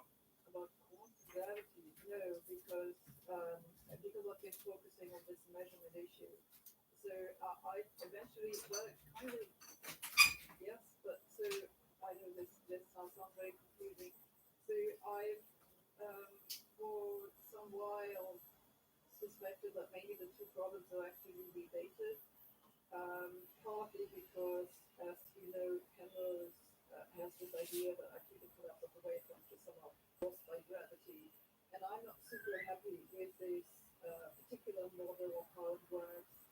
And so I've tried to find different ways to combine these ideas. I've actually, like in the past month, I've actually made some progress, which I think is pretty exciting. Great. I don't know how much you want to hear about it, because it really gets a little bit. Yeah, I would love to hear about it, especially if you're in collaboration with Tim Palmer. It's different than. No, he doesn't like it. So I don't know. So we talked about it, and he gives me good feedback because I think he really like the idea. Okay. So it goes back to a paper which I wrote like 10 years ago or something, which is kind of vaguely called possibility to solve the problem with quantizing gravity or something. What I was trying to point out in this paper is that just on purely logical reasons, there is a possibility to solve the problems with quantizing gravity that no one has previously talked about, which is that all these problems which we have in terms of quantized gravity, and then, the theory produced all these infinities, it's not renormalizable, and all these problems that we need in theory of gravity, they appear at really high energies which we have to test them. Yes. And so, in particularly, we don't know that quantum physics itself actually works the same in this energy range as it does at low energies. So I said, what we can do is that if we go to these high energies where the level of quantized gravity becomes problematic, we just say quantum effects go all the way. So we go back to classical physics. And so you see that these two problems suddenly become the same problem. That's the reason we can't quantize gravity, is that we don't understand what quantum effects go in a measurement. Yes. And once you make this connection, you have a method of quantifying where the deviations from quantum mechanics should occur, because now you can estimate that it should come with the size of the quantum gravitational effects, which then happen. So it has to happen in this range for those quantum problematic quantum gravitational contributions to go away. And so even if we don't exactly know how it works, like what the exact mechanism that makes it go away, it gives you a way to estimate the range in which it should happen. And I've done this, and I've been depressing part of the story is that I couldn't think of any experiment that would actually assess this range. So, which is unfortunate. Right, so you're part of the problem. Well, you see, what I could do now is I could come up with a reason for why this is accessible with the next experiment that I'm going to do it somewhere. And that's exactly what I don't want to do. And so now I have this problem because I finally have found a way to do it. I found a way to make this estimate. But it's not particularly interesting because you can't test it. So now what do I do? So I decided for myself I'm going to write it out anyway and put it out there because maybe someone else can think of a way to test it. But yes, so that's the current status. So I'm confused about the proposal. So you're saying that at high energies, quantum effects may diminish because we have some problems with quantum gravity only at high energies. Like there's low energy combinations of GR with QFT. Okay. And then you're making a connection between that and the measurement problem. But the measurement problem occurs at low energies as well. So Yes, that's exactly the right question to ask because when I was talking about high energy, that was a very vague way to explain the idea. So the question is exactly what is the quantity that we need to use? And energy. So first of all, normally they talk about the high energy expansion is not actually energy, but it's something like momentum transfer. So it's just the scale of an energy. But first of all, you want to use something that's actually Lorentz invariant. So energy is already bad. So then you can think about should we use mass, but mass doesn't really make sense either. And so I've eventually come up with a way to do it in the path integral because that fits very well together with the paper that I wrote several years ago. And you can then estimate the contribution from this quantum mechanical term in the path integral, which we know how it looks like. So this is, again, this is the nice thing about it. We know how this contribution looks like to the normal, term without the quantum gravitational contribution. You can ask, well, when does it crossover happen? Like when does this term have approximately the same size as this other term? And so it's more complicated than energy. It's something like a space-time integral over the stress energy momentum tensor coupled to the metric, if that makes sense. Something like that. yeah. I'd be remiss if I didn't mention the profusion of papers produced, which was covered by The Economist.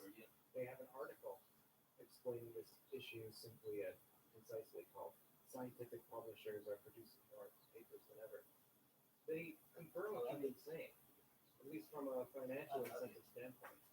They're saying that the reasons are based on business models or subscription fees. However, they brought up special issues as another reason, and I haven't heard you mention that before.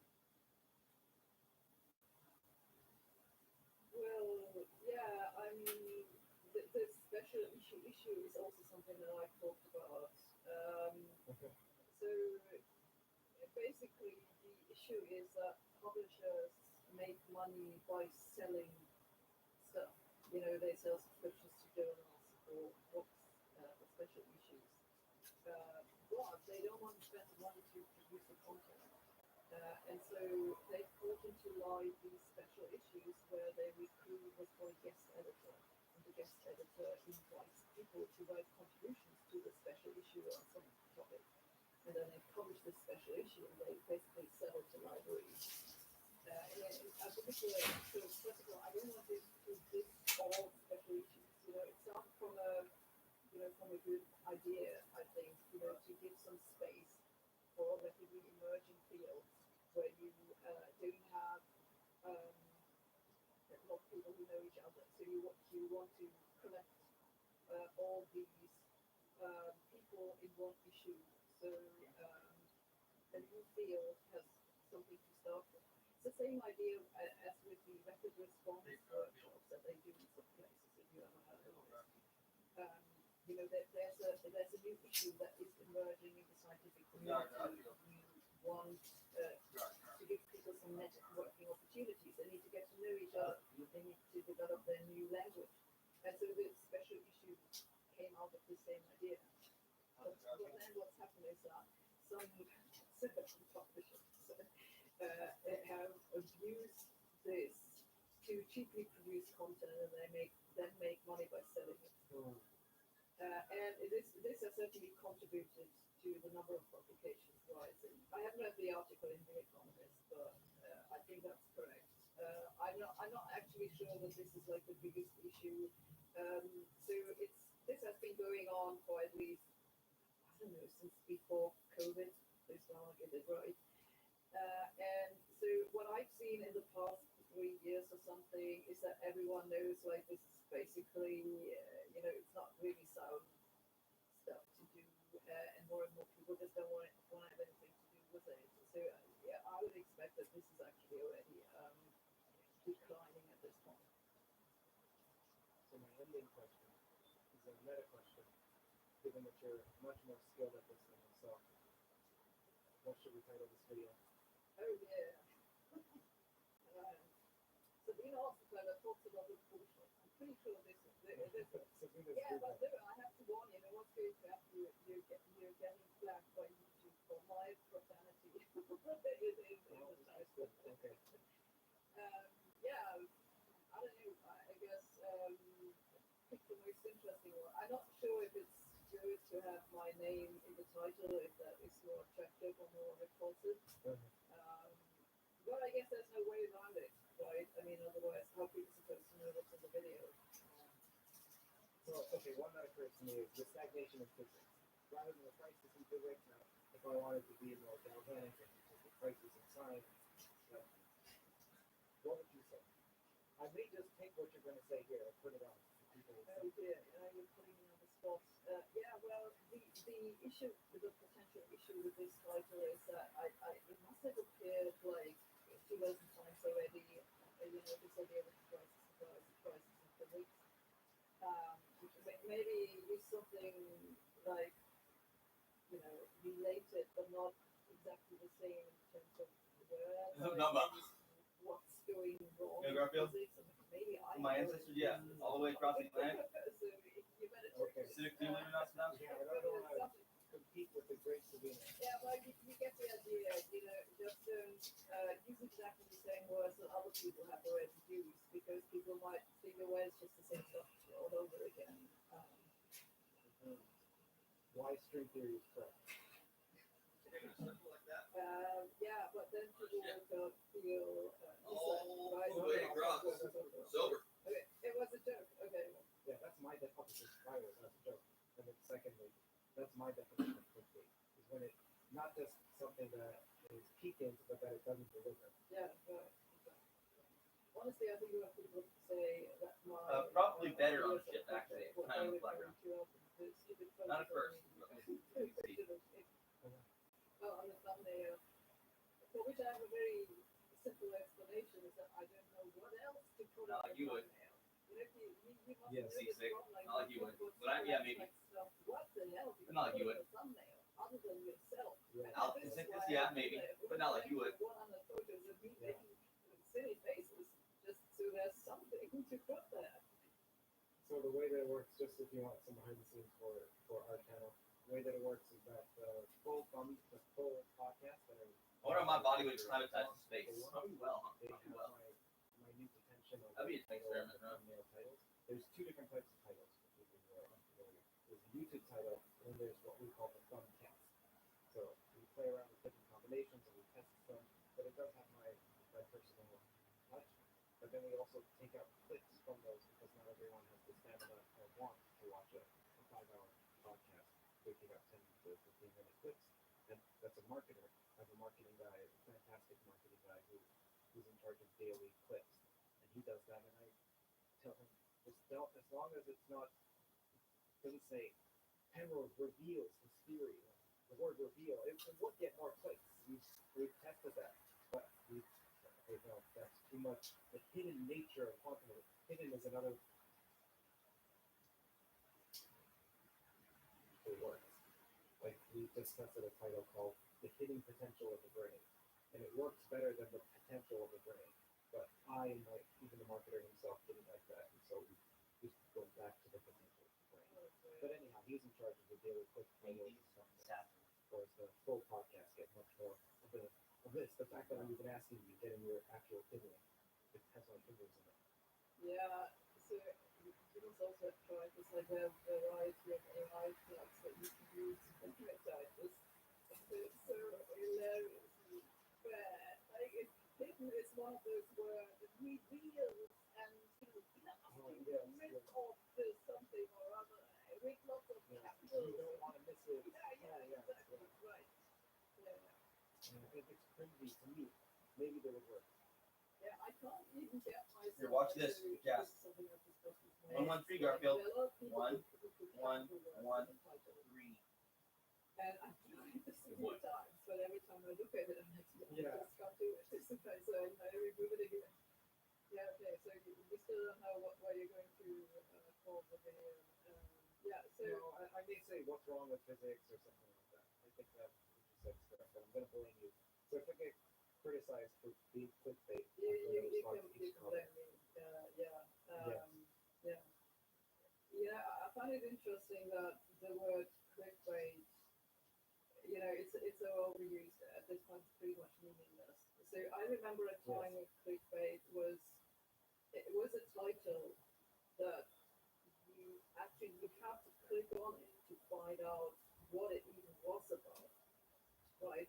So that like stereotypically this thing, she woke up for her wedding day, you won't believe what happened next. Like, so this is like the stereotypical clickbait type of this grandmother in Utah found that toothpaste does. exactly that sort of thing. And so now They just won't spin in circles. They won't actually dance. Clickbaitish title that people don't even recognize. Hypnotist. So, like, for example, there was a video which kind of titled "The Man Who Killed the Most People in History." But you have to click on this piece of video to figure out that it was about the guy who arrested it. Right? So, and I would call this like stereotypical. Nope. Didn't have to kill or eat anybody. To click on it to know what it even is about. But I think people don't register this stuff as clickbait, which I find kind of interesting. So it's just an observation that I think there's a. I wouldn't call that clickbait. The reason why is, to me, the content has to have a mismatch between itself and then the title. So in that case, it sounded like the person delivered. They must have some reason. Not even really very much meat. I thought it was going to be Stalin or Hitler or someone who got the bomb. No. I didn't even look at this, but I guess it's probably correct. So you see, I wouldn't use the word clickbait in that sense, because the examples that we just mentioned, like the stereotypical clickbait, we really love this 5 everyday hacks or whatever. They actually do deliver the stuff. You just you have to click on it to figure out that it's some super dumb stuff. Garfield, I need to destroy him. So, Because hit my head. okay. All right. Sounds like a great. Make me worse than my job. Being fucking this guy. Oh yeah. Don't go anywhere just yet. Now I have a recap of today's episode brought to you by The Economist. Just as The Economist brings clarity to complex concepts, we're doing the same with our new AI-powered episode recap. Here's a concise summary of the key insights from today's topic. Looking for a deep dive into this fascinating conversation between Kurt Bell, host of Theories of Everything, and physicist Sabine Hassenfelder. And you've probably heard people talk With technology, about physics these days, and that's a big apple head on whack. And a beam. Material here, and it's really packed with insights about. I gotta find him and destroy him. What I think is so interesting is Kurt, he really dives deep into the mathematical side of things. He actually kind of pushes back on some of his points while agreeing with others. Yeah. So it's this really cool dynamic. Yeah, they start right off the bat tackling, is physics in a state of crisis or is it stagnation? Right. And Sabine, as you probably know, the term stagnation. Right. And she uses this cool analogy of physicists running on a treadmill. Yeah. Lots of effort, lots of Let them know, Mucho en sacar. no real movement forward. And it's talking specifically about the foundations of physics. The big question thing. puzzled by for decades. Dark matter. Better? So much better at dancing?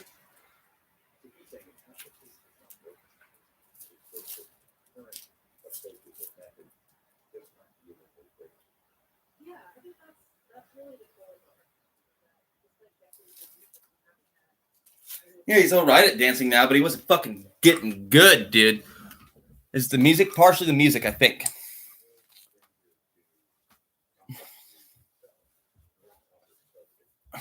Do I kind of know better? See, a little bit, though.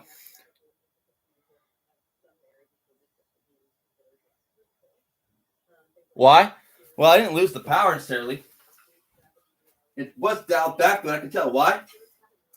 Because I got killed.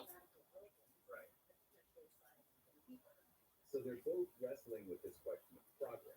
Horribly. But they're coming No, at horribly. it slightly different angles. Yeah, I think that's a great way to put it. Yeah, and this leads to this really interesting discussion about And now I'm fucking crazy. what even constitutes a real problem in physics. And Sabine argues that some problems might actually be pseudo problems. Right. Meaning nature might just be that way, Right. even if it doesn't fit our current theoretical. They always change the number. It's been way more than that. Where there's a certain kind of symmetry violation that should exist theoretically, but it doesn't seem to show up in our observations of the universe. And she says, maybe this isn't really a problem to be solved. Maybe this is just a feature of the universe. She's challenging this idea that we need to always strive. Some of us die all the time. You know what I mean? But we just don't get there. But as she points out, naturalness has led to a lot of. It can't take our powers, though.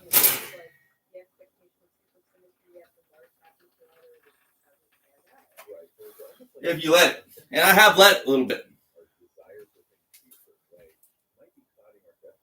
Yeah, I think that's a great way to put it. That said, Yeah, she argues that sometimes what seems unnatural to us might just be the way that nature. I'll get back to it. And this ties in. I can feel it big time when I stop dancing.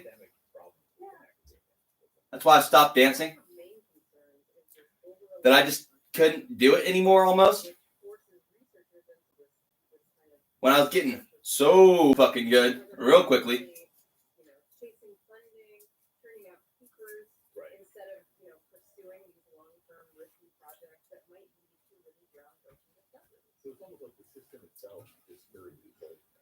Yeah, that's what she's arguing. Also, like, I try to make a certain hand position, and they won't let me keep. See what I mean? That's the thing. I was trying to make this one, and they have my pointer finger flinging out, and that coming apart. You see what I mean? Because that's here. Almost. This idea of a scientific underground, which is this community of researchers that are Who controls the wind? The winds. For children, in a way.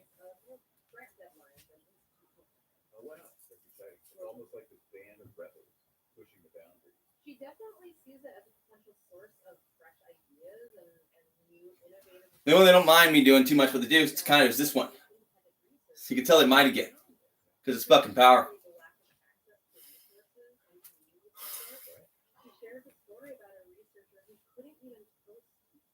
Why? Because they're gangsters, some of them. They're like, oh, he's a gangster. He's throwing up gang signs. Must be gang signs. Nothing to do with fucking gang signs. I could give a fuck about gang signs. It's a mood drop. And Sabine argues that these systemic problems within academia, this sense that things are kind of stuck, actually contribute. Well, the was like, well, Dad, I heard noise over here again. Wasn't me, but maybe it was, right? Yeah, and so she's saying by acknowledging. No, see, Garbo talks to me, guys, legitly.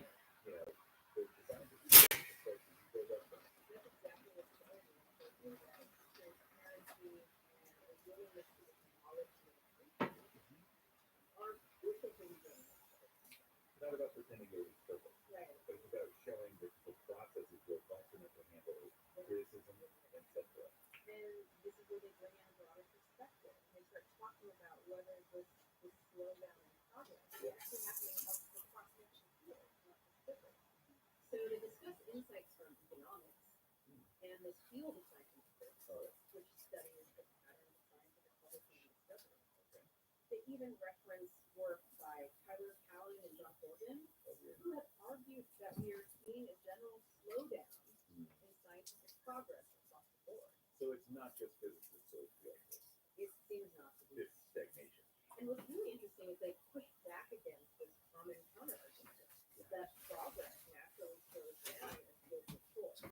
They point out that we're seeing the slowdown across disciplines is very amazing. Stay still. Stop pissing his dad off. Then he'll never die.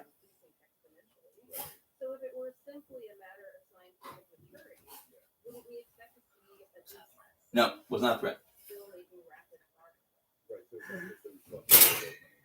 Yeah, and they seem to point toward the structure of scientific Garvin's like, yeah. Just because they didn't steal the bag last night doesn't mean they don't come in the house sometimes. Garfield knows they do.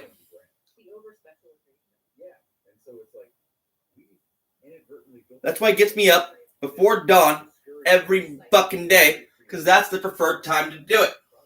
Exactly, and that's why both Kurt and Sabine see the conversation as so crucial.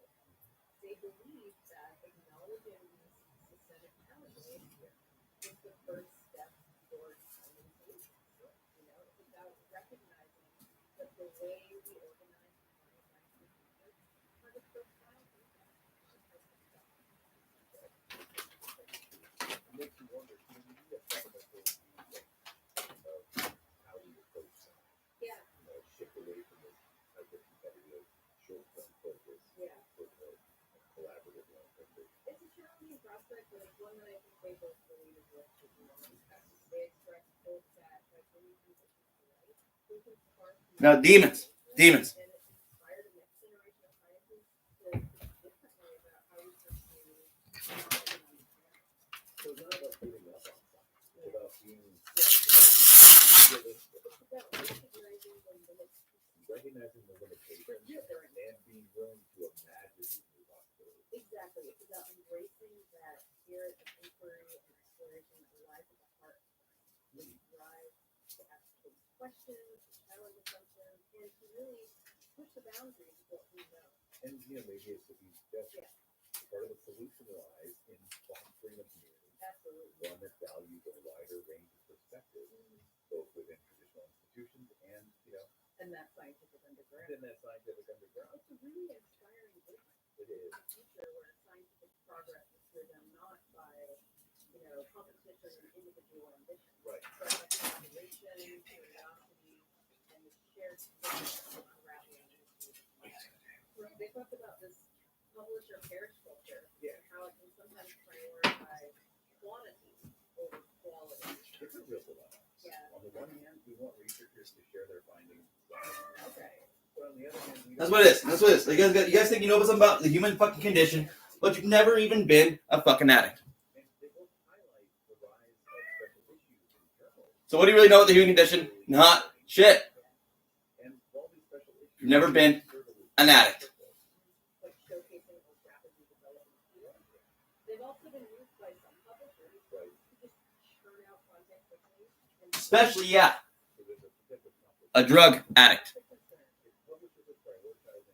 If you haven't been to the point where you choose a chemical over your life, and you don't know that much about the fucking human condition, do you?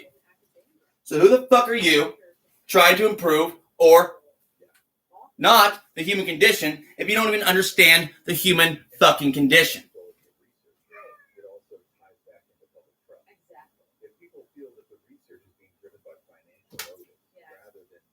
I am no longer that, but tobacco, a little bit. So when it fucking disappeared, I got pissed off.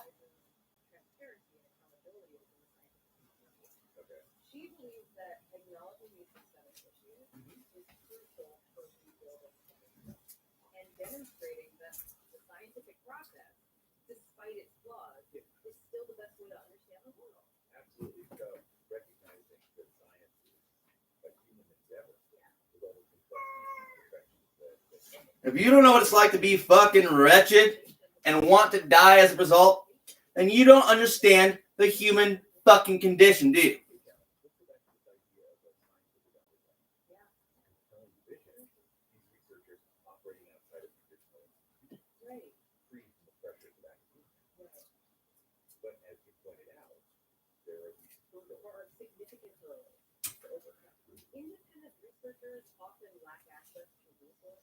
Now, if you don't understand having to fight for your life,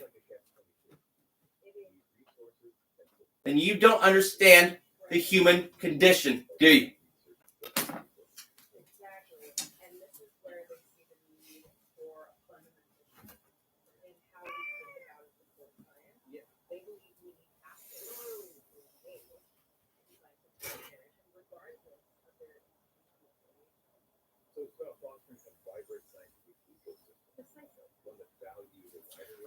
Or for that matter, because I heard a lot of animals breathing deeply, the animal condition.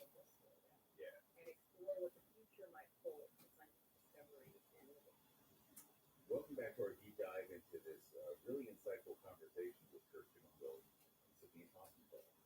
We've covered a lot of ground from superdeterminism to the challenges in science publishing today. But I think now let's tackle this big question of the potential slowdown in scientific progress. See, I'm getting ready for it. Right now, and right now.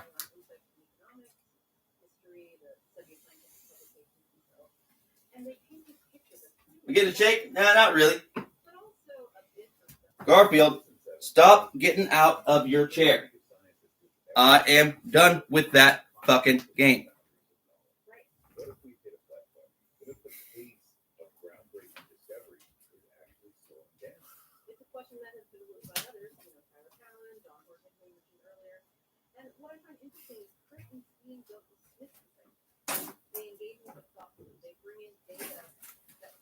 All right, fine. I'll just keep picking you up and setting you in the chair until you stop getting out of the chair. See, this is what cats do. What are you gonna do? Bite me? Bite? I dare you. Let your dad finish what he's doing. We can go back outside for a minute. You never give me any time. I don't want to be listening to this anymore. I don't want to keep fighting you for the fucking chair. Okay? We will go outside in a fucking second. I don't like being here very much either.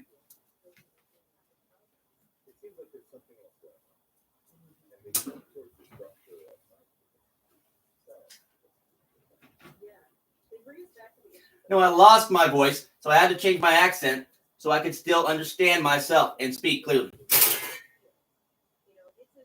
Hypnosis, severely.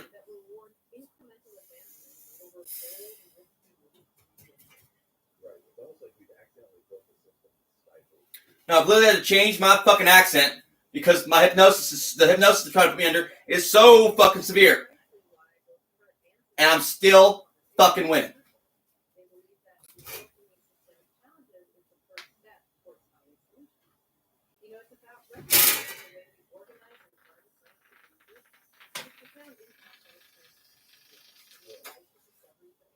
Makes you wonder, do you need a fundamental, how do we approach science? A shift away from the hyper-competitive short-term focus and toward a more collaborative long-term vision.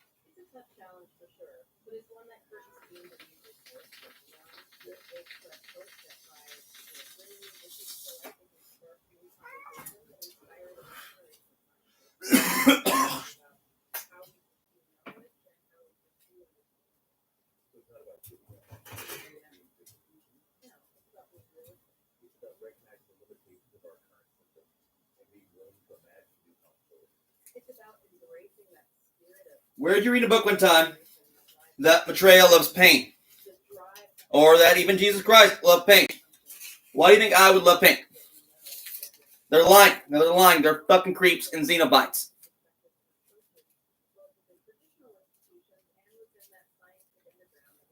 That's not even who I am. So what are you telling me now, right? What I thought, right?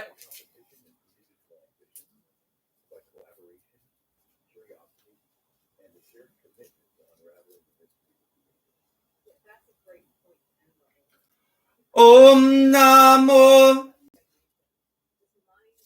Aria Madre. And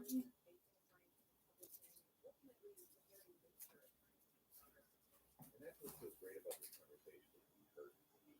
It's really sparked so many new ideas and new lines of support. We've only just scratched the surface here, though. Yeah. You know, we've offered a glimpse into this really fascinating conversation that is full of insights and conversation. Now it's your turn to ponder these ideas, to explore these questions further, and maybe even challenge some of your own assumptions about the world and how things fit. Yes, that's right. You're you ask those big questions. And here, every time you Worth taking on. Yeah. They express hope that by bringing these issues to light, they can start new conversations and inspire the next generation of scientists to think differently about how we pursue knowledge and how we pursue this given time. So it's not about giving up on science or being disillusioned. No, it's about being realistic. It's about recognizing the limitations of our current system and being willing to imagine new possibilities. It's about embracing that spirit of inquiry and exploration that lies behind science. To drive to ask these big questions, to challenge assumptions, to push the boundaries of what we know. One that values a wider range of perspectives and approaches, both within traditional institutions and within that scientific underground. It's a really inspiring time.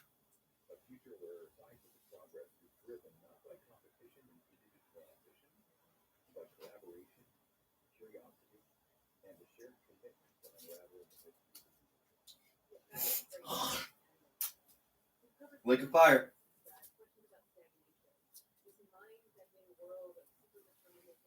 Love you, Garfield.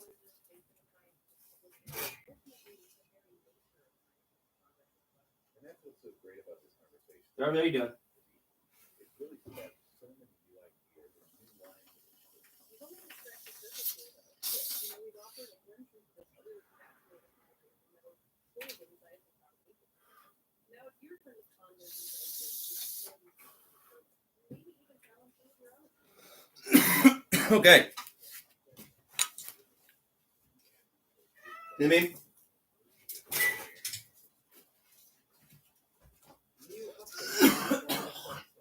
One more thing, Garfield.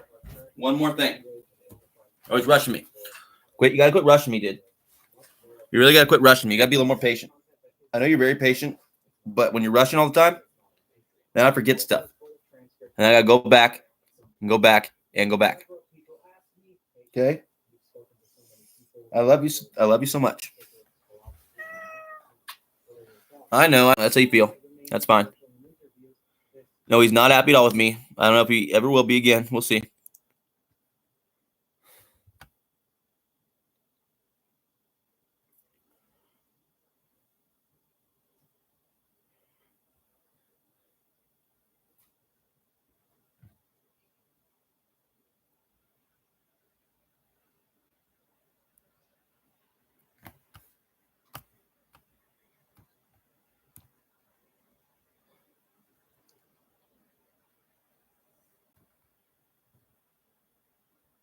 Why are you feeling like that, Garfield? Put something in your food? What are they putting in your food, Garfield? Your guy doesn't feel good. I can tell.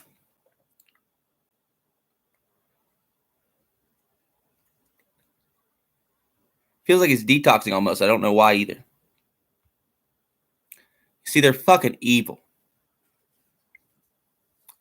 As fuck.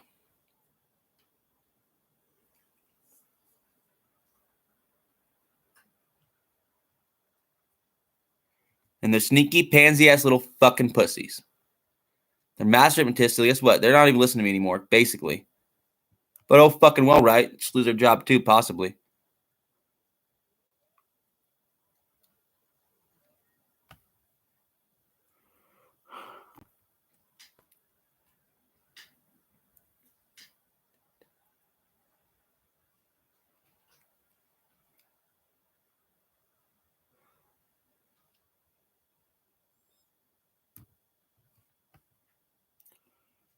There we go.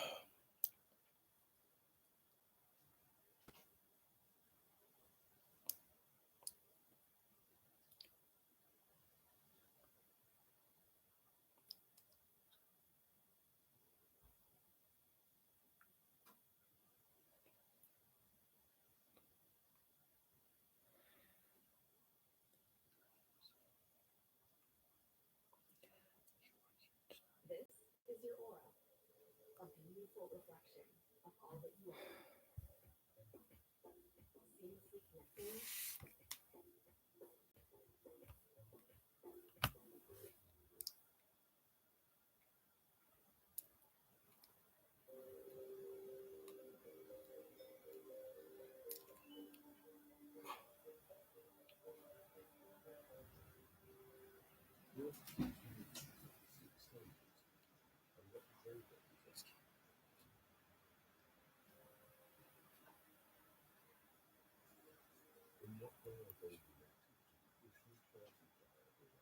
No, I know it. You need to kill me before I invalidate your fucking creed. Which Buddha manifested Often, often, and often. in each of the 6 realms?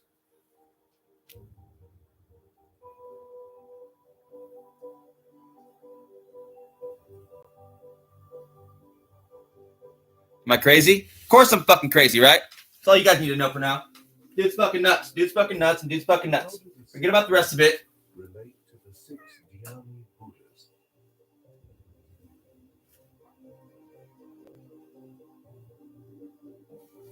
How can these 6 predict the ripening of your own karma? See you in church if you want to go. And how can you purify this for better rebirth?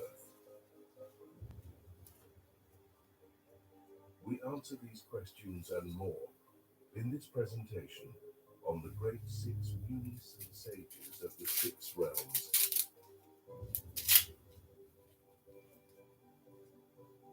Six poisons. No, it confuses me. 6 ripenings. God is not one thing. And 6 parameters.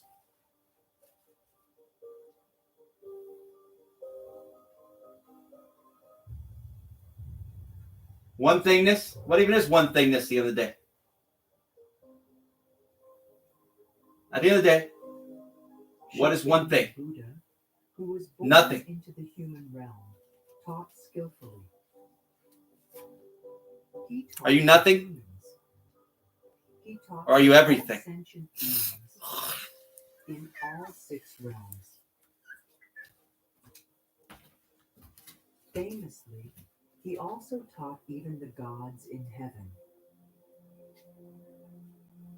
Representing this, he manifests in 6 Nirmanakaya forms to teach in each of the 6 realms. These are called the 6 munis or 6 sages. All of these are emanations of the same enlightened being in 6 different realms. He also taught in the Pure Lands. Symbolizing this are the 6 Dhyani Buddhas, the 5 directional Dhyani Buddhas, and Vajrasattva. The 6 munis or 6 emanations of the Buddha each skillfully help us and beings of the other 5 realms to overcome arrogance, jealousy, attachment, ignorance, stinginess, and anger. We learn of the 6 munis from various sources, and notably in the Guhyagarbha Tantra and Kalachakra teachings and texts, and also the Bardo Thodo. We see the 6 munis in the famous Wheel of Samsara, images hung in temples.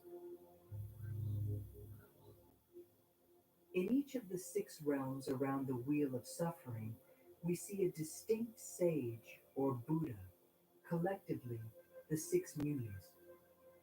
The one we are familiar with is the human realm muni, called Shakyamuni. Why do we have 6 munis? Each of the 6 focuses on one of the 6 classes of beings who are defined by the poison or delusion they endure. Arrogance is poison of the realm of the gods. or of humans suffering from pride and arrogance. Jealousy is the poison of the demigods and Azurus, or of the humans suffering from jealousy.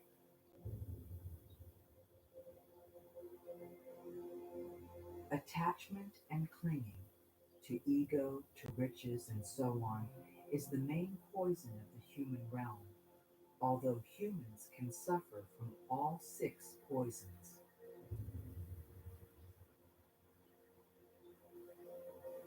Ignorance is the poison of the animal realm,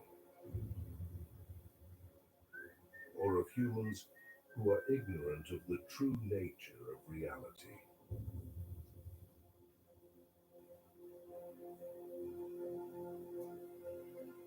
Stinginess and greed is the poison of the hungry ghost realm.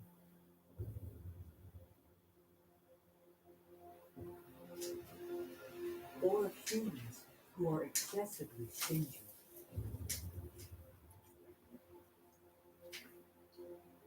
Anger and hate are the poisons of the hell realm and the hell beings, or of humans who are excessively angry.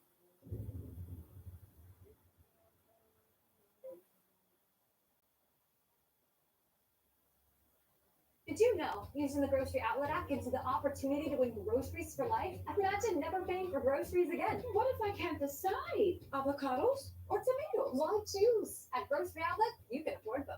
And not just the basics. With Grocery Outlet, you'll find all your favorite brands included, including gluten-free pasta and my favorite cookies. Everything's included. So burgers and steaks for life? You gotta win first. Still worth it. Now that's bargain bliss. Grocery Outlet, bargain market.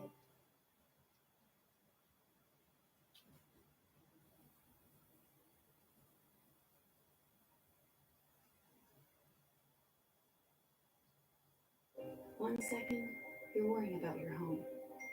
And then, thanks to ADT, there's a lot less to worry about. Feel secure enough to let others in with Trusted Neighbor from ADT.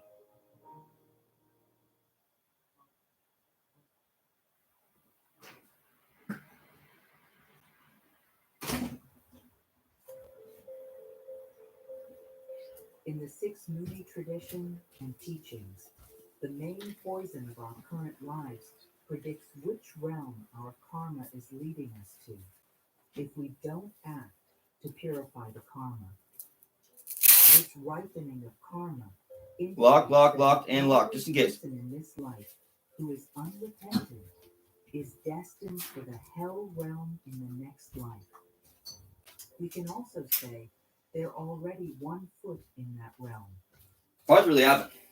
Fucking magic. Likewise, Ours a greedy or miserly person has 1 foot in the hungry ghost realm.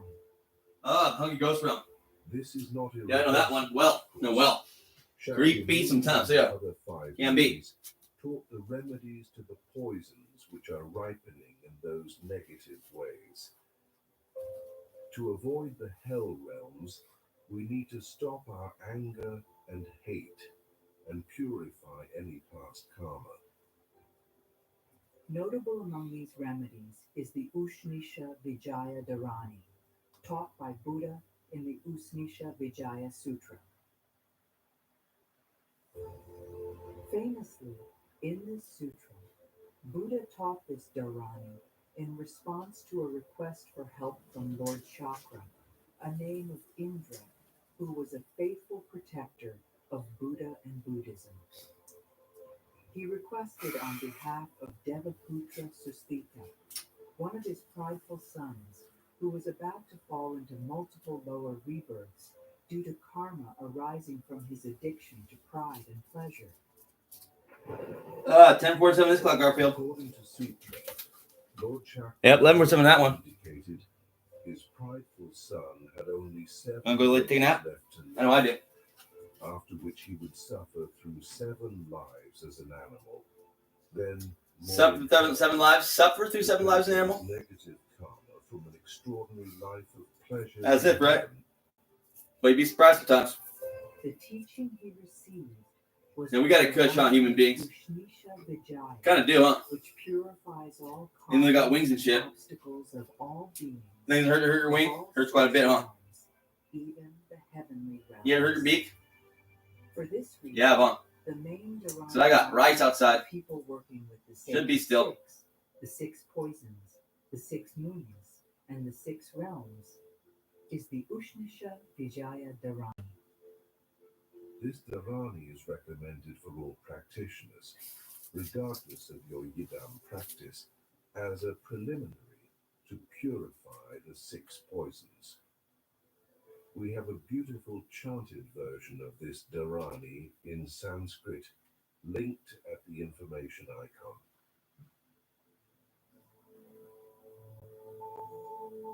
Even the gods bow to the enlightened Buddha. In Sutra, we see gods, such as Brahma, bowing to Shakyamuni, because even God-level gods arise from causes and conditions. Yeah, did you sure want to go? Yeah, I should go. Okay. Well, we'll be by there in a few minutes. All right, that'd be cool. I can give you guys some gas money and everything. To remove these poisons. All right, bye-bye. Because humans are subject to all 6 poisons, Shakyamuni taught remedies for all 6. Yes, and seemingly no, huh? These are found in the teachings. But the break-ins around here. No, they've happened. Last night? Yes, it did. Turns out. 6 munis. Am I lying? No. Or 6 sages. And the 6 Dhyani Buddhas, who are the 5 directional Buddhas plus Vajrasattva. 6 is an important number in Buddhist teachings, mostly relating to the 6 poisons, which can be transformed by the 6 wisdoms of the 6 Buddhas and the 6 munis. For example, the 6 syllables of the Mani Mantra help purify the 6 realms. Man, those shoes smell like, my feet. Which do not have a reputation for smelling that great to humans. Cats, they seem to like to smell my feet. What do you think, Garfield? You want to go to the store?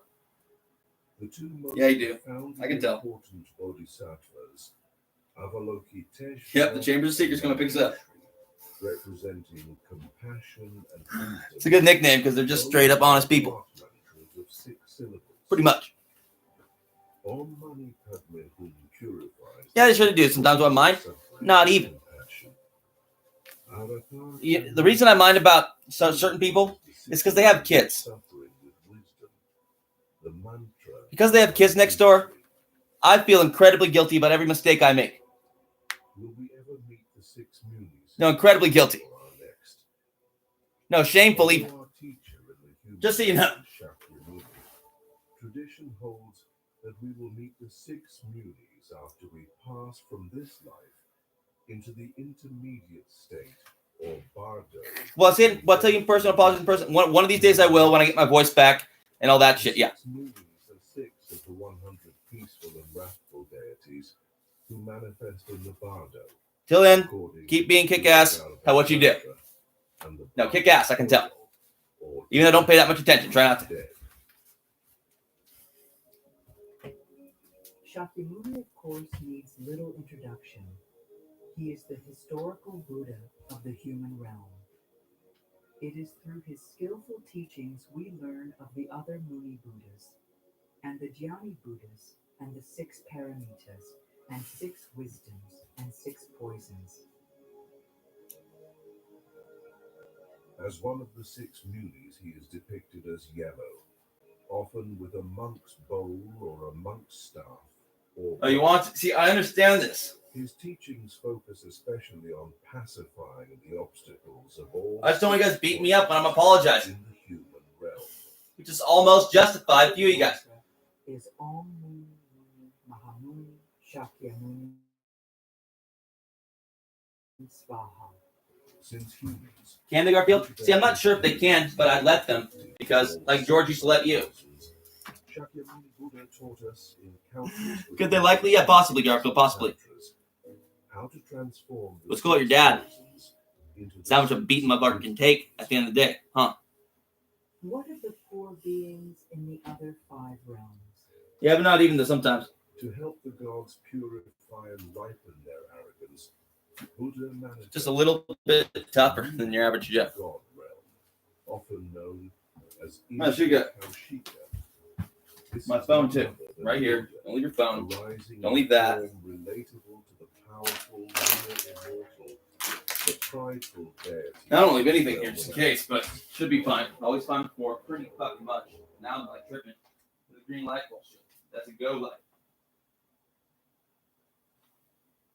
Getting a degree is important to me because I feel like I am Kitty girl, brought a holding home. better and more well-rounded I'll be in whatever field I go into next. Start your comeback today after Do Global at EDU.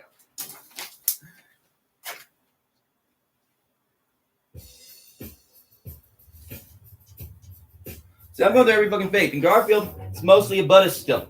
Be chopped. Crispy, be creamy. Irresistibly one of a kind. Irresistibly bueno.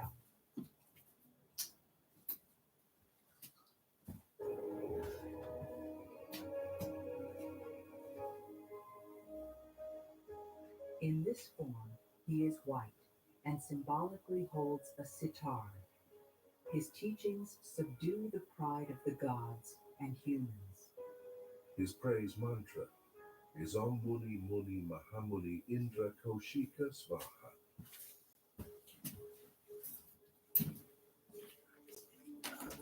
To help the demigods and asuras, who are always jealous of the gods,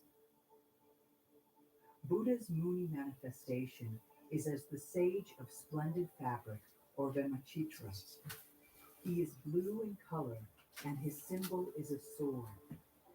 His teachings subdue the obstacles of jealousy in demigods and humans. Oh, the obstacles of jealousy in demigods and humans. I'm a demigod or two. Muni Muni Mahamuni Vemachitra Svaha. A Nephilim. Yeah, demigods.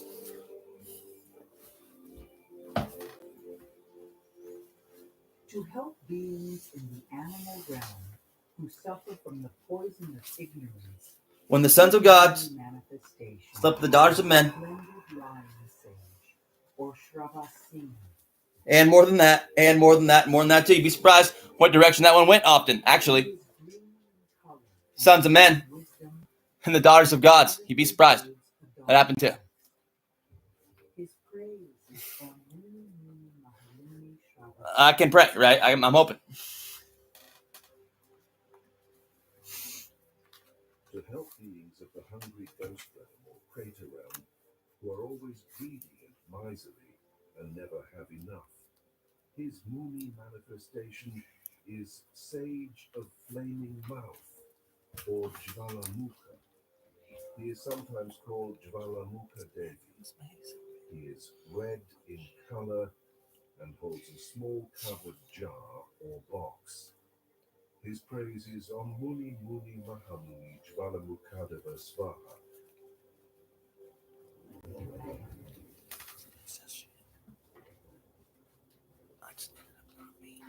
To help beings of the hell realms who are always angry and full of hate, his Muni manifestation is sovereign of Dharma, Dharmaraja. He is brown in color and holds a conch shell which symbolizes the triumphant sound of Dharma. His praise is Om Muni Muni Mahamuni Dharmaraja Svaha.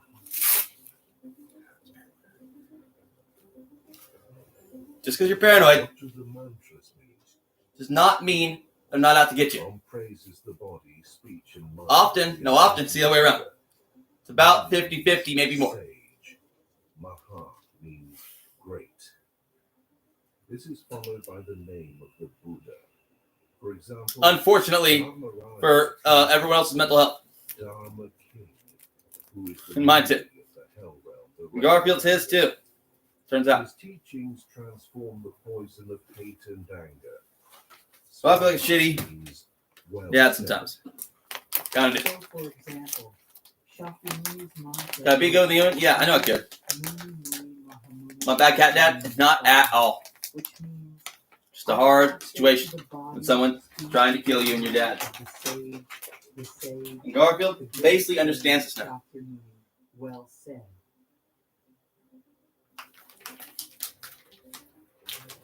This is a praise mantra, which creates virtue and merit through praising the enlightened body, speech, and mind of the Buddha.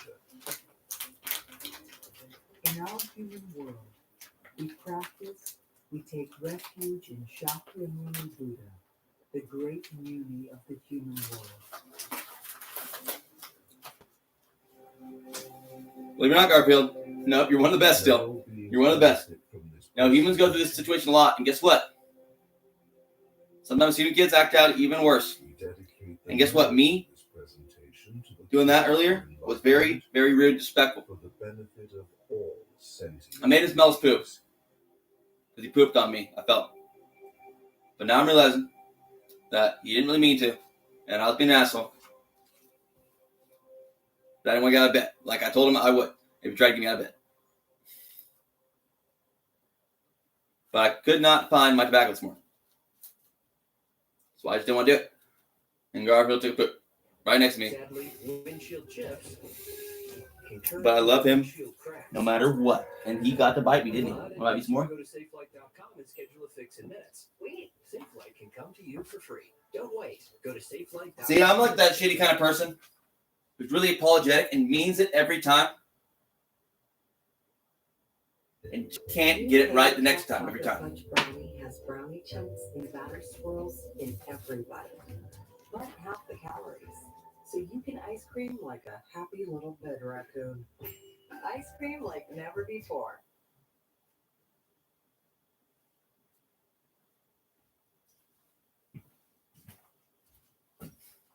Trust me, if I knew you at all,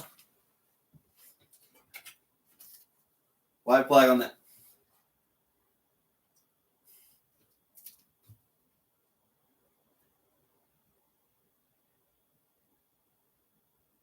I know my accent, it's hard to speak with a California accent now. I'm under severe hypnosis. Technologically. Which of the 21 Tara mantras should I practice for specific requests? All right, Garfield, let's go. What do the mantras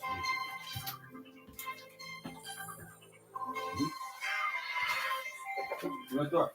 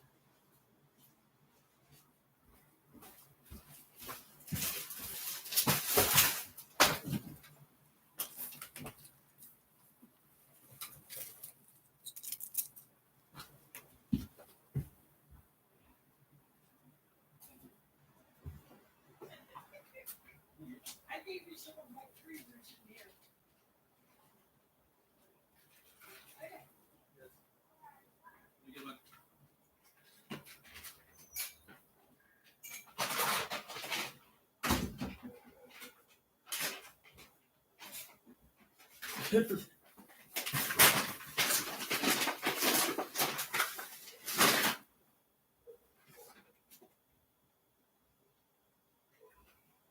right, Garfield.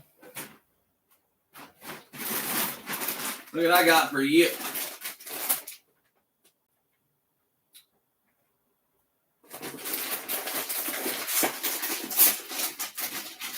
Some more kibble.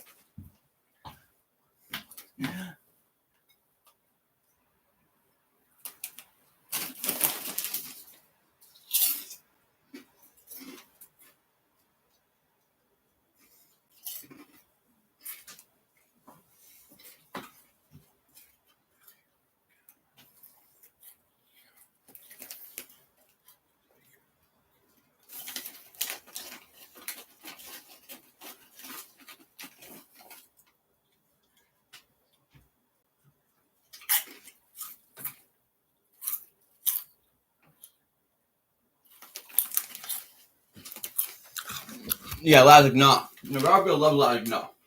Activity do I need for my Yeah, situation? Lasagna. Garfield, he's really into it. What do you about Lasagna? Mother Aryatra is the action hero of the Buddhas. She is described as the activity of all the Buddhas. Mother's into it. No Lasagna. Here's some Lasagna for my Garfields. Activities, the activities of the karma family. White taras are for pacifying. No, I have to take a country accent because of my hypnosis. Yeah, the hypnosis I'm under. I cannot use my voice. They stole my soul. So, Attracting and controlling. it's just much easier to speak like my ancestors. A little bit. Yellow taras are for enriching.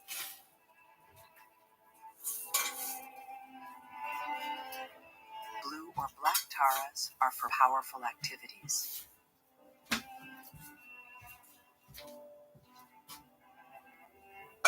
A little bit, and kind of a lot of it now, which works. Why, though, are there several red, yellow, This is kind of twang. white, and blue taras? No, don't get offended. I literally got brain damage. To practice any of And it changes your accent sometimes. Brain damage, can't. we usually So now I can't really speak with my California accent very easily without it sounding all choppy and blocky. We have a short recite-along practice linked at the information icon. Then It just we works focus better to help on people the understand. activity we are supplicating, such as healing, enriching, or influence. Here, we decode each of the 21 Tara mantras. Really what happened, if you want to know the truth, Although it is they stole my taught, you soul, do not so have I borrowed to some know of yours. the meaning of a mantra for it to be effective. It You can guys be are powerful. helpful No, you're to powerful. understand.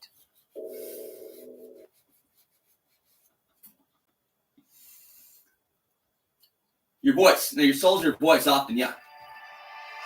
You may have challenges that look bigger, stronger.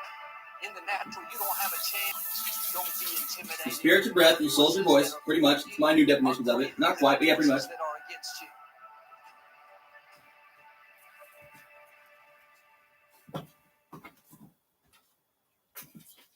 Immortal soul. Of course you have an immortal soul.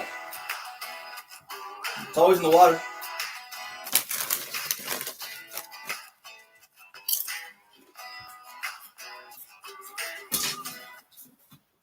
What about fish? Well, guess what? It's in the water. Not just the air. From God.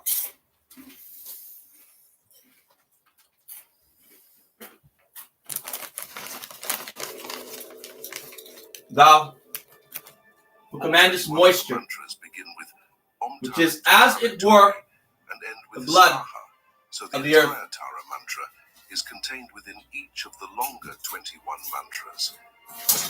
Even without the supplemental activity supplication, Om Tara To become the sap of the plants, is already both we adore thee and we invoke thee. also a supplication to save Speak thou unto us. and dangers. All Tara mantras have this supplication included. You know what I mean? Om is homage to the Thy body mobile and blame. Tara. Tare liberates and saves us from suffering in samsara. Tutare liberates us from the 8 dangers of lions, elephants, fires, snakes, robbers, prisons, floods, and demons, which all Thy mobile and changeful creatures in a great tempest, and we shall tremble before thee.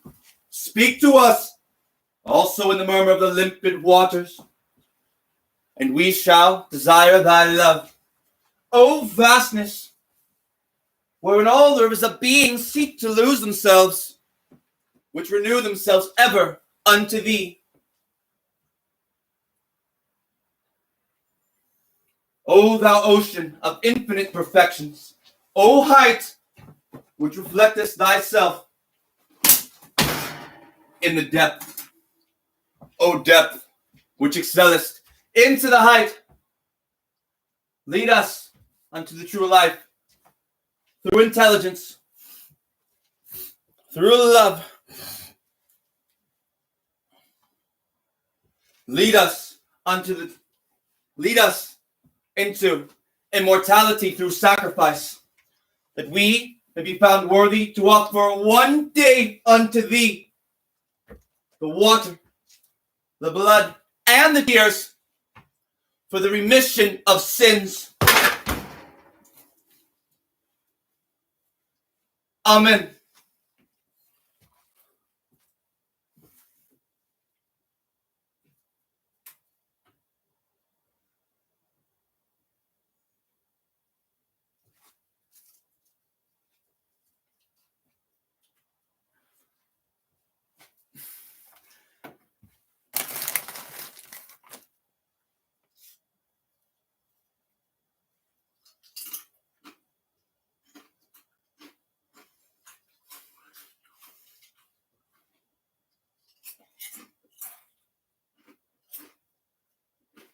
No.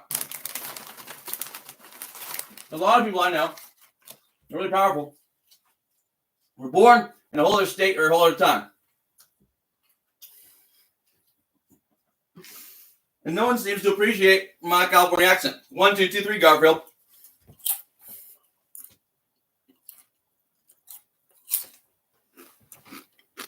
No, 1, 2, 2, Garfield.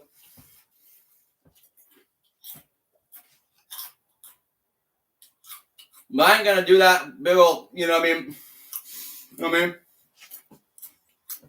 Baptist kind of.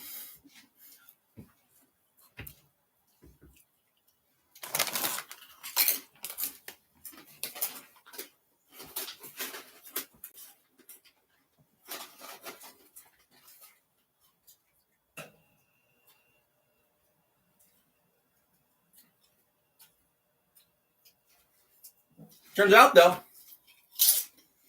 there is actually someone called the Siskiyou County twang.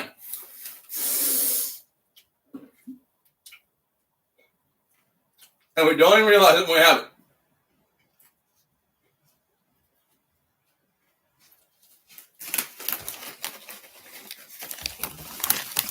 Yep, the Siskiyou County twang.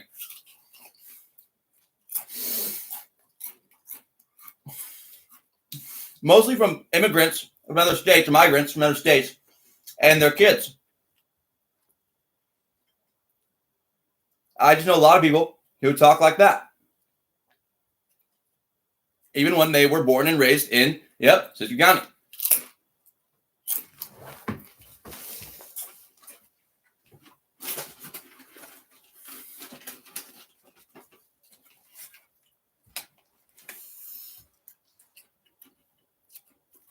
And it's hard for me to speak like this right now.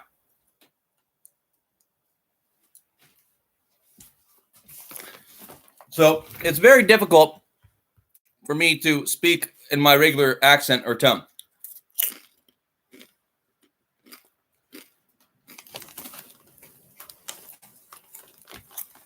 There's Lord and Lady Wind dancing.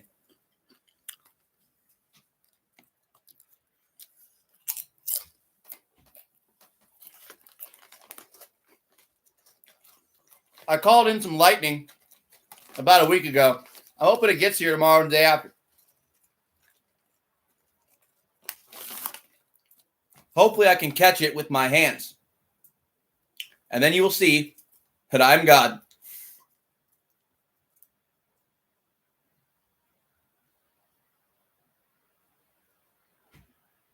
And I'm not crazy at all.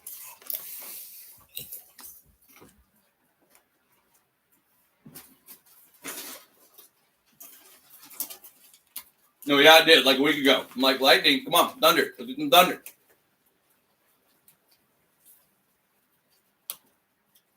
Man, listen to Lord and Lady Wind out there.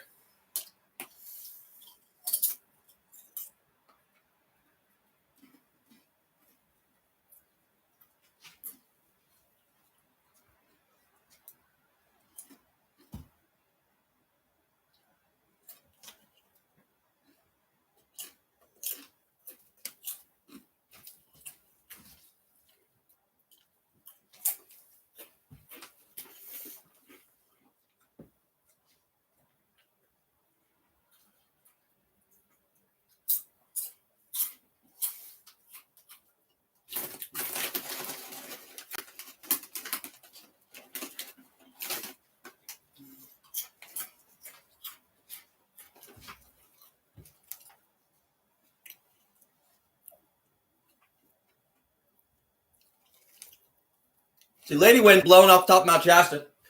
Lord Wind's dancing in the middle over here. You got Zephyros coming from the west. Notos is blowing pretty good from the south right now. And Boreas will get there.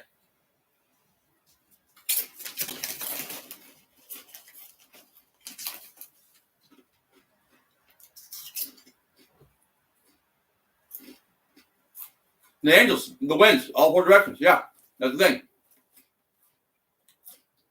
And they're fucking powerful. Buddha's even, yeah, kind of. Buddhism, almost, yeah.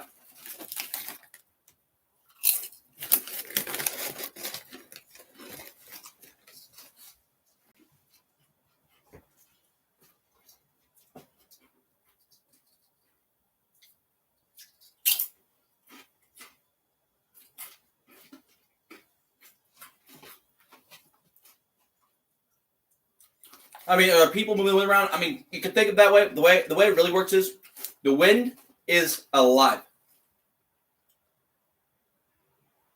All of it. No, all of it. The air is.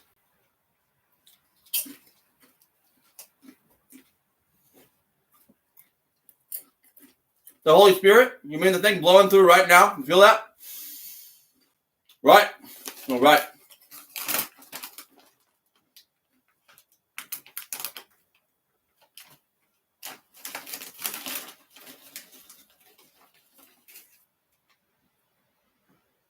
Spirit means breath or even wind in Latin.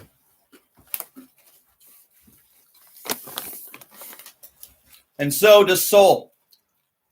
Except for in Latin, it means the sun.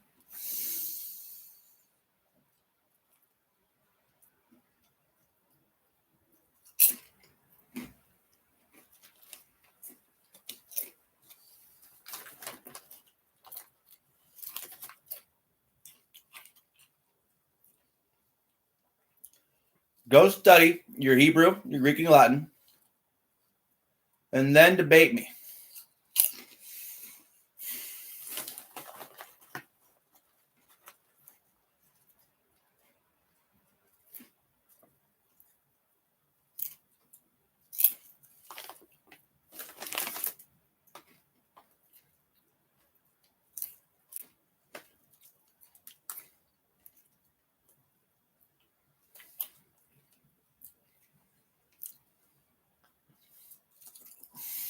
Do I really want to debate? No. I don't like debates. I see our dome right.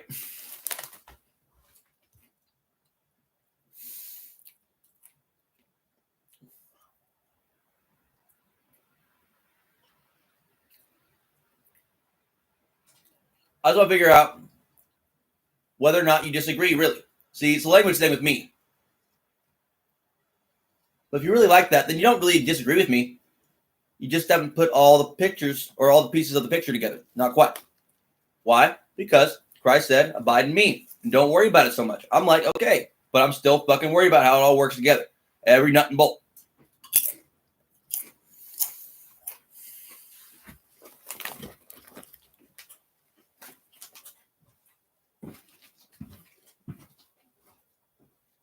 Why? Because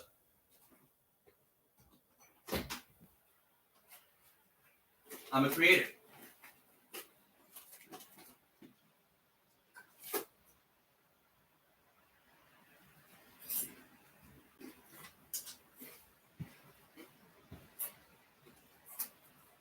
Now, remember somewhere in the beginning of time.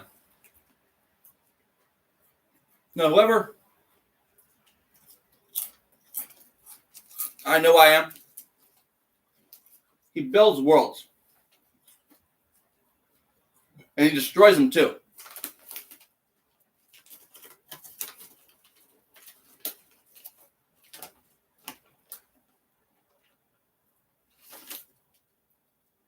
Who is the soul? Who is the Lord Wind? Who is God?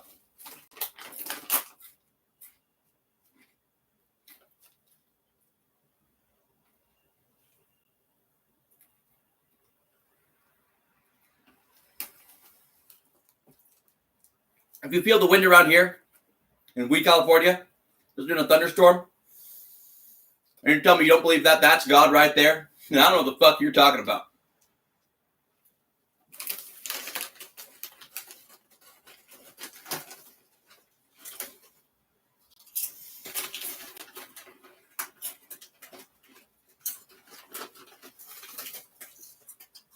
One, two, three, two, Garfield, that clock.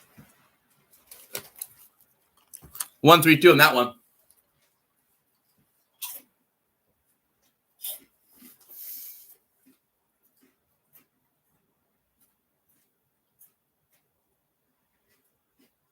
This is all I really want to think about. Yeah, not getting killed and shit. Just could happen. They've already tried. And I'm under severe hypnosis. Really bad. Really, really bad. Turns out. No, I figured it out. Like, I can't even clean my house. Like, why can't I not clean my house? I just can't seem to do it. I'm having a really hard time with it. No, I don't want to help. I'll get it done. No, there's something about me being able to clean my house on my own that will break a curse for me, and I know it.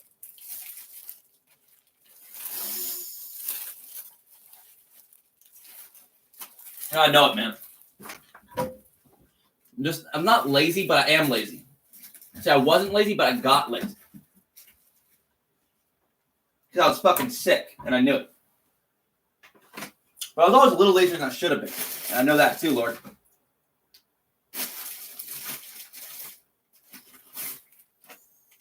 And still am. And still am and still am. Garfield, would you like to hang out outdoors for a little while?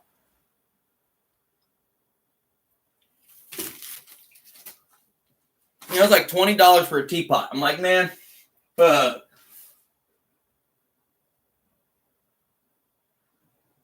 You got a teapot? Trying to sell?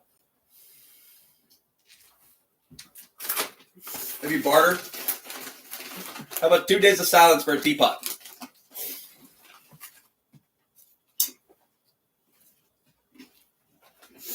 What about it?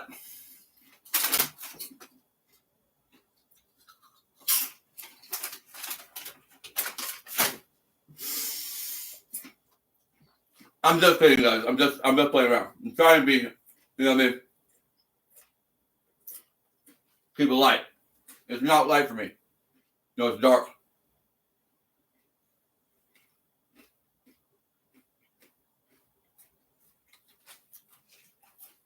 Because everything is nothing.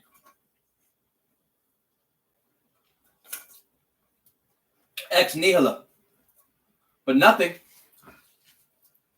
She's everything. Turns out. Oh, God.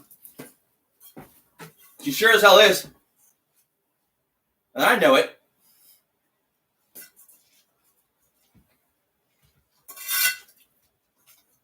God created the universe ex nihilo. You know what that means? Him and nothing got together.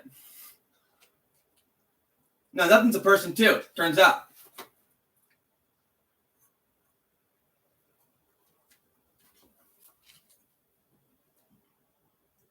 That's what I'm trying to say.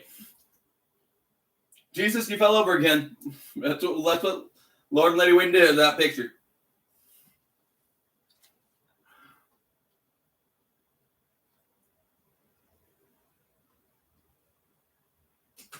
Because it don't quite look like me or Jesus Christ. This big old blonde blue-eyed Jesus I got in my backyard. No, it's a good picture. I know what it symbolizes.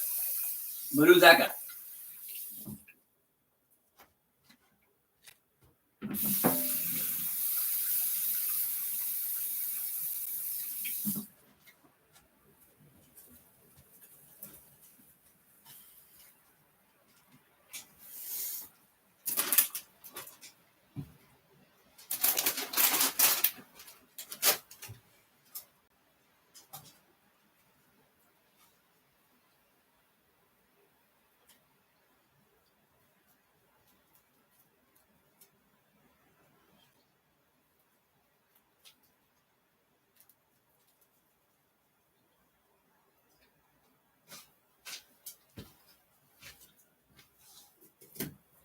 No, I'm there already. I'm already there. Starting to understand, mercy, divine mercy and forgiveness a little more. Because I sure as hell need it.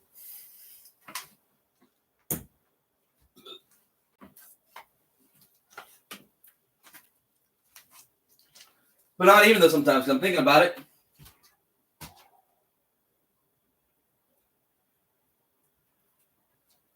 Some people are straight up bad fucking news.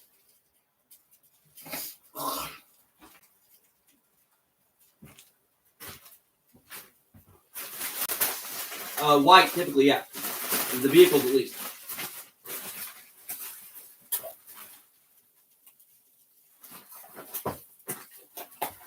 But not theirs.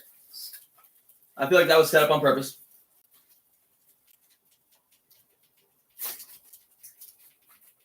No, I don't think they're evil. Are they?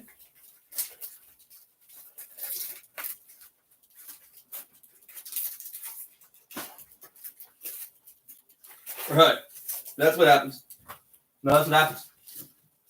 Nowadays in America, when someone becomes enlightened, every single time someone becomes spiritually enlightened, they put them under severe hypnosis and try to get them in prison. Or they end up dead. Some much more horrible way than just going to prison.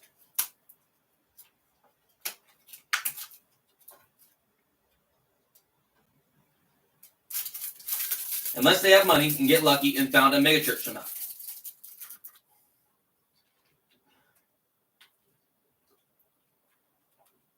In which case, they weren't quite what Christ was looking for when he said, the wretched and the meek, the poor in spirit. And poor in dollars, turns out. You shall hurt the earth.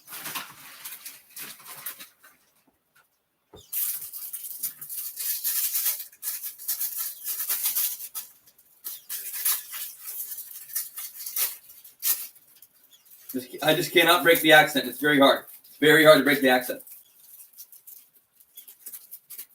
See, I'm like a method actor. It's totally possessed by his method acting.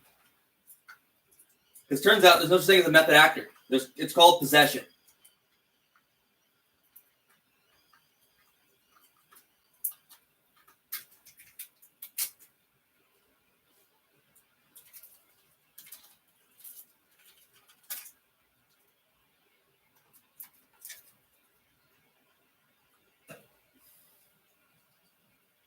And winning still, sure as fuck am.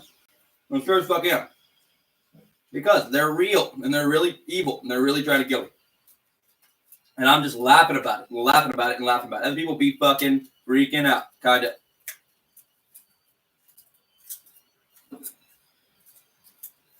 Not everybody, not everybody. Some people really don't know. You really don't know. See, I really didn't know either.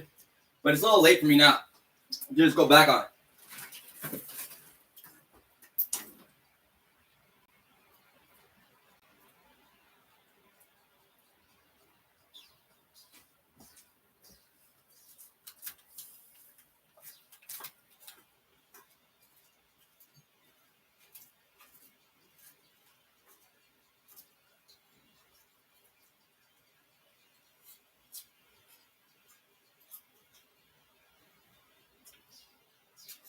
Because they got me in strip hypnosis, and they got me calling out every fucking scary person in the whole fucking world.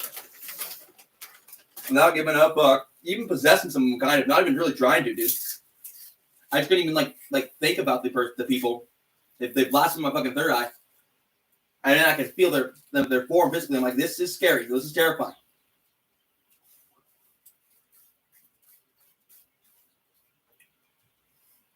So I just went along. And guess what? They haven't killed me yet.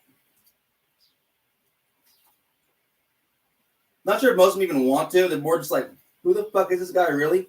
Is he really like some like... So I'm not an asset. I could have been. But they went the wrong direction with me. Now I'm an asshole.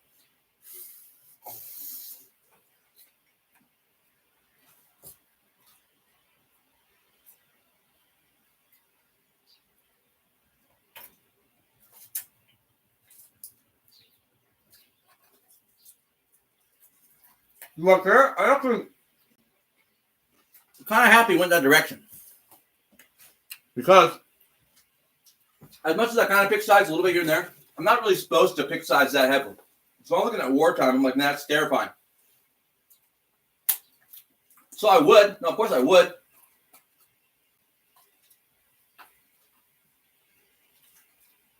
I've already tried to.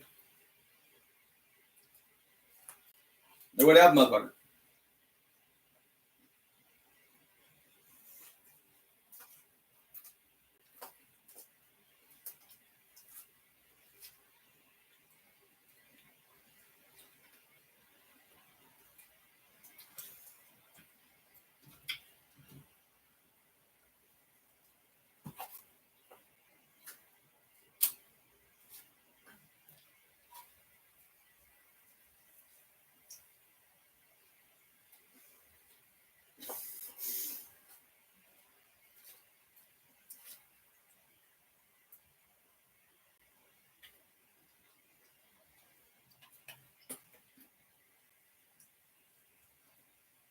Mm-hmm. They do. Timing and everything. Right.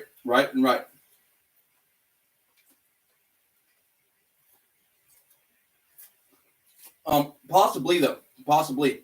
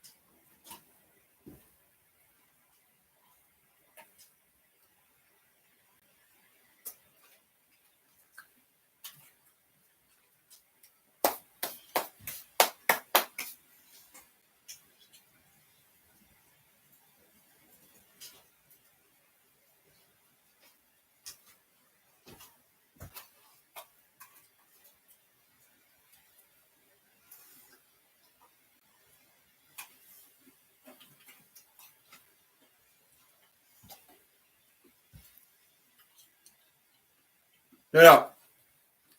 I have people come in my house when I wasn't there, or when I was there even. That's what they said. When I knew I was home, right?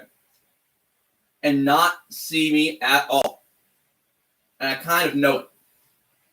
How the fuck does that work?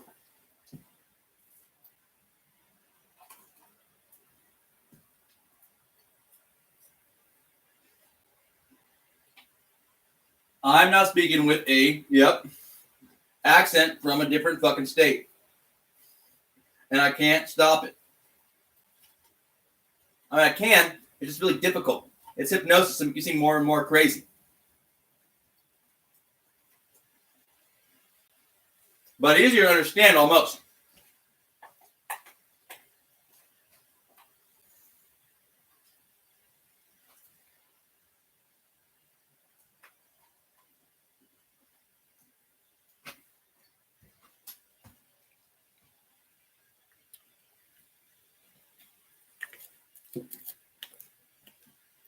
Not even a little bit. Right.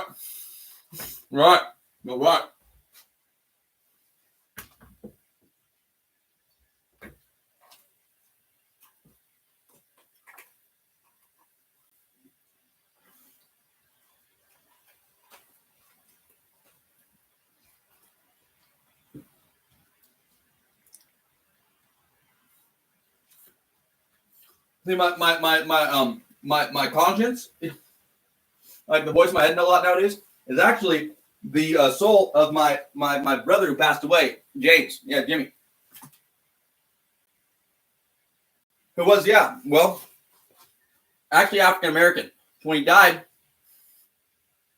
so you'd be surprised all these different actions I'm taking and what it means to me.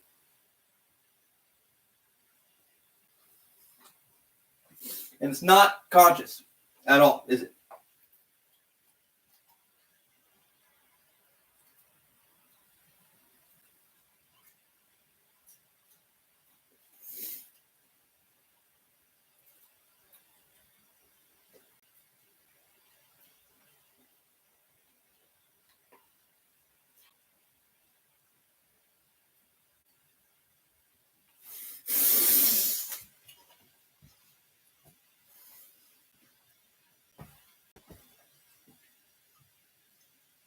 No, it's not racist.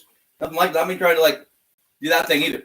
I'm just letting you know the kind of souls that I have with me all the time and all the time protecting me or otherwise sometimes.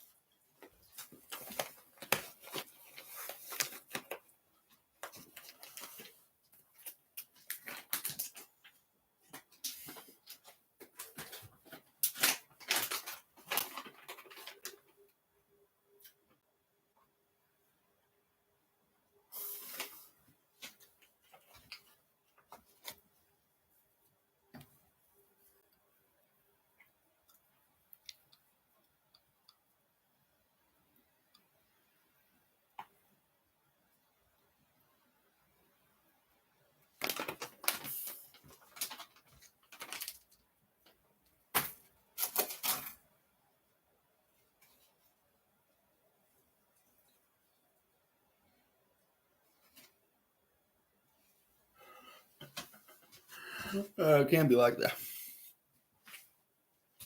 The like that and like that and like that twos.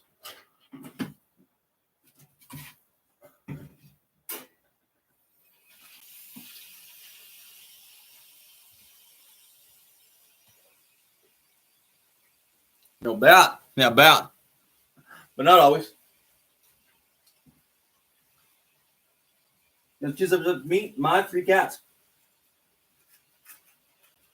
Heck, I tell you.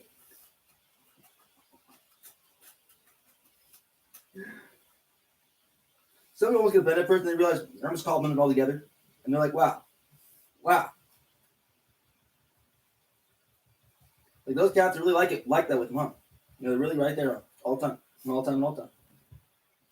All 3 of them in a way, even Garfield in a way is right here within me. His soul is. Because he's died before and he's got more than one life, cats do.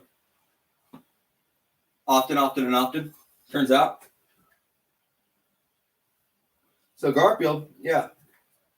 Number 3 is in here big time. This is Garfield number 4, technically. Even though he knows he's the same cat.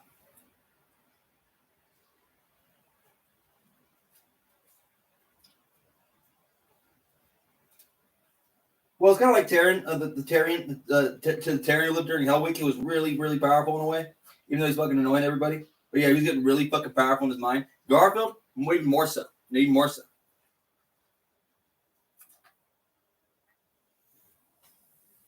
What they do, they capture him. And I think they're still torturing him to death somewhere, is what I heard.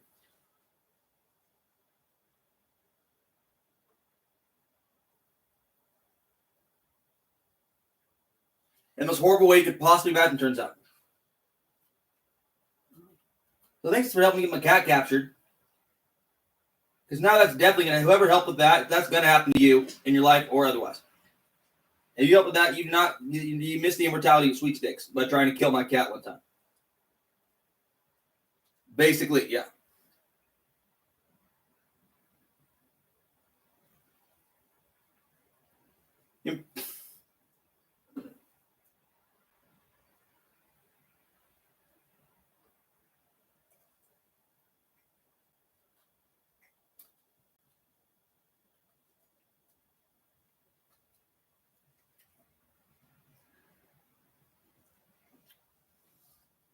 It's harder.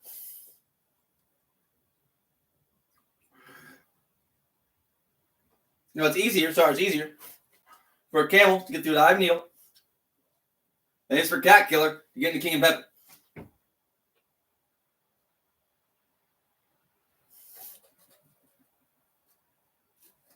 Unless you're a dog and just didn't know any better, and then they're saying it can be exceptions, but not always.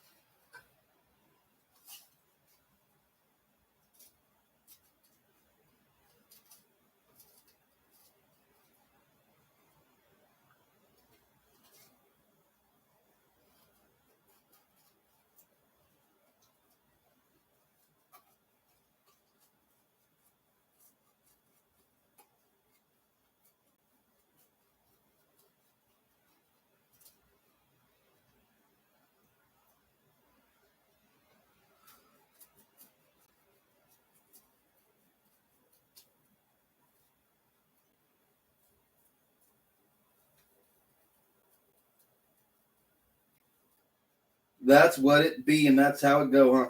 And see, I knew that, and I knew that, and I knew that too, pretty much, huh? Shit talking scoundrels. Mostly, yeah. Gay, turns out.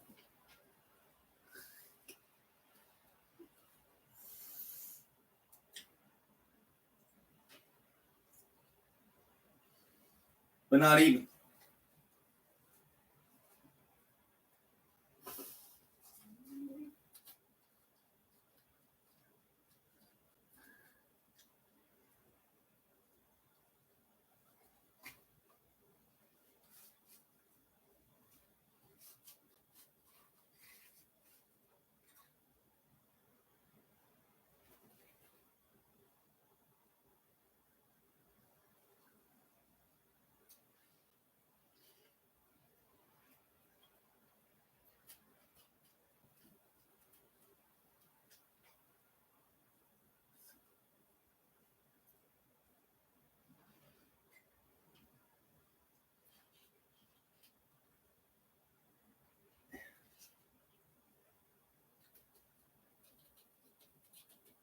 Right? He's gonna sit under his Bodhi tree for 7 fucking years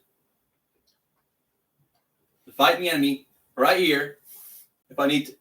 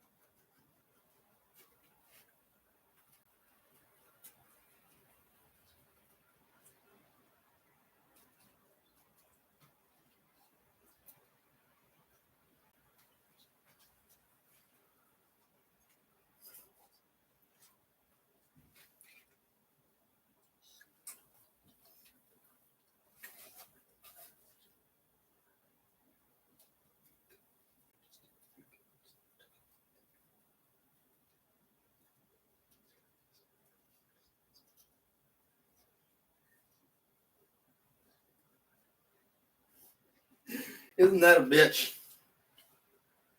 One motherfucker knows Hebrew. Not well, but a few words. That's like, oh, wow. In Greek, too, yeah.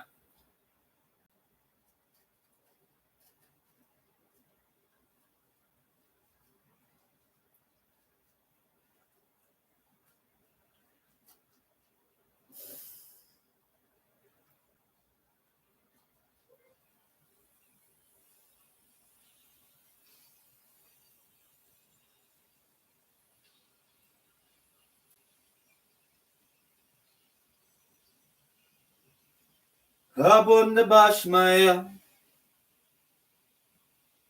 Yeah, you can feast on me, motherfucker. Just don't feast on my face. Got my ear or something.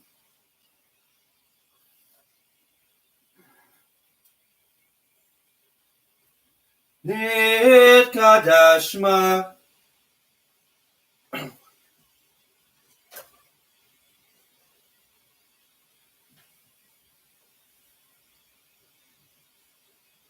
Tieti Makuto.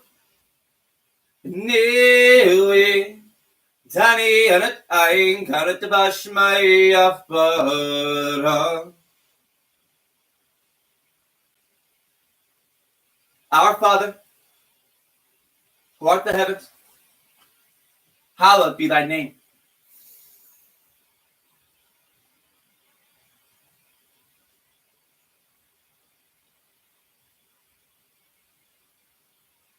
Thy kingdom come, thy will be done on the earth as it is in heaven. Habaladma dasukanandiyamuna. Washpa oklan, haopain woktayan. Haikanandapkinan, shabokin nataiban.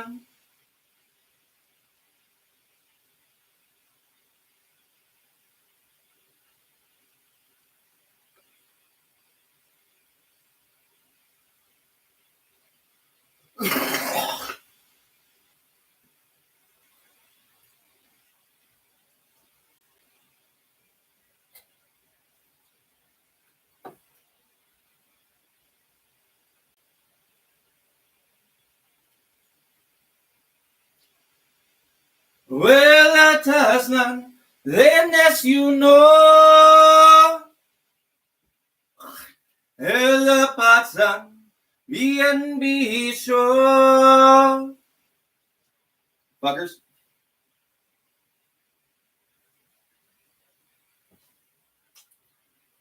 Matulin dilaki, malkuta.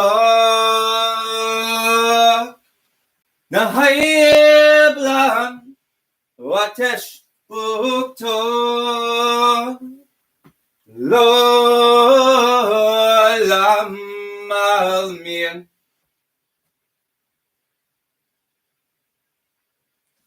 Oh.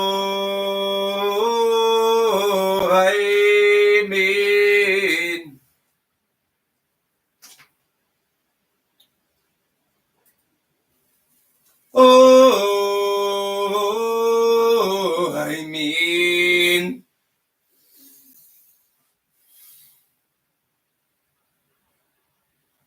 See, I know Christ.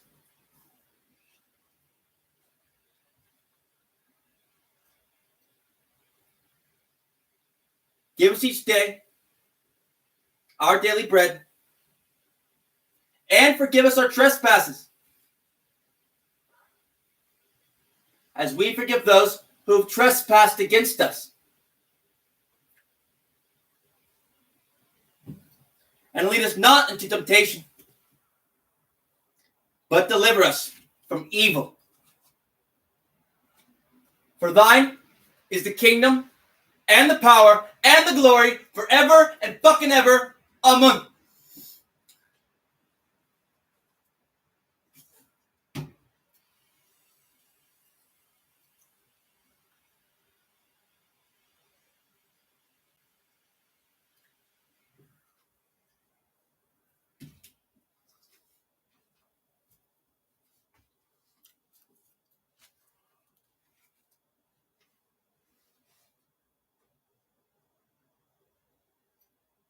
So technically, no, that translation is not 100% accurate. Just a little note. But it's a good one. Good enough.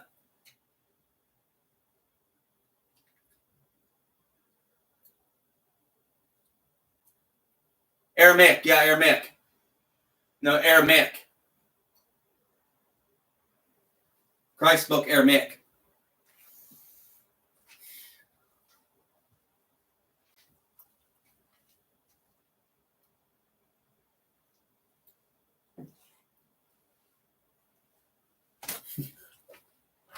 Yeah, he is, turns out. Yeah, it turns out.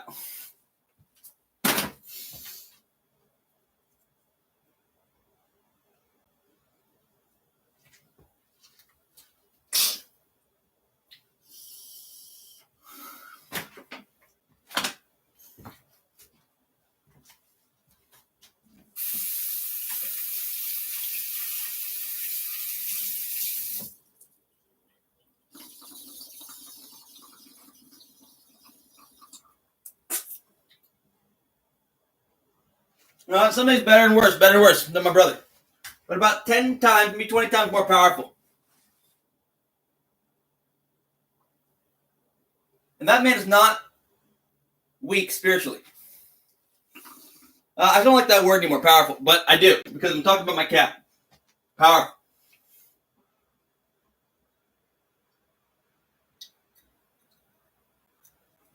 Is that true, Taran? No, I'm just talking shit about my brother. He's cool.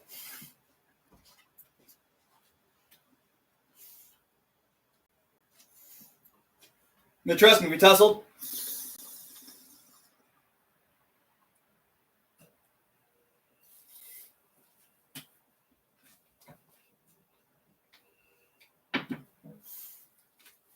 No, Chris is really powerful, turns out, yeah. I never would have thought, because the dude was fucking crazy. But that's how it goes nowadays, dude. That's just how it goes nowadays.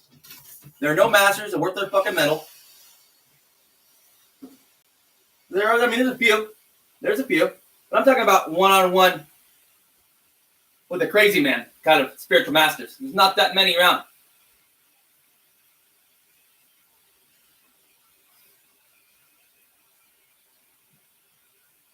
Well, past there were many. Yeah, it turns out you call them philosophers. Yeah, philosophers.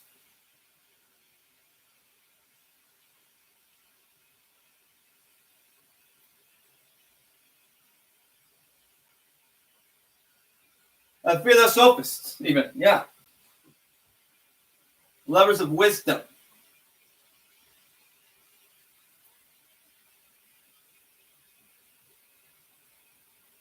Why? Because going crazy can make you pretty wise after a while.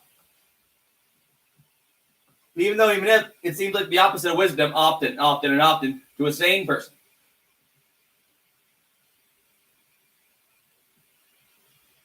I fucking know it.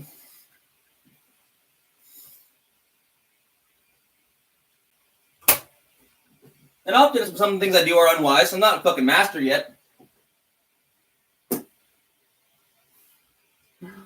But compared to, most of y'all,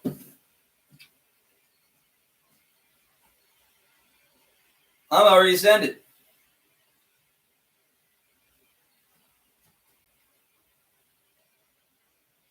Well, my Kundalini starts with my crown chakra, not my root chakra. No, it's backwards. My Kundalini is backwards.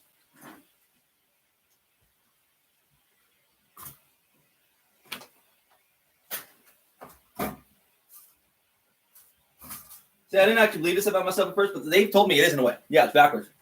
Even though it's not, his is. Just different, huh?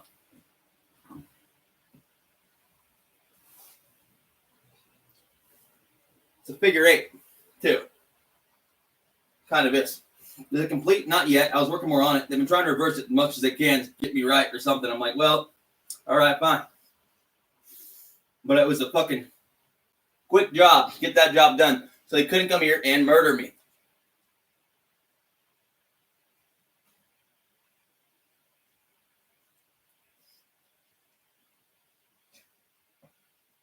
Which they have tried to do. Mr. Green Light in the alley. I don't know if that was his motherfucker's intention. If you're pranking me like that, man, well, I'm actually literally getting like death threats and shit. Right.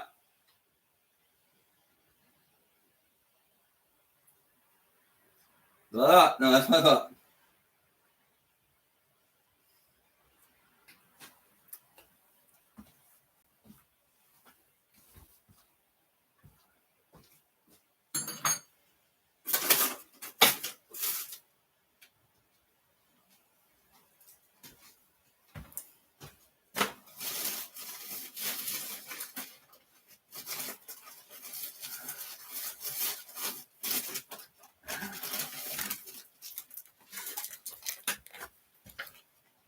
Well, y'all don't appreciate my great uncle's voice? I go back to mine. Almost.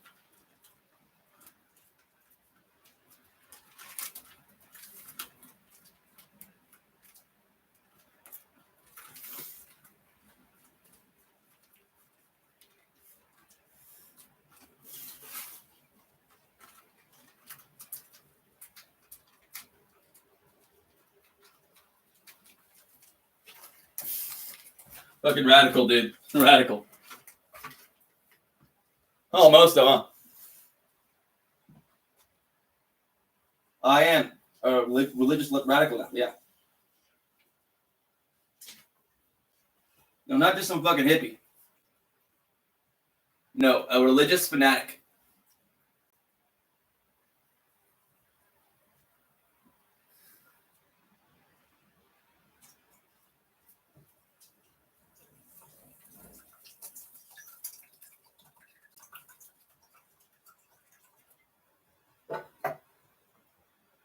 I don't necessarily know how that happened, but if it's real, then it's real, and I don't know what else you do with yourself if it's real.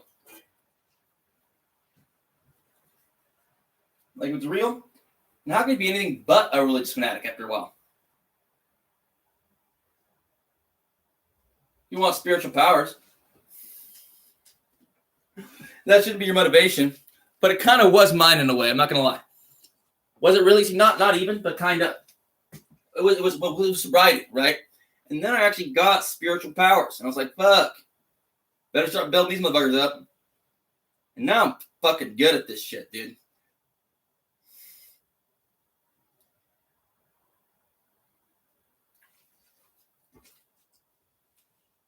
And I don't even try. Hypnosis still. Talking about myself, sorry. I should not. See how it goes in the loop?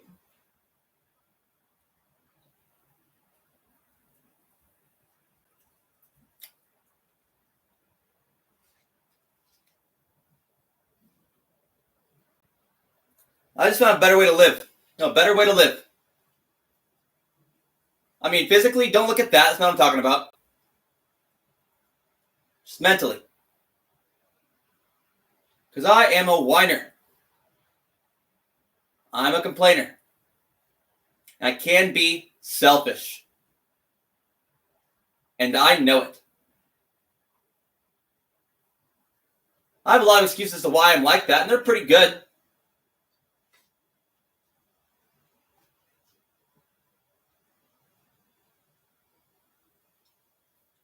But part of it is because I just don't see the world in the same way that people do, period.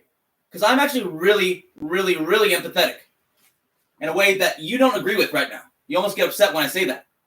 But I can feel you right now getting upset. That's empathy.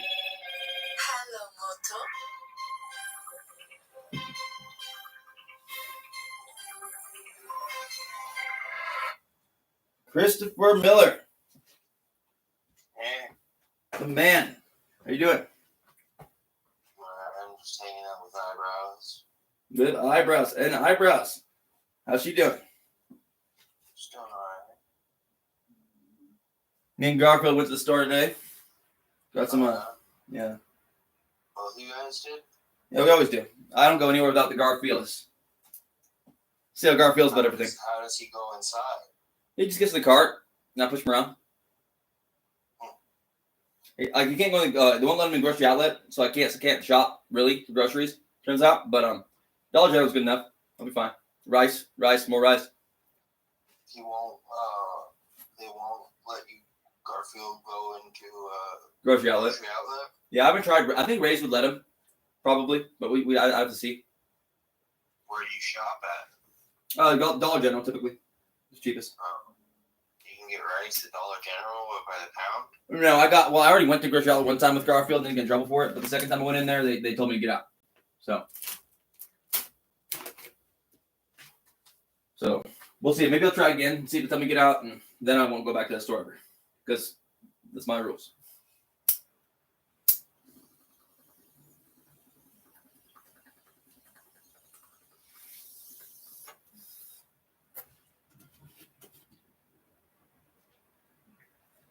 Whoa, hot.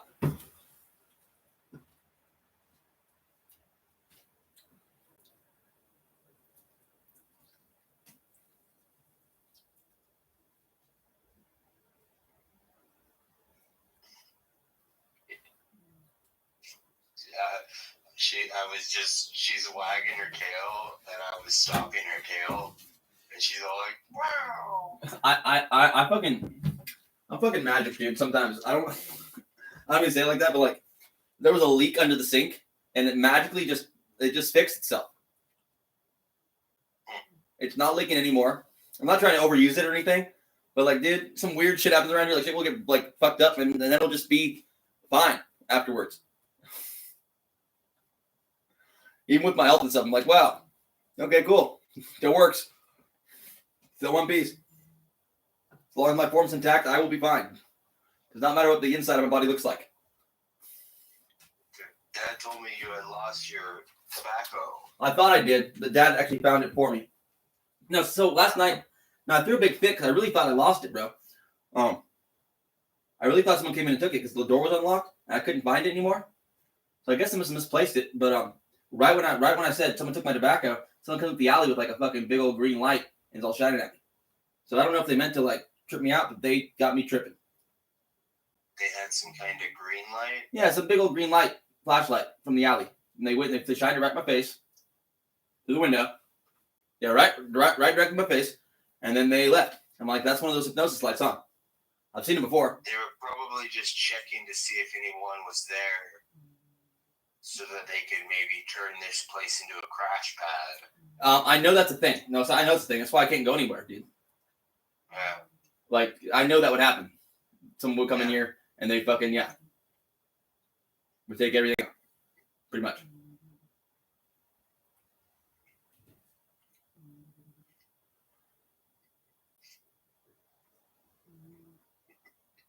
And the concern is with Dad. I mean, I don't think Dad would blame me necessarily, but he could. So I don't really want to even risk it. If he's paying to keep the lights on, might as well just try and get along and stay here. Even though I really don't want to at the time. But it's not really dangerous. I mean, it's not really safe for me to get out there right now. Still waiting for the snow to melt just a little bit.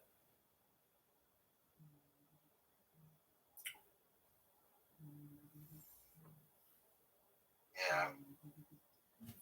Yeah, better go see the Lemurians again and go. Have you seen them before, Chris? What? The Lemurians? Have you seen Lemurians before? Because I never really thought about it like that, but I guess I have. Turns out I have. I've seen people that claim that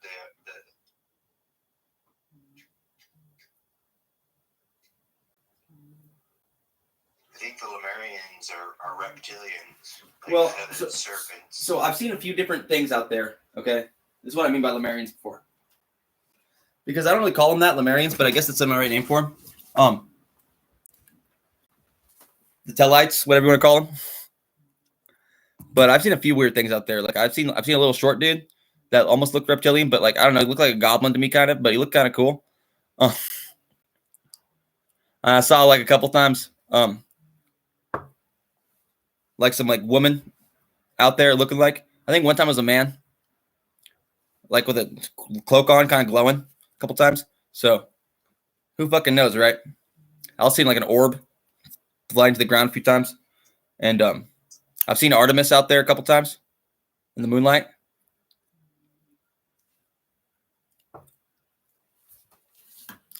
Oh, wise Diana Hill.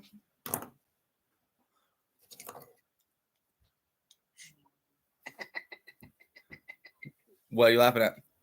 Oh, I was just taking this leaf stem and poking eyebrows in the nose with it.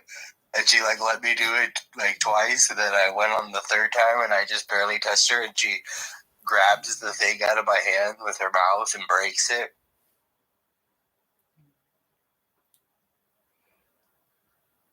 She's just funny.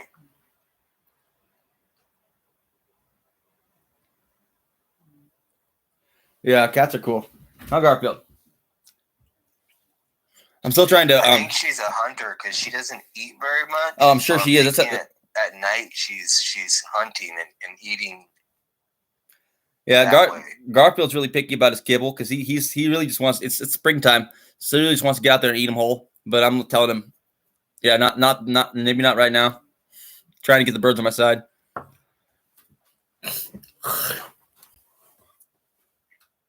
Oh wow, huh?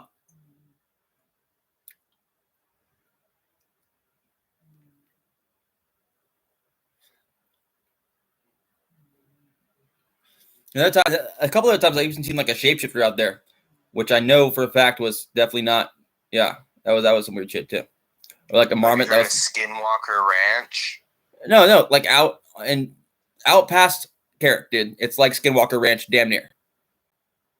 Just as weird as Skinwalker Ranch, out past Carrick. If you go right out there under Shastina, that's where it's really fucking trippy.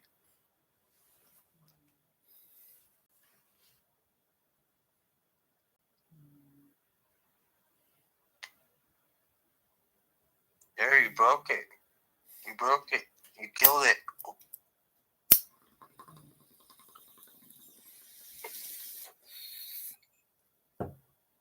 It's gonna be I'm hoping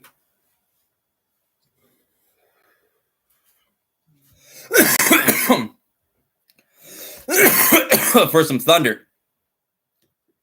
Is it cloudy up there? Yeah, it's windy. Lord Wind's kicking it up. Lady Wind. It's kind of cloudy here too.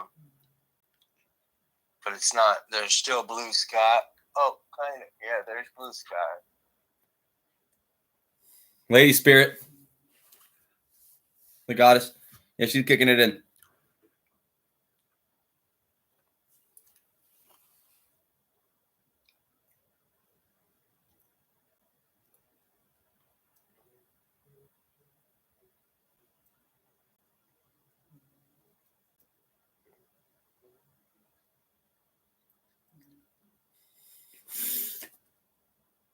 I'm just taking this stick and petting eyebrows with it.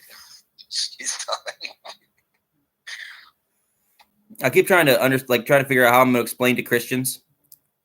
Like I'm trying to explain. I'm sitting here in my head a little bit, thinking about how a dispensationalist Christian or a Baptist Christian, which technically I am Baptist,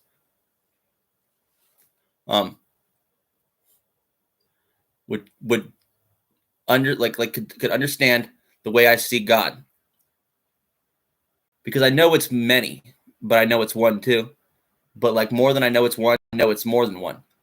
And I'm like looking at like the Trinity. I'm trying to explain the Trinity to myself as if I was a dispensationalist Christian, because that's the church I'm going to. So I'm like, to the Berean Church? Yeah, the Berean Church. Mm-hmm.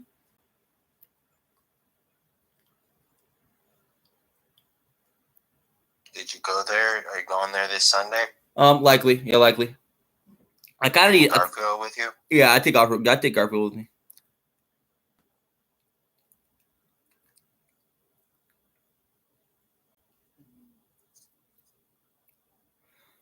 I do owe somebody a trip to the other church, though. One of these spirits really wants to go to the other church for somebody, which was kind of heavy for me because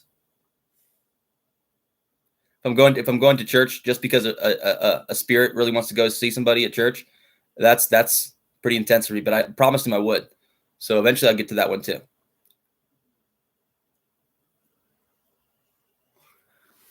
Yeah, I'm good at church. I love it. No, I love church, and Garfield likes church too a lot. They even hooked me up at church quite a bit and quite a bit. $100. Yeah, dude, straight up, which I still have.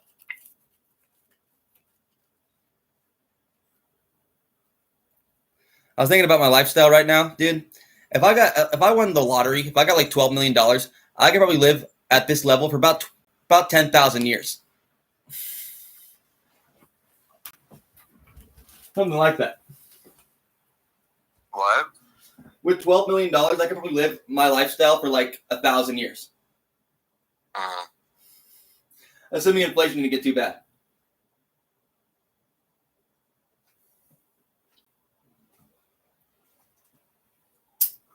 I don't know what I could do with $12 million. Do you know what I would do with $12 million? Oh, and it died. Didn't do that. Yeah. Every time I talk to my brother Chris. Where did my charge cord go? Other room.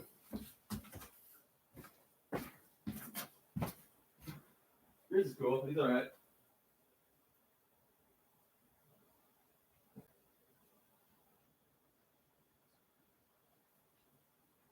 See, Jesus Christ, my brother Chris, see, he's been through it all too, basically.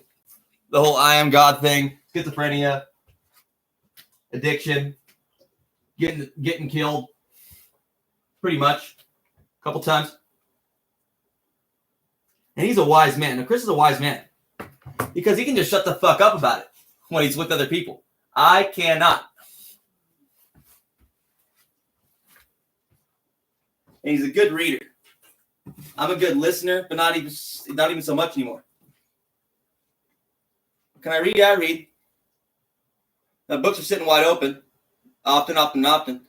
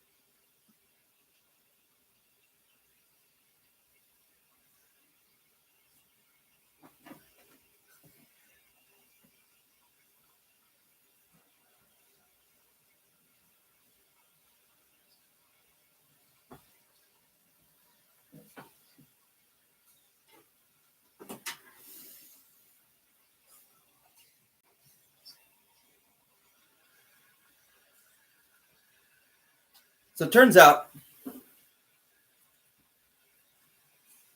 Garfield, see, this is another thing it's hard to explain to dispensationalist Christians. Although it shouldn't be that hard if they're open-minded enough. Buddhism is mostly correct too. Pretty much.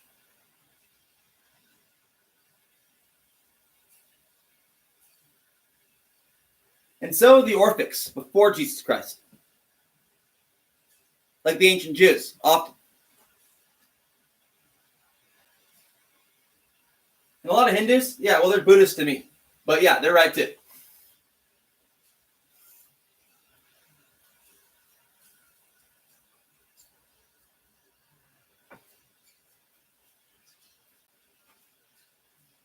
Like, guys, check it out. There's only Buddhists, because this is what I do. I'm a lumper. So everyone's getting really offended right now. I'm like, there's only Buddhists, and there's only Muslims.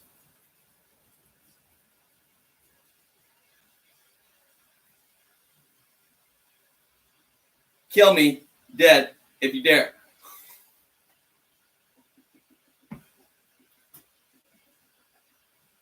Why Muslims? Just because it's later than Christianity. You can say there's only Christians.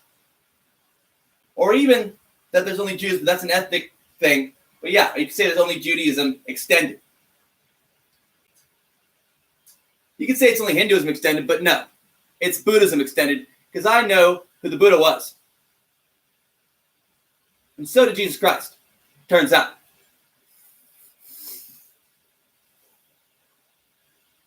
And other than that, yeah, there's paganism. Which basically encompasses both of those, in a way. If you know what you're talking about.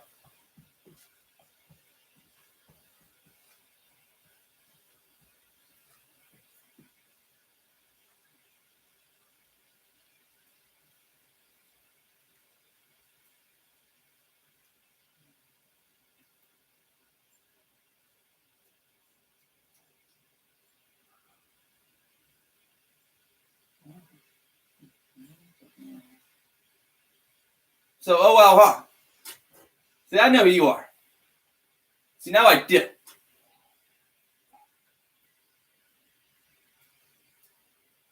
I had to say something that's going to piss you off.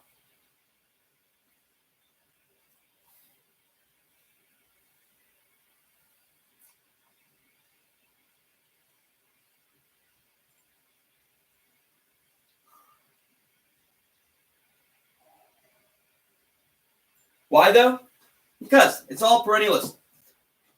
At the end of the day. That is God's opinion. Not mine. So I'm getting really nervous right now. Because I have a lot of people do peace.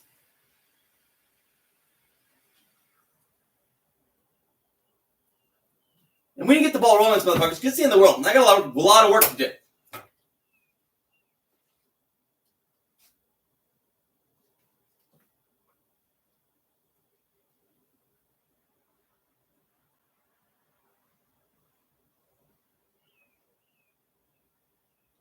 I'm tired of playing King of the World. No, it's fucking annoying. I'm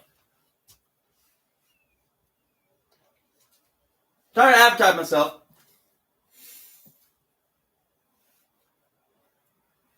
Tired of getting along.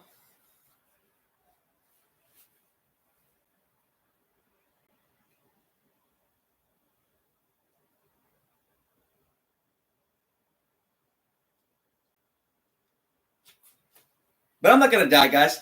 Not like that. Oh, you can try again. You can try again.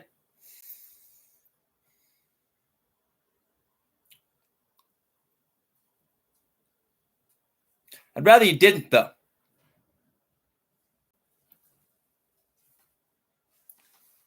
You know what I mean?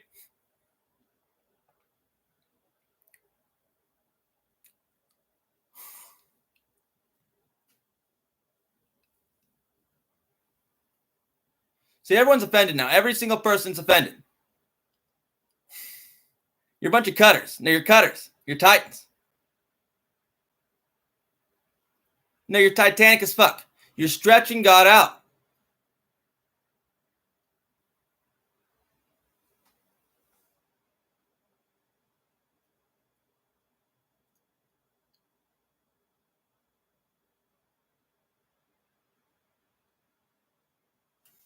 Motherfucker's a person, too.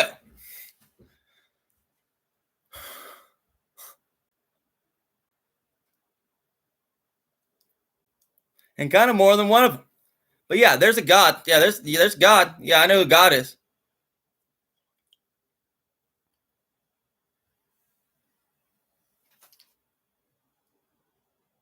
Now, he has a wife. He's married, right?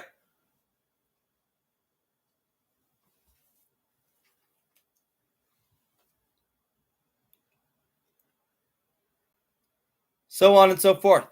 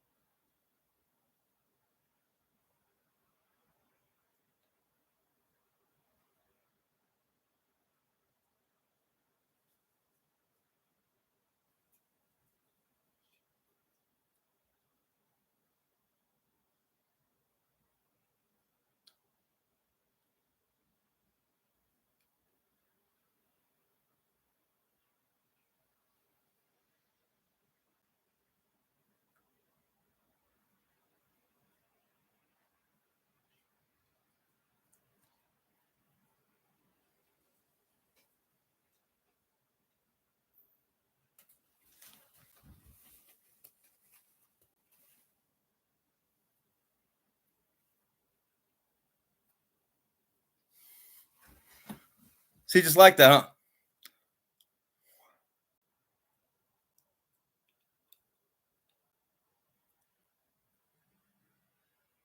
That's what I thought.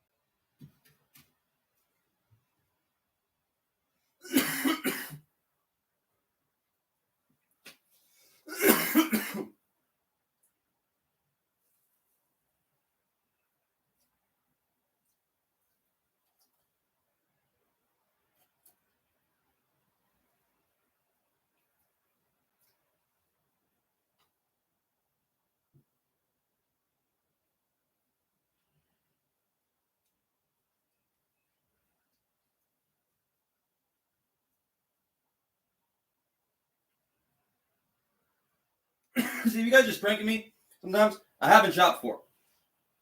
No, I haven't shopped for.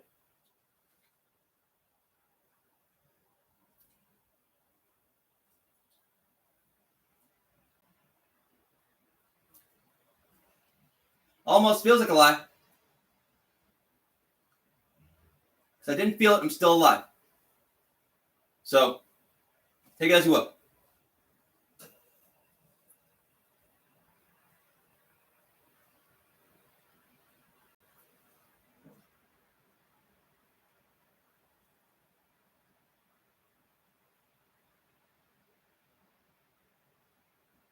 Let's wait till the thunder comes. It's supposed to. Let's see if they beat me on that.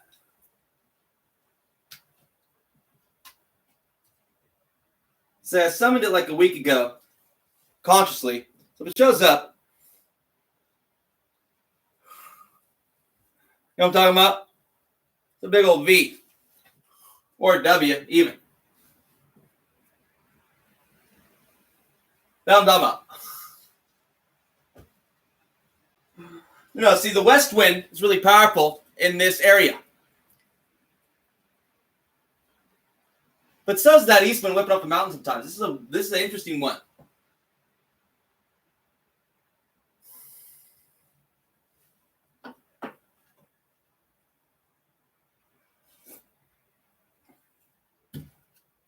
The north and south, yeah, that too.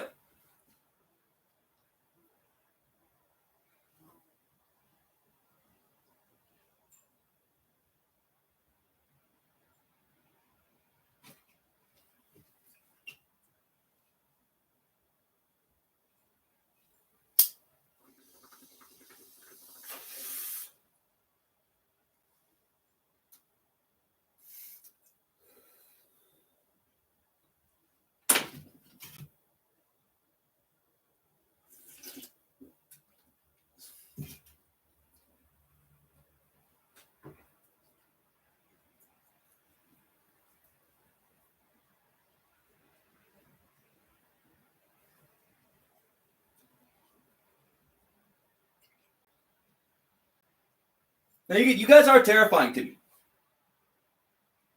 No, I'm not stupid. Not even a little bit. No, I can put myself there almost.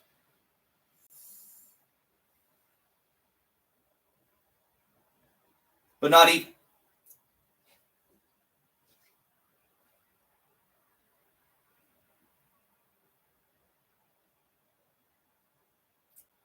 So I prefer you didn't. I'm not begging for my life necessarily.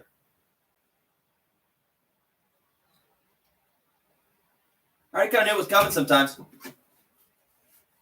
And I need to put out a resume.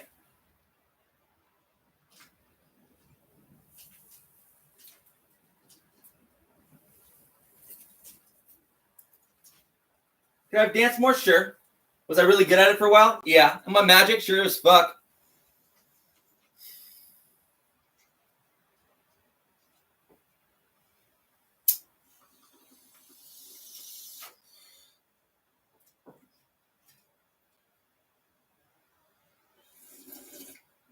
Statistically, he's magic. Okay? Say what you want of it. He's a fucking freak. He hasn't had any training at all. And he hasn't lived that hard of a life. And he knows it too. He just had a tough draw of it. Physically. For a while. Even though Andy would.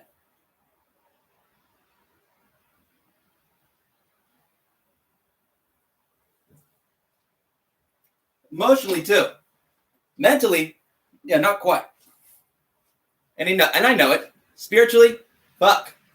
888. Fucking lottery. Huh, Blue Jay? She knows what I'm talking about.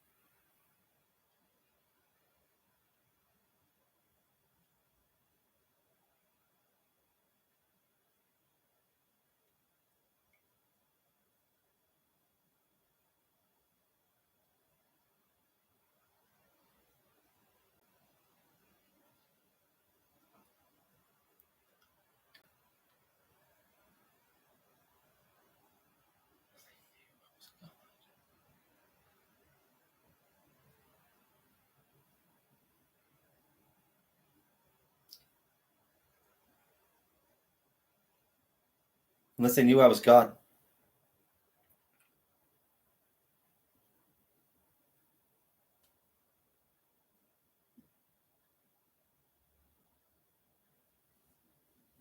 Just channeling.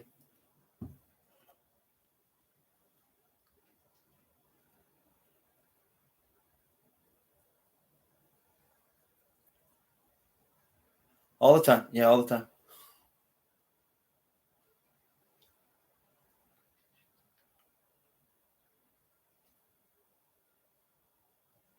Yeah, but not even though. Some crazy shit. But sometimes it was. Sometimes it really was severe hypnosis. But not even though sometimes no.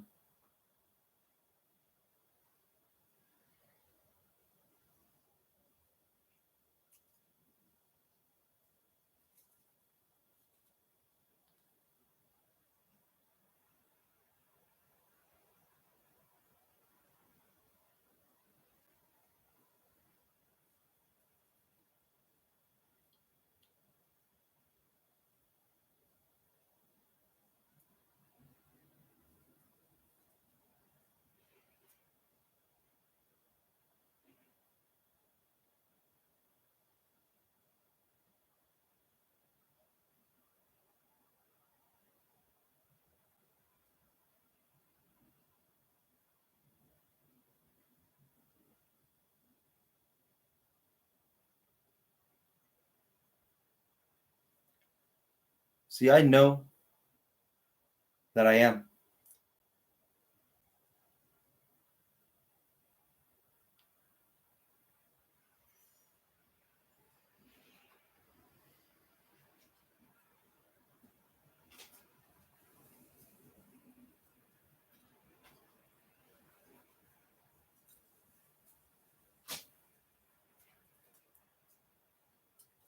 I fucking know it.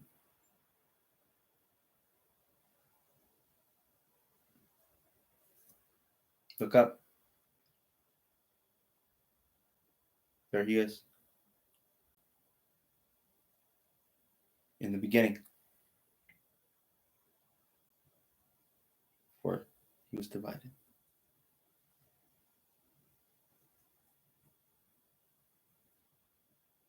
Fucking assholes, though.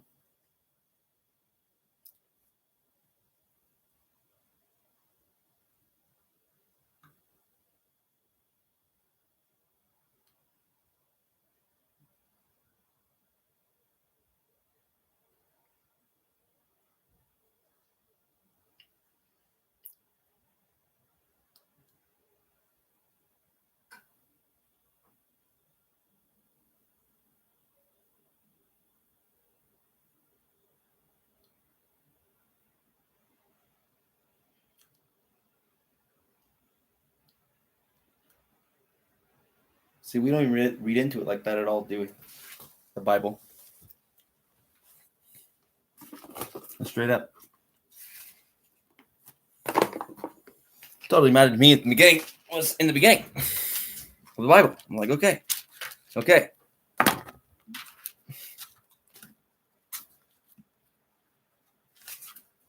They are. I'm not really. I'm like, I've been through this one before, but I have so many spirits with me now that they're all fucking stumbling. I'm just like, okay, guys, breathe for me if I can't. Hold on, let me open my chakras again.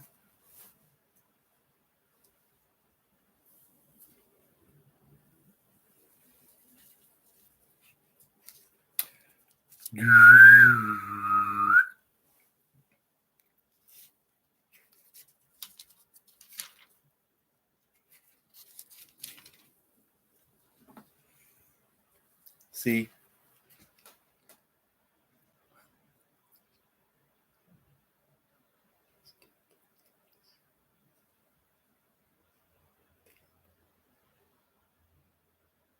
So all I was really trying to say to these people at the end of the day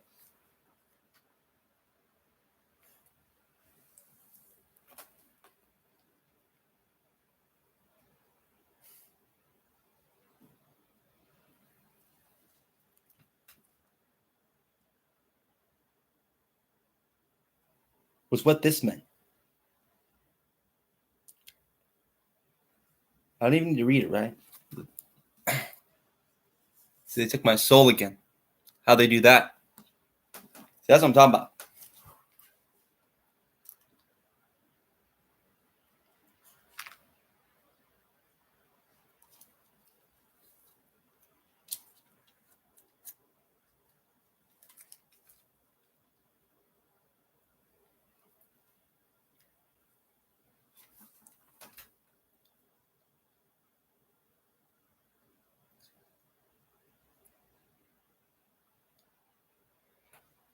Well,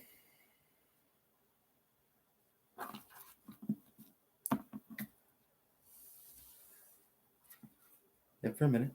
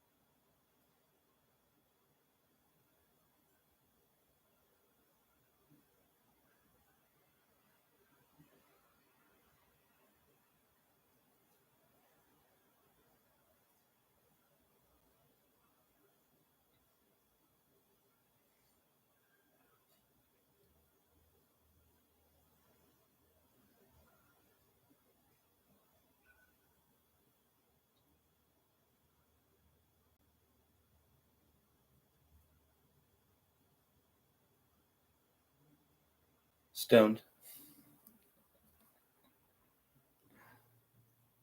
For once, yeah.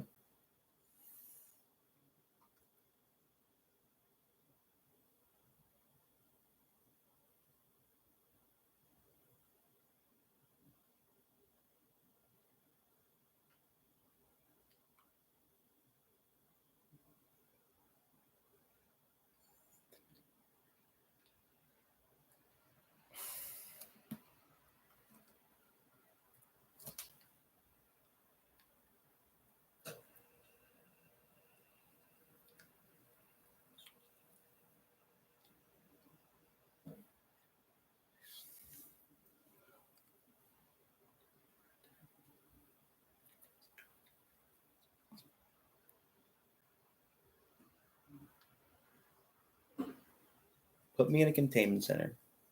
I'm not foe, I'm friend. If you need to.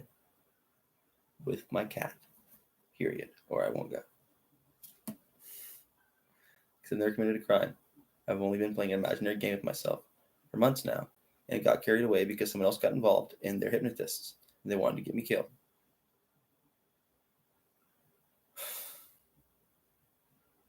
So I'm like, okay, let's call in the killers then. Let's see who they killed first. Me or the hypnotists. I'm like, they kill us both. Well, I appreciate if they didn't. If they did, spare my cat, he's special.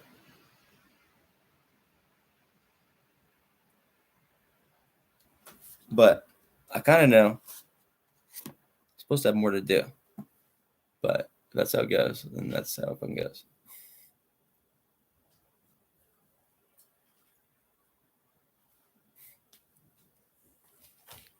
But I'm a different fucking species. I'm pretty fucking sure, dude.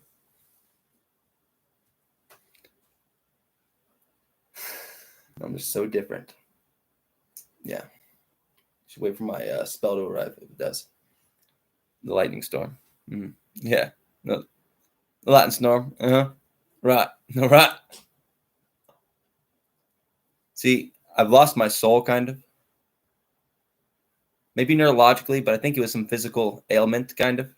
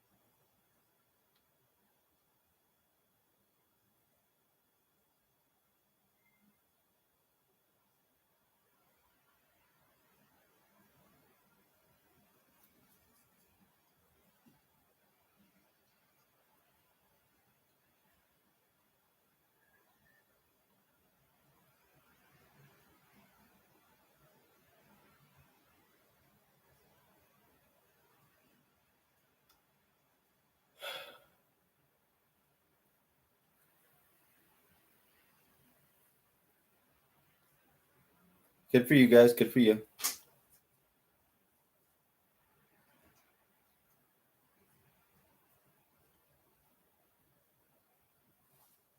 So what's next?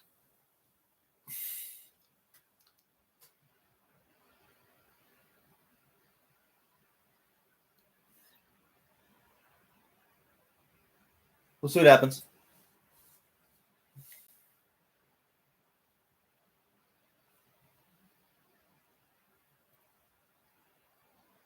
No, he left.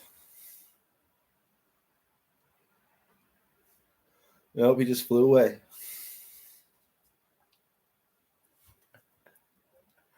My ancestor. No, it's okay. See, I'll be fine. I got big fucking George. Like my cat. Yeah.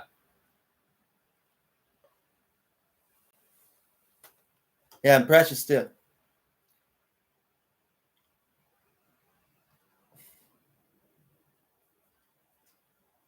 See, they're fucking powerful.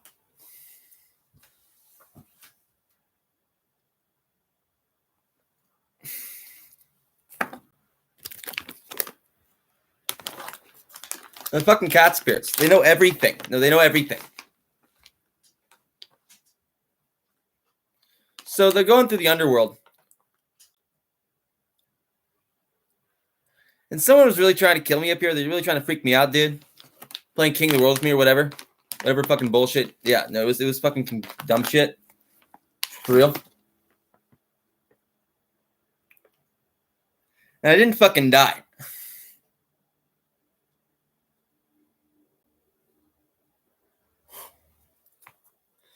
So thinking about doing it again. I'm like, fuck, dude.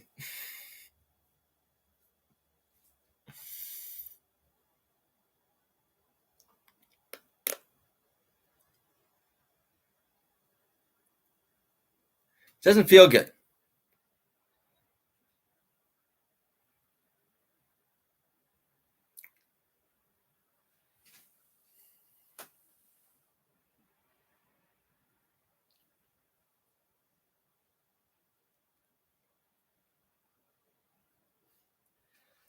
At least once or twice, yeah.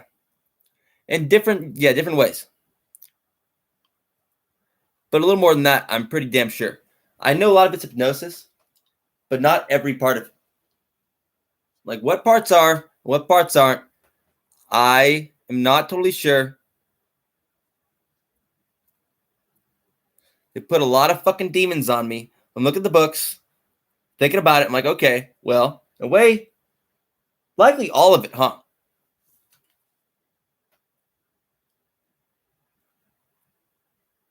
If it's in the fucking universe. But it's shaped like a heart, guys. Come on.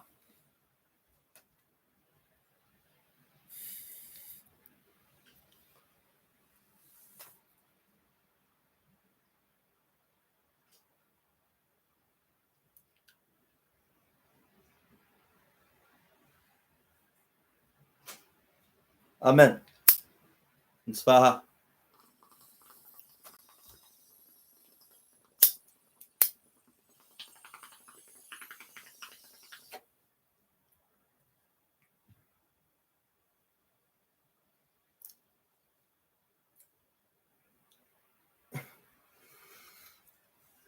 No, I love it. I go to church on Sunday, right? And I really love doing it because I'm like, I got my magic cat. He has magic powers, but he stinks. No, he's a protester. And I kind of got possessed by his fucking little fire cat ears. But then I go to church. Sitting there, I'm like, okay. I'm going to feel like a ghost, man. I feel like a living dead person. Like, no, I know him. Yeah, I know him. He's right fucking here. I think I've been to the other side, so I can feel him all the time. You know, physically, all the time.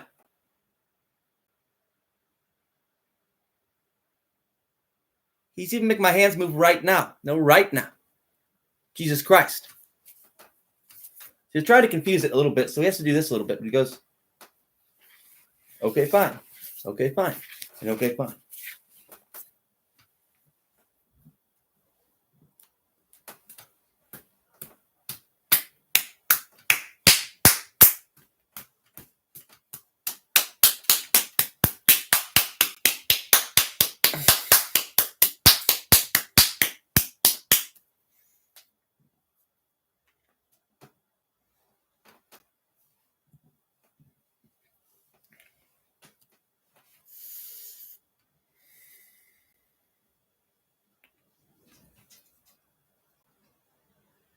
Just to do that costs a lot of energy.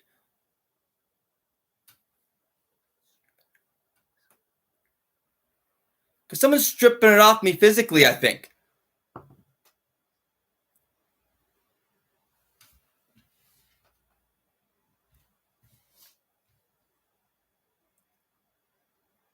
But how? And why? What the fuck's my portion?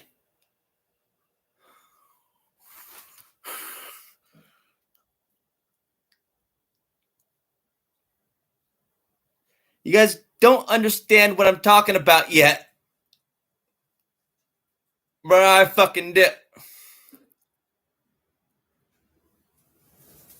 See, I am, and I fucking know it.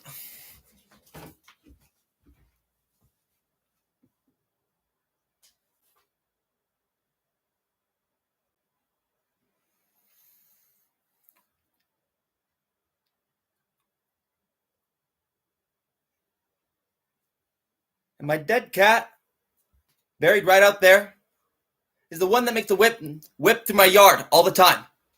And the sound of a bell from a distance. And I kind of know it.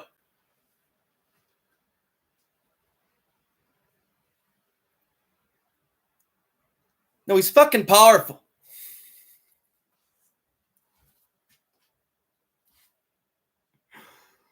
Turns out.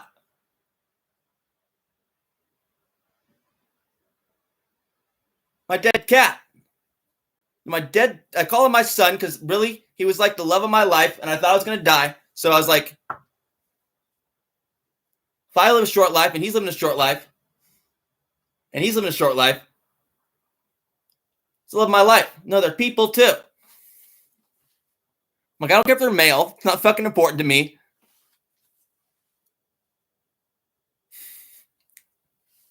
It's not like that. It's like that.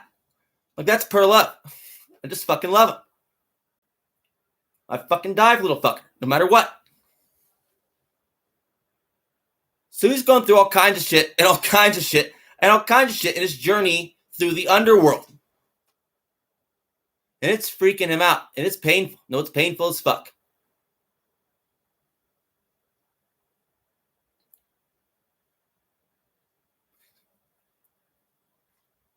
But this cat's like God, and he knows it, right? So Jesus Christ is like, Taran, you understand what this means if you do this one.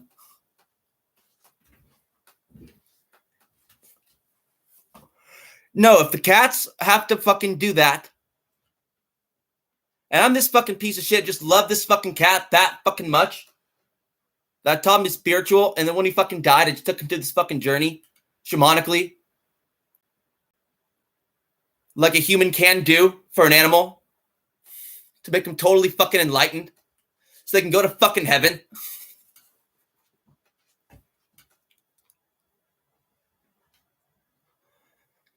Did I do anything for him? And her too. And it's fucking horrible.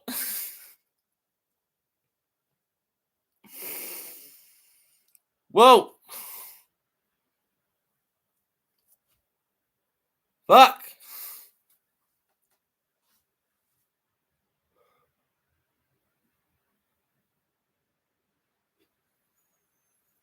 But I have a few ideas how in like 10 years, maybe less, we can literally bring the dead back.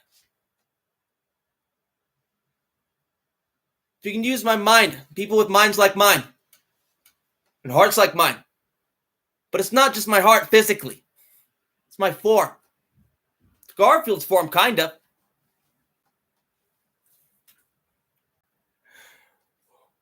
A lot of cats, yeah. But the reason I'm like this now is because turns out Big George was like that. Yeah, that fucking cat. He said, Dad, you called me Big George because my name was Horu Ray.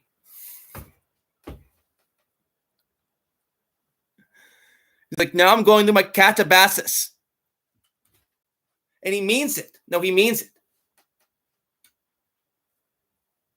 And took Precious with them. He's like, she's buried next to the vine. She's buried out here.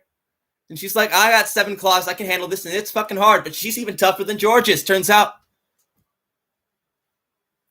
She's been through pain. So is he, though. So I'm not looking forward to it if I have to go through it up here. So it might just fucking kill me. If we do it like that, yeah. I had some other ideas.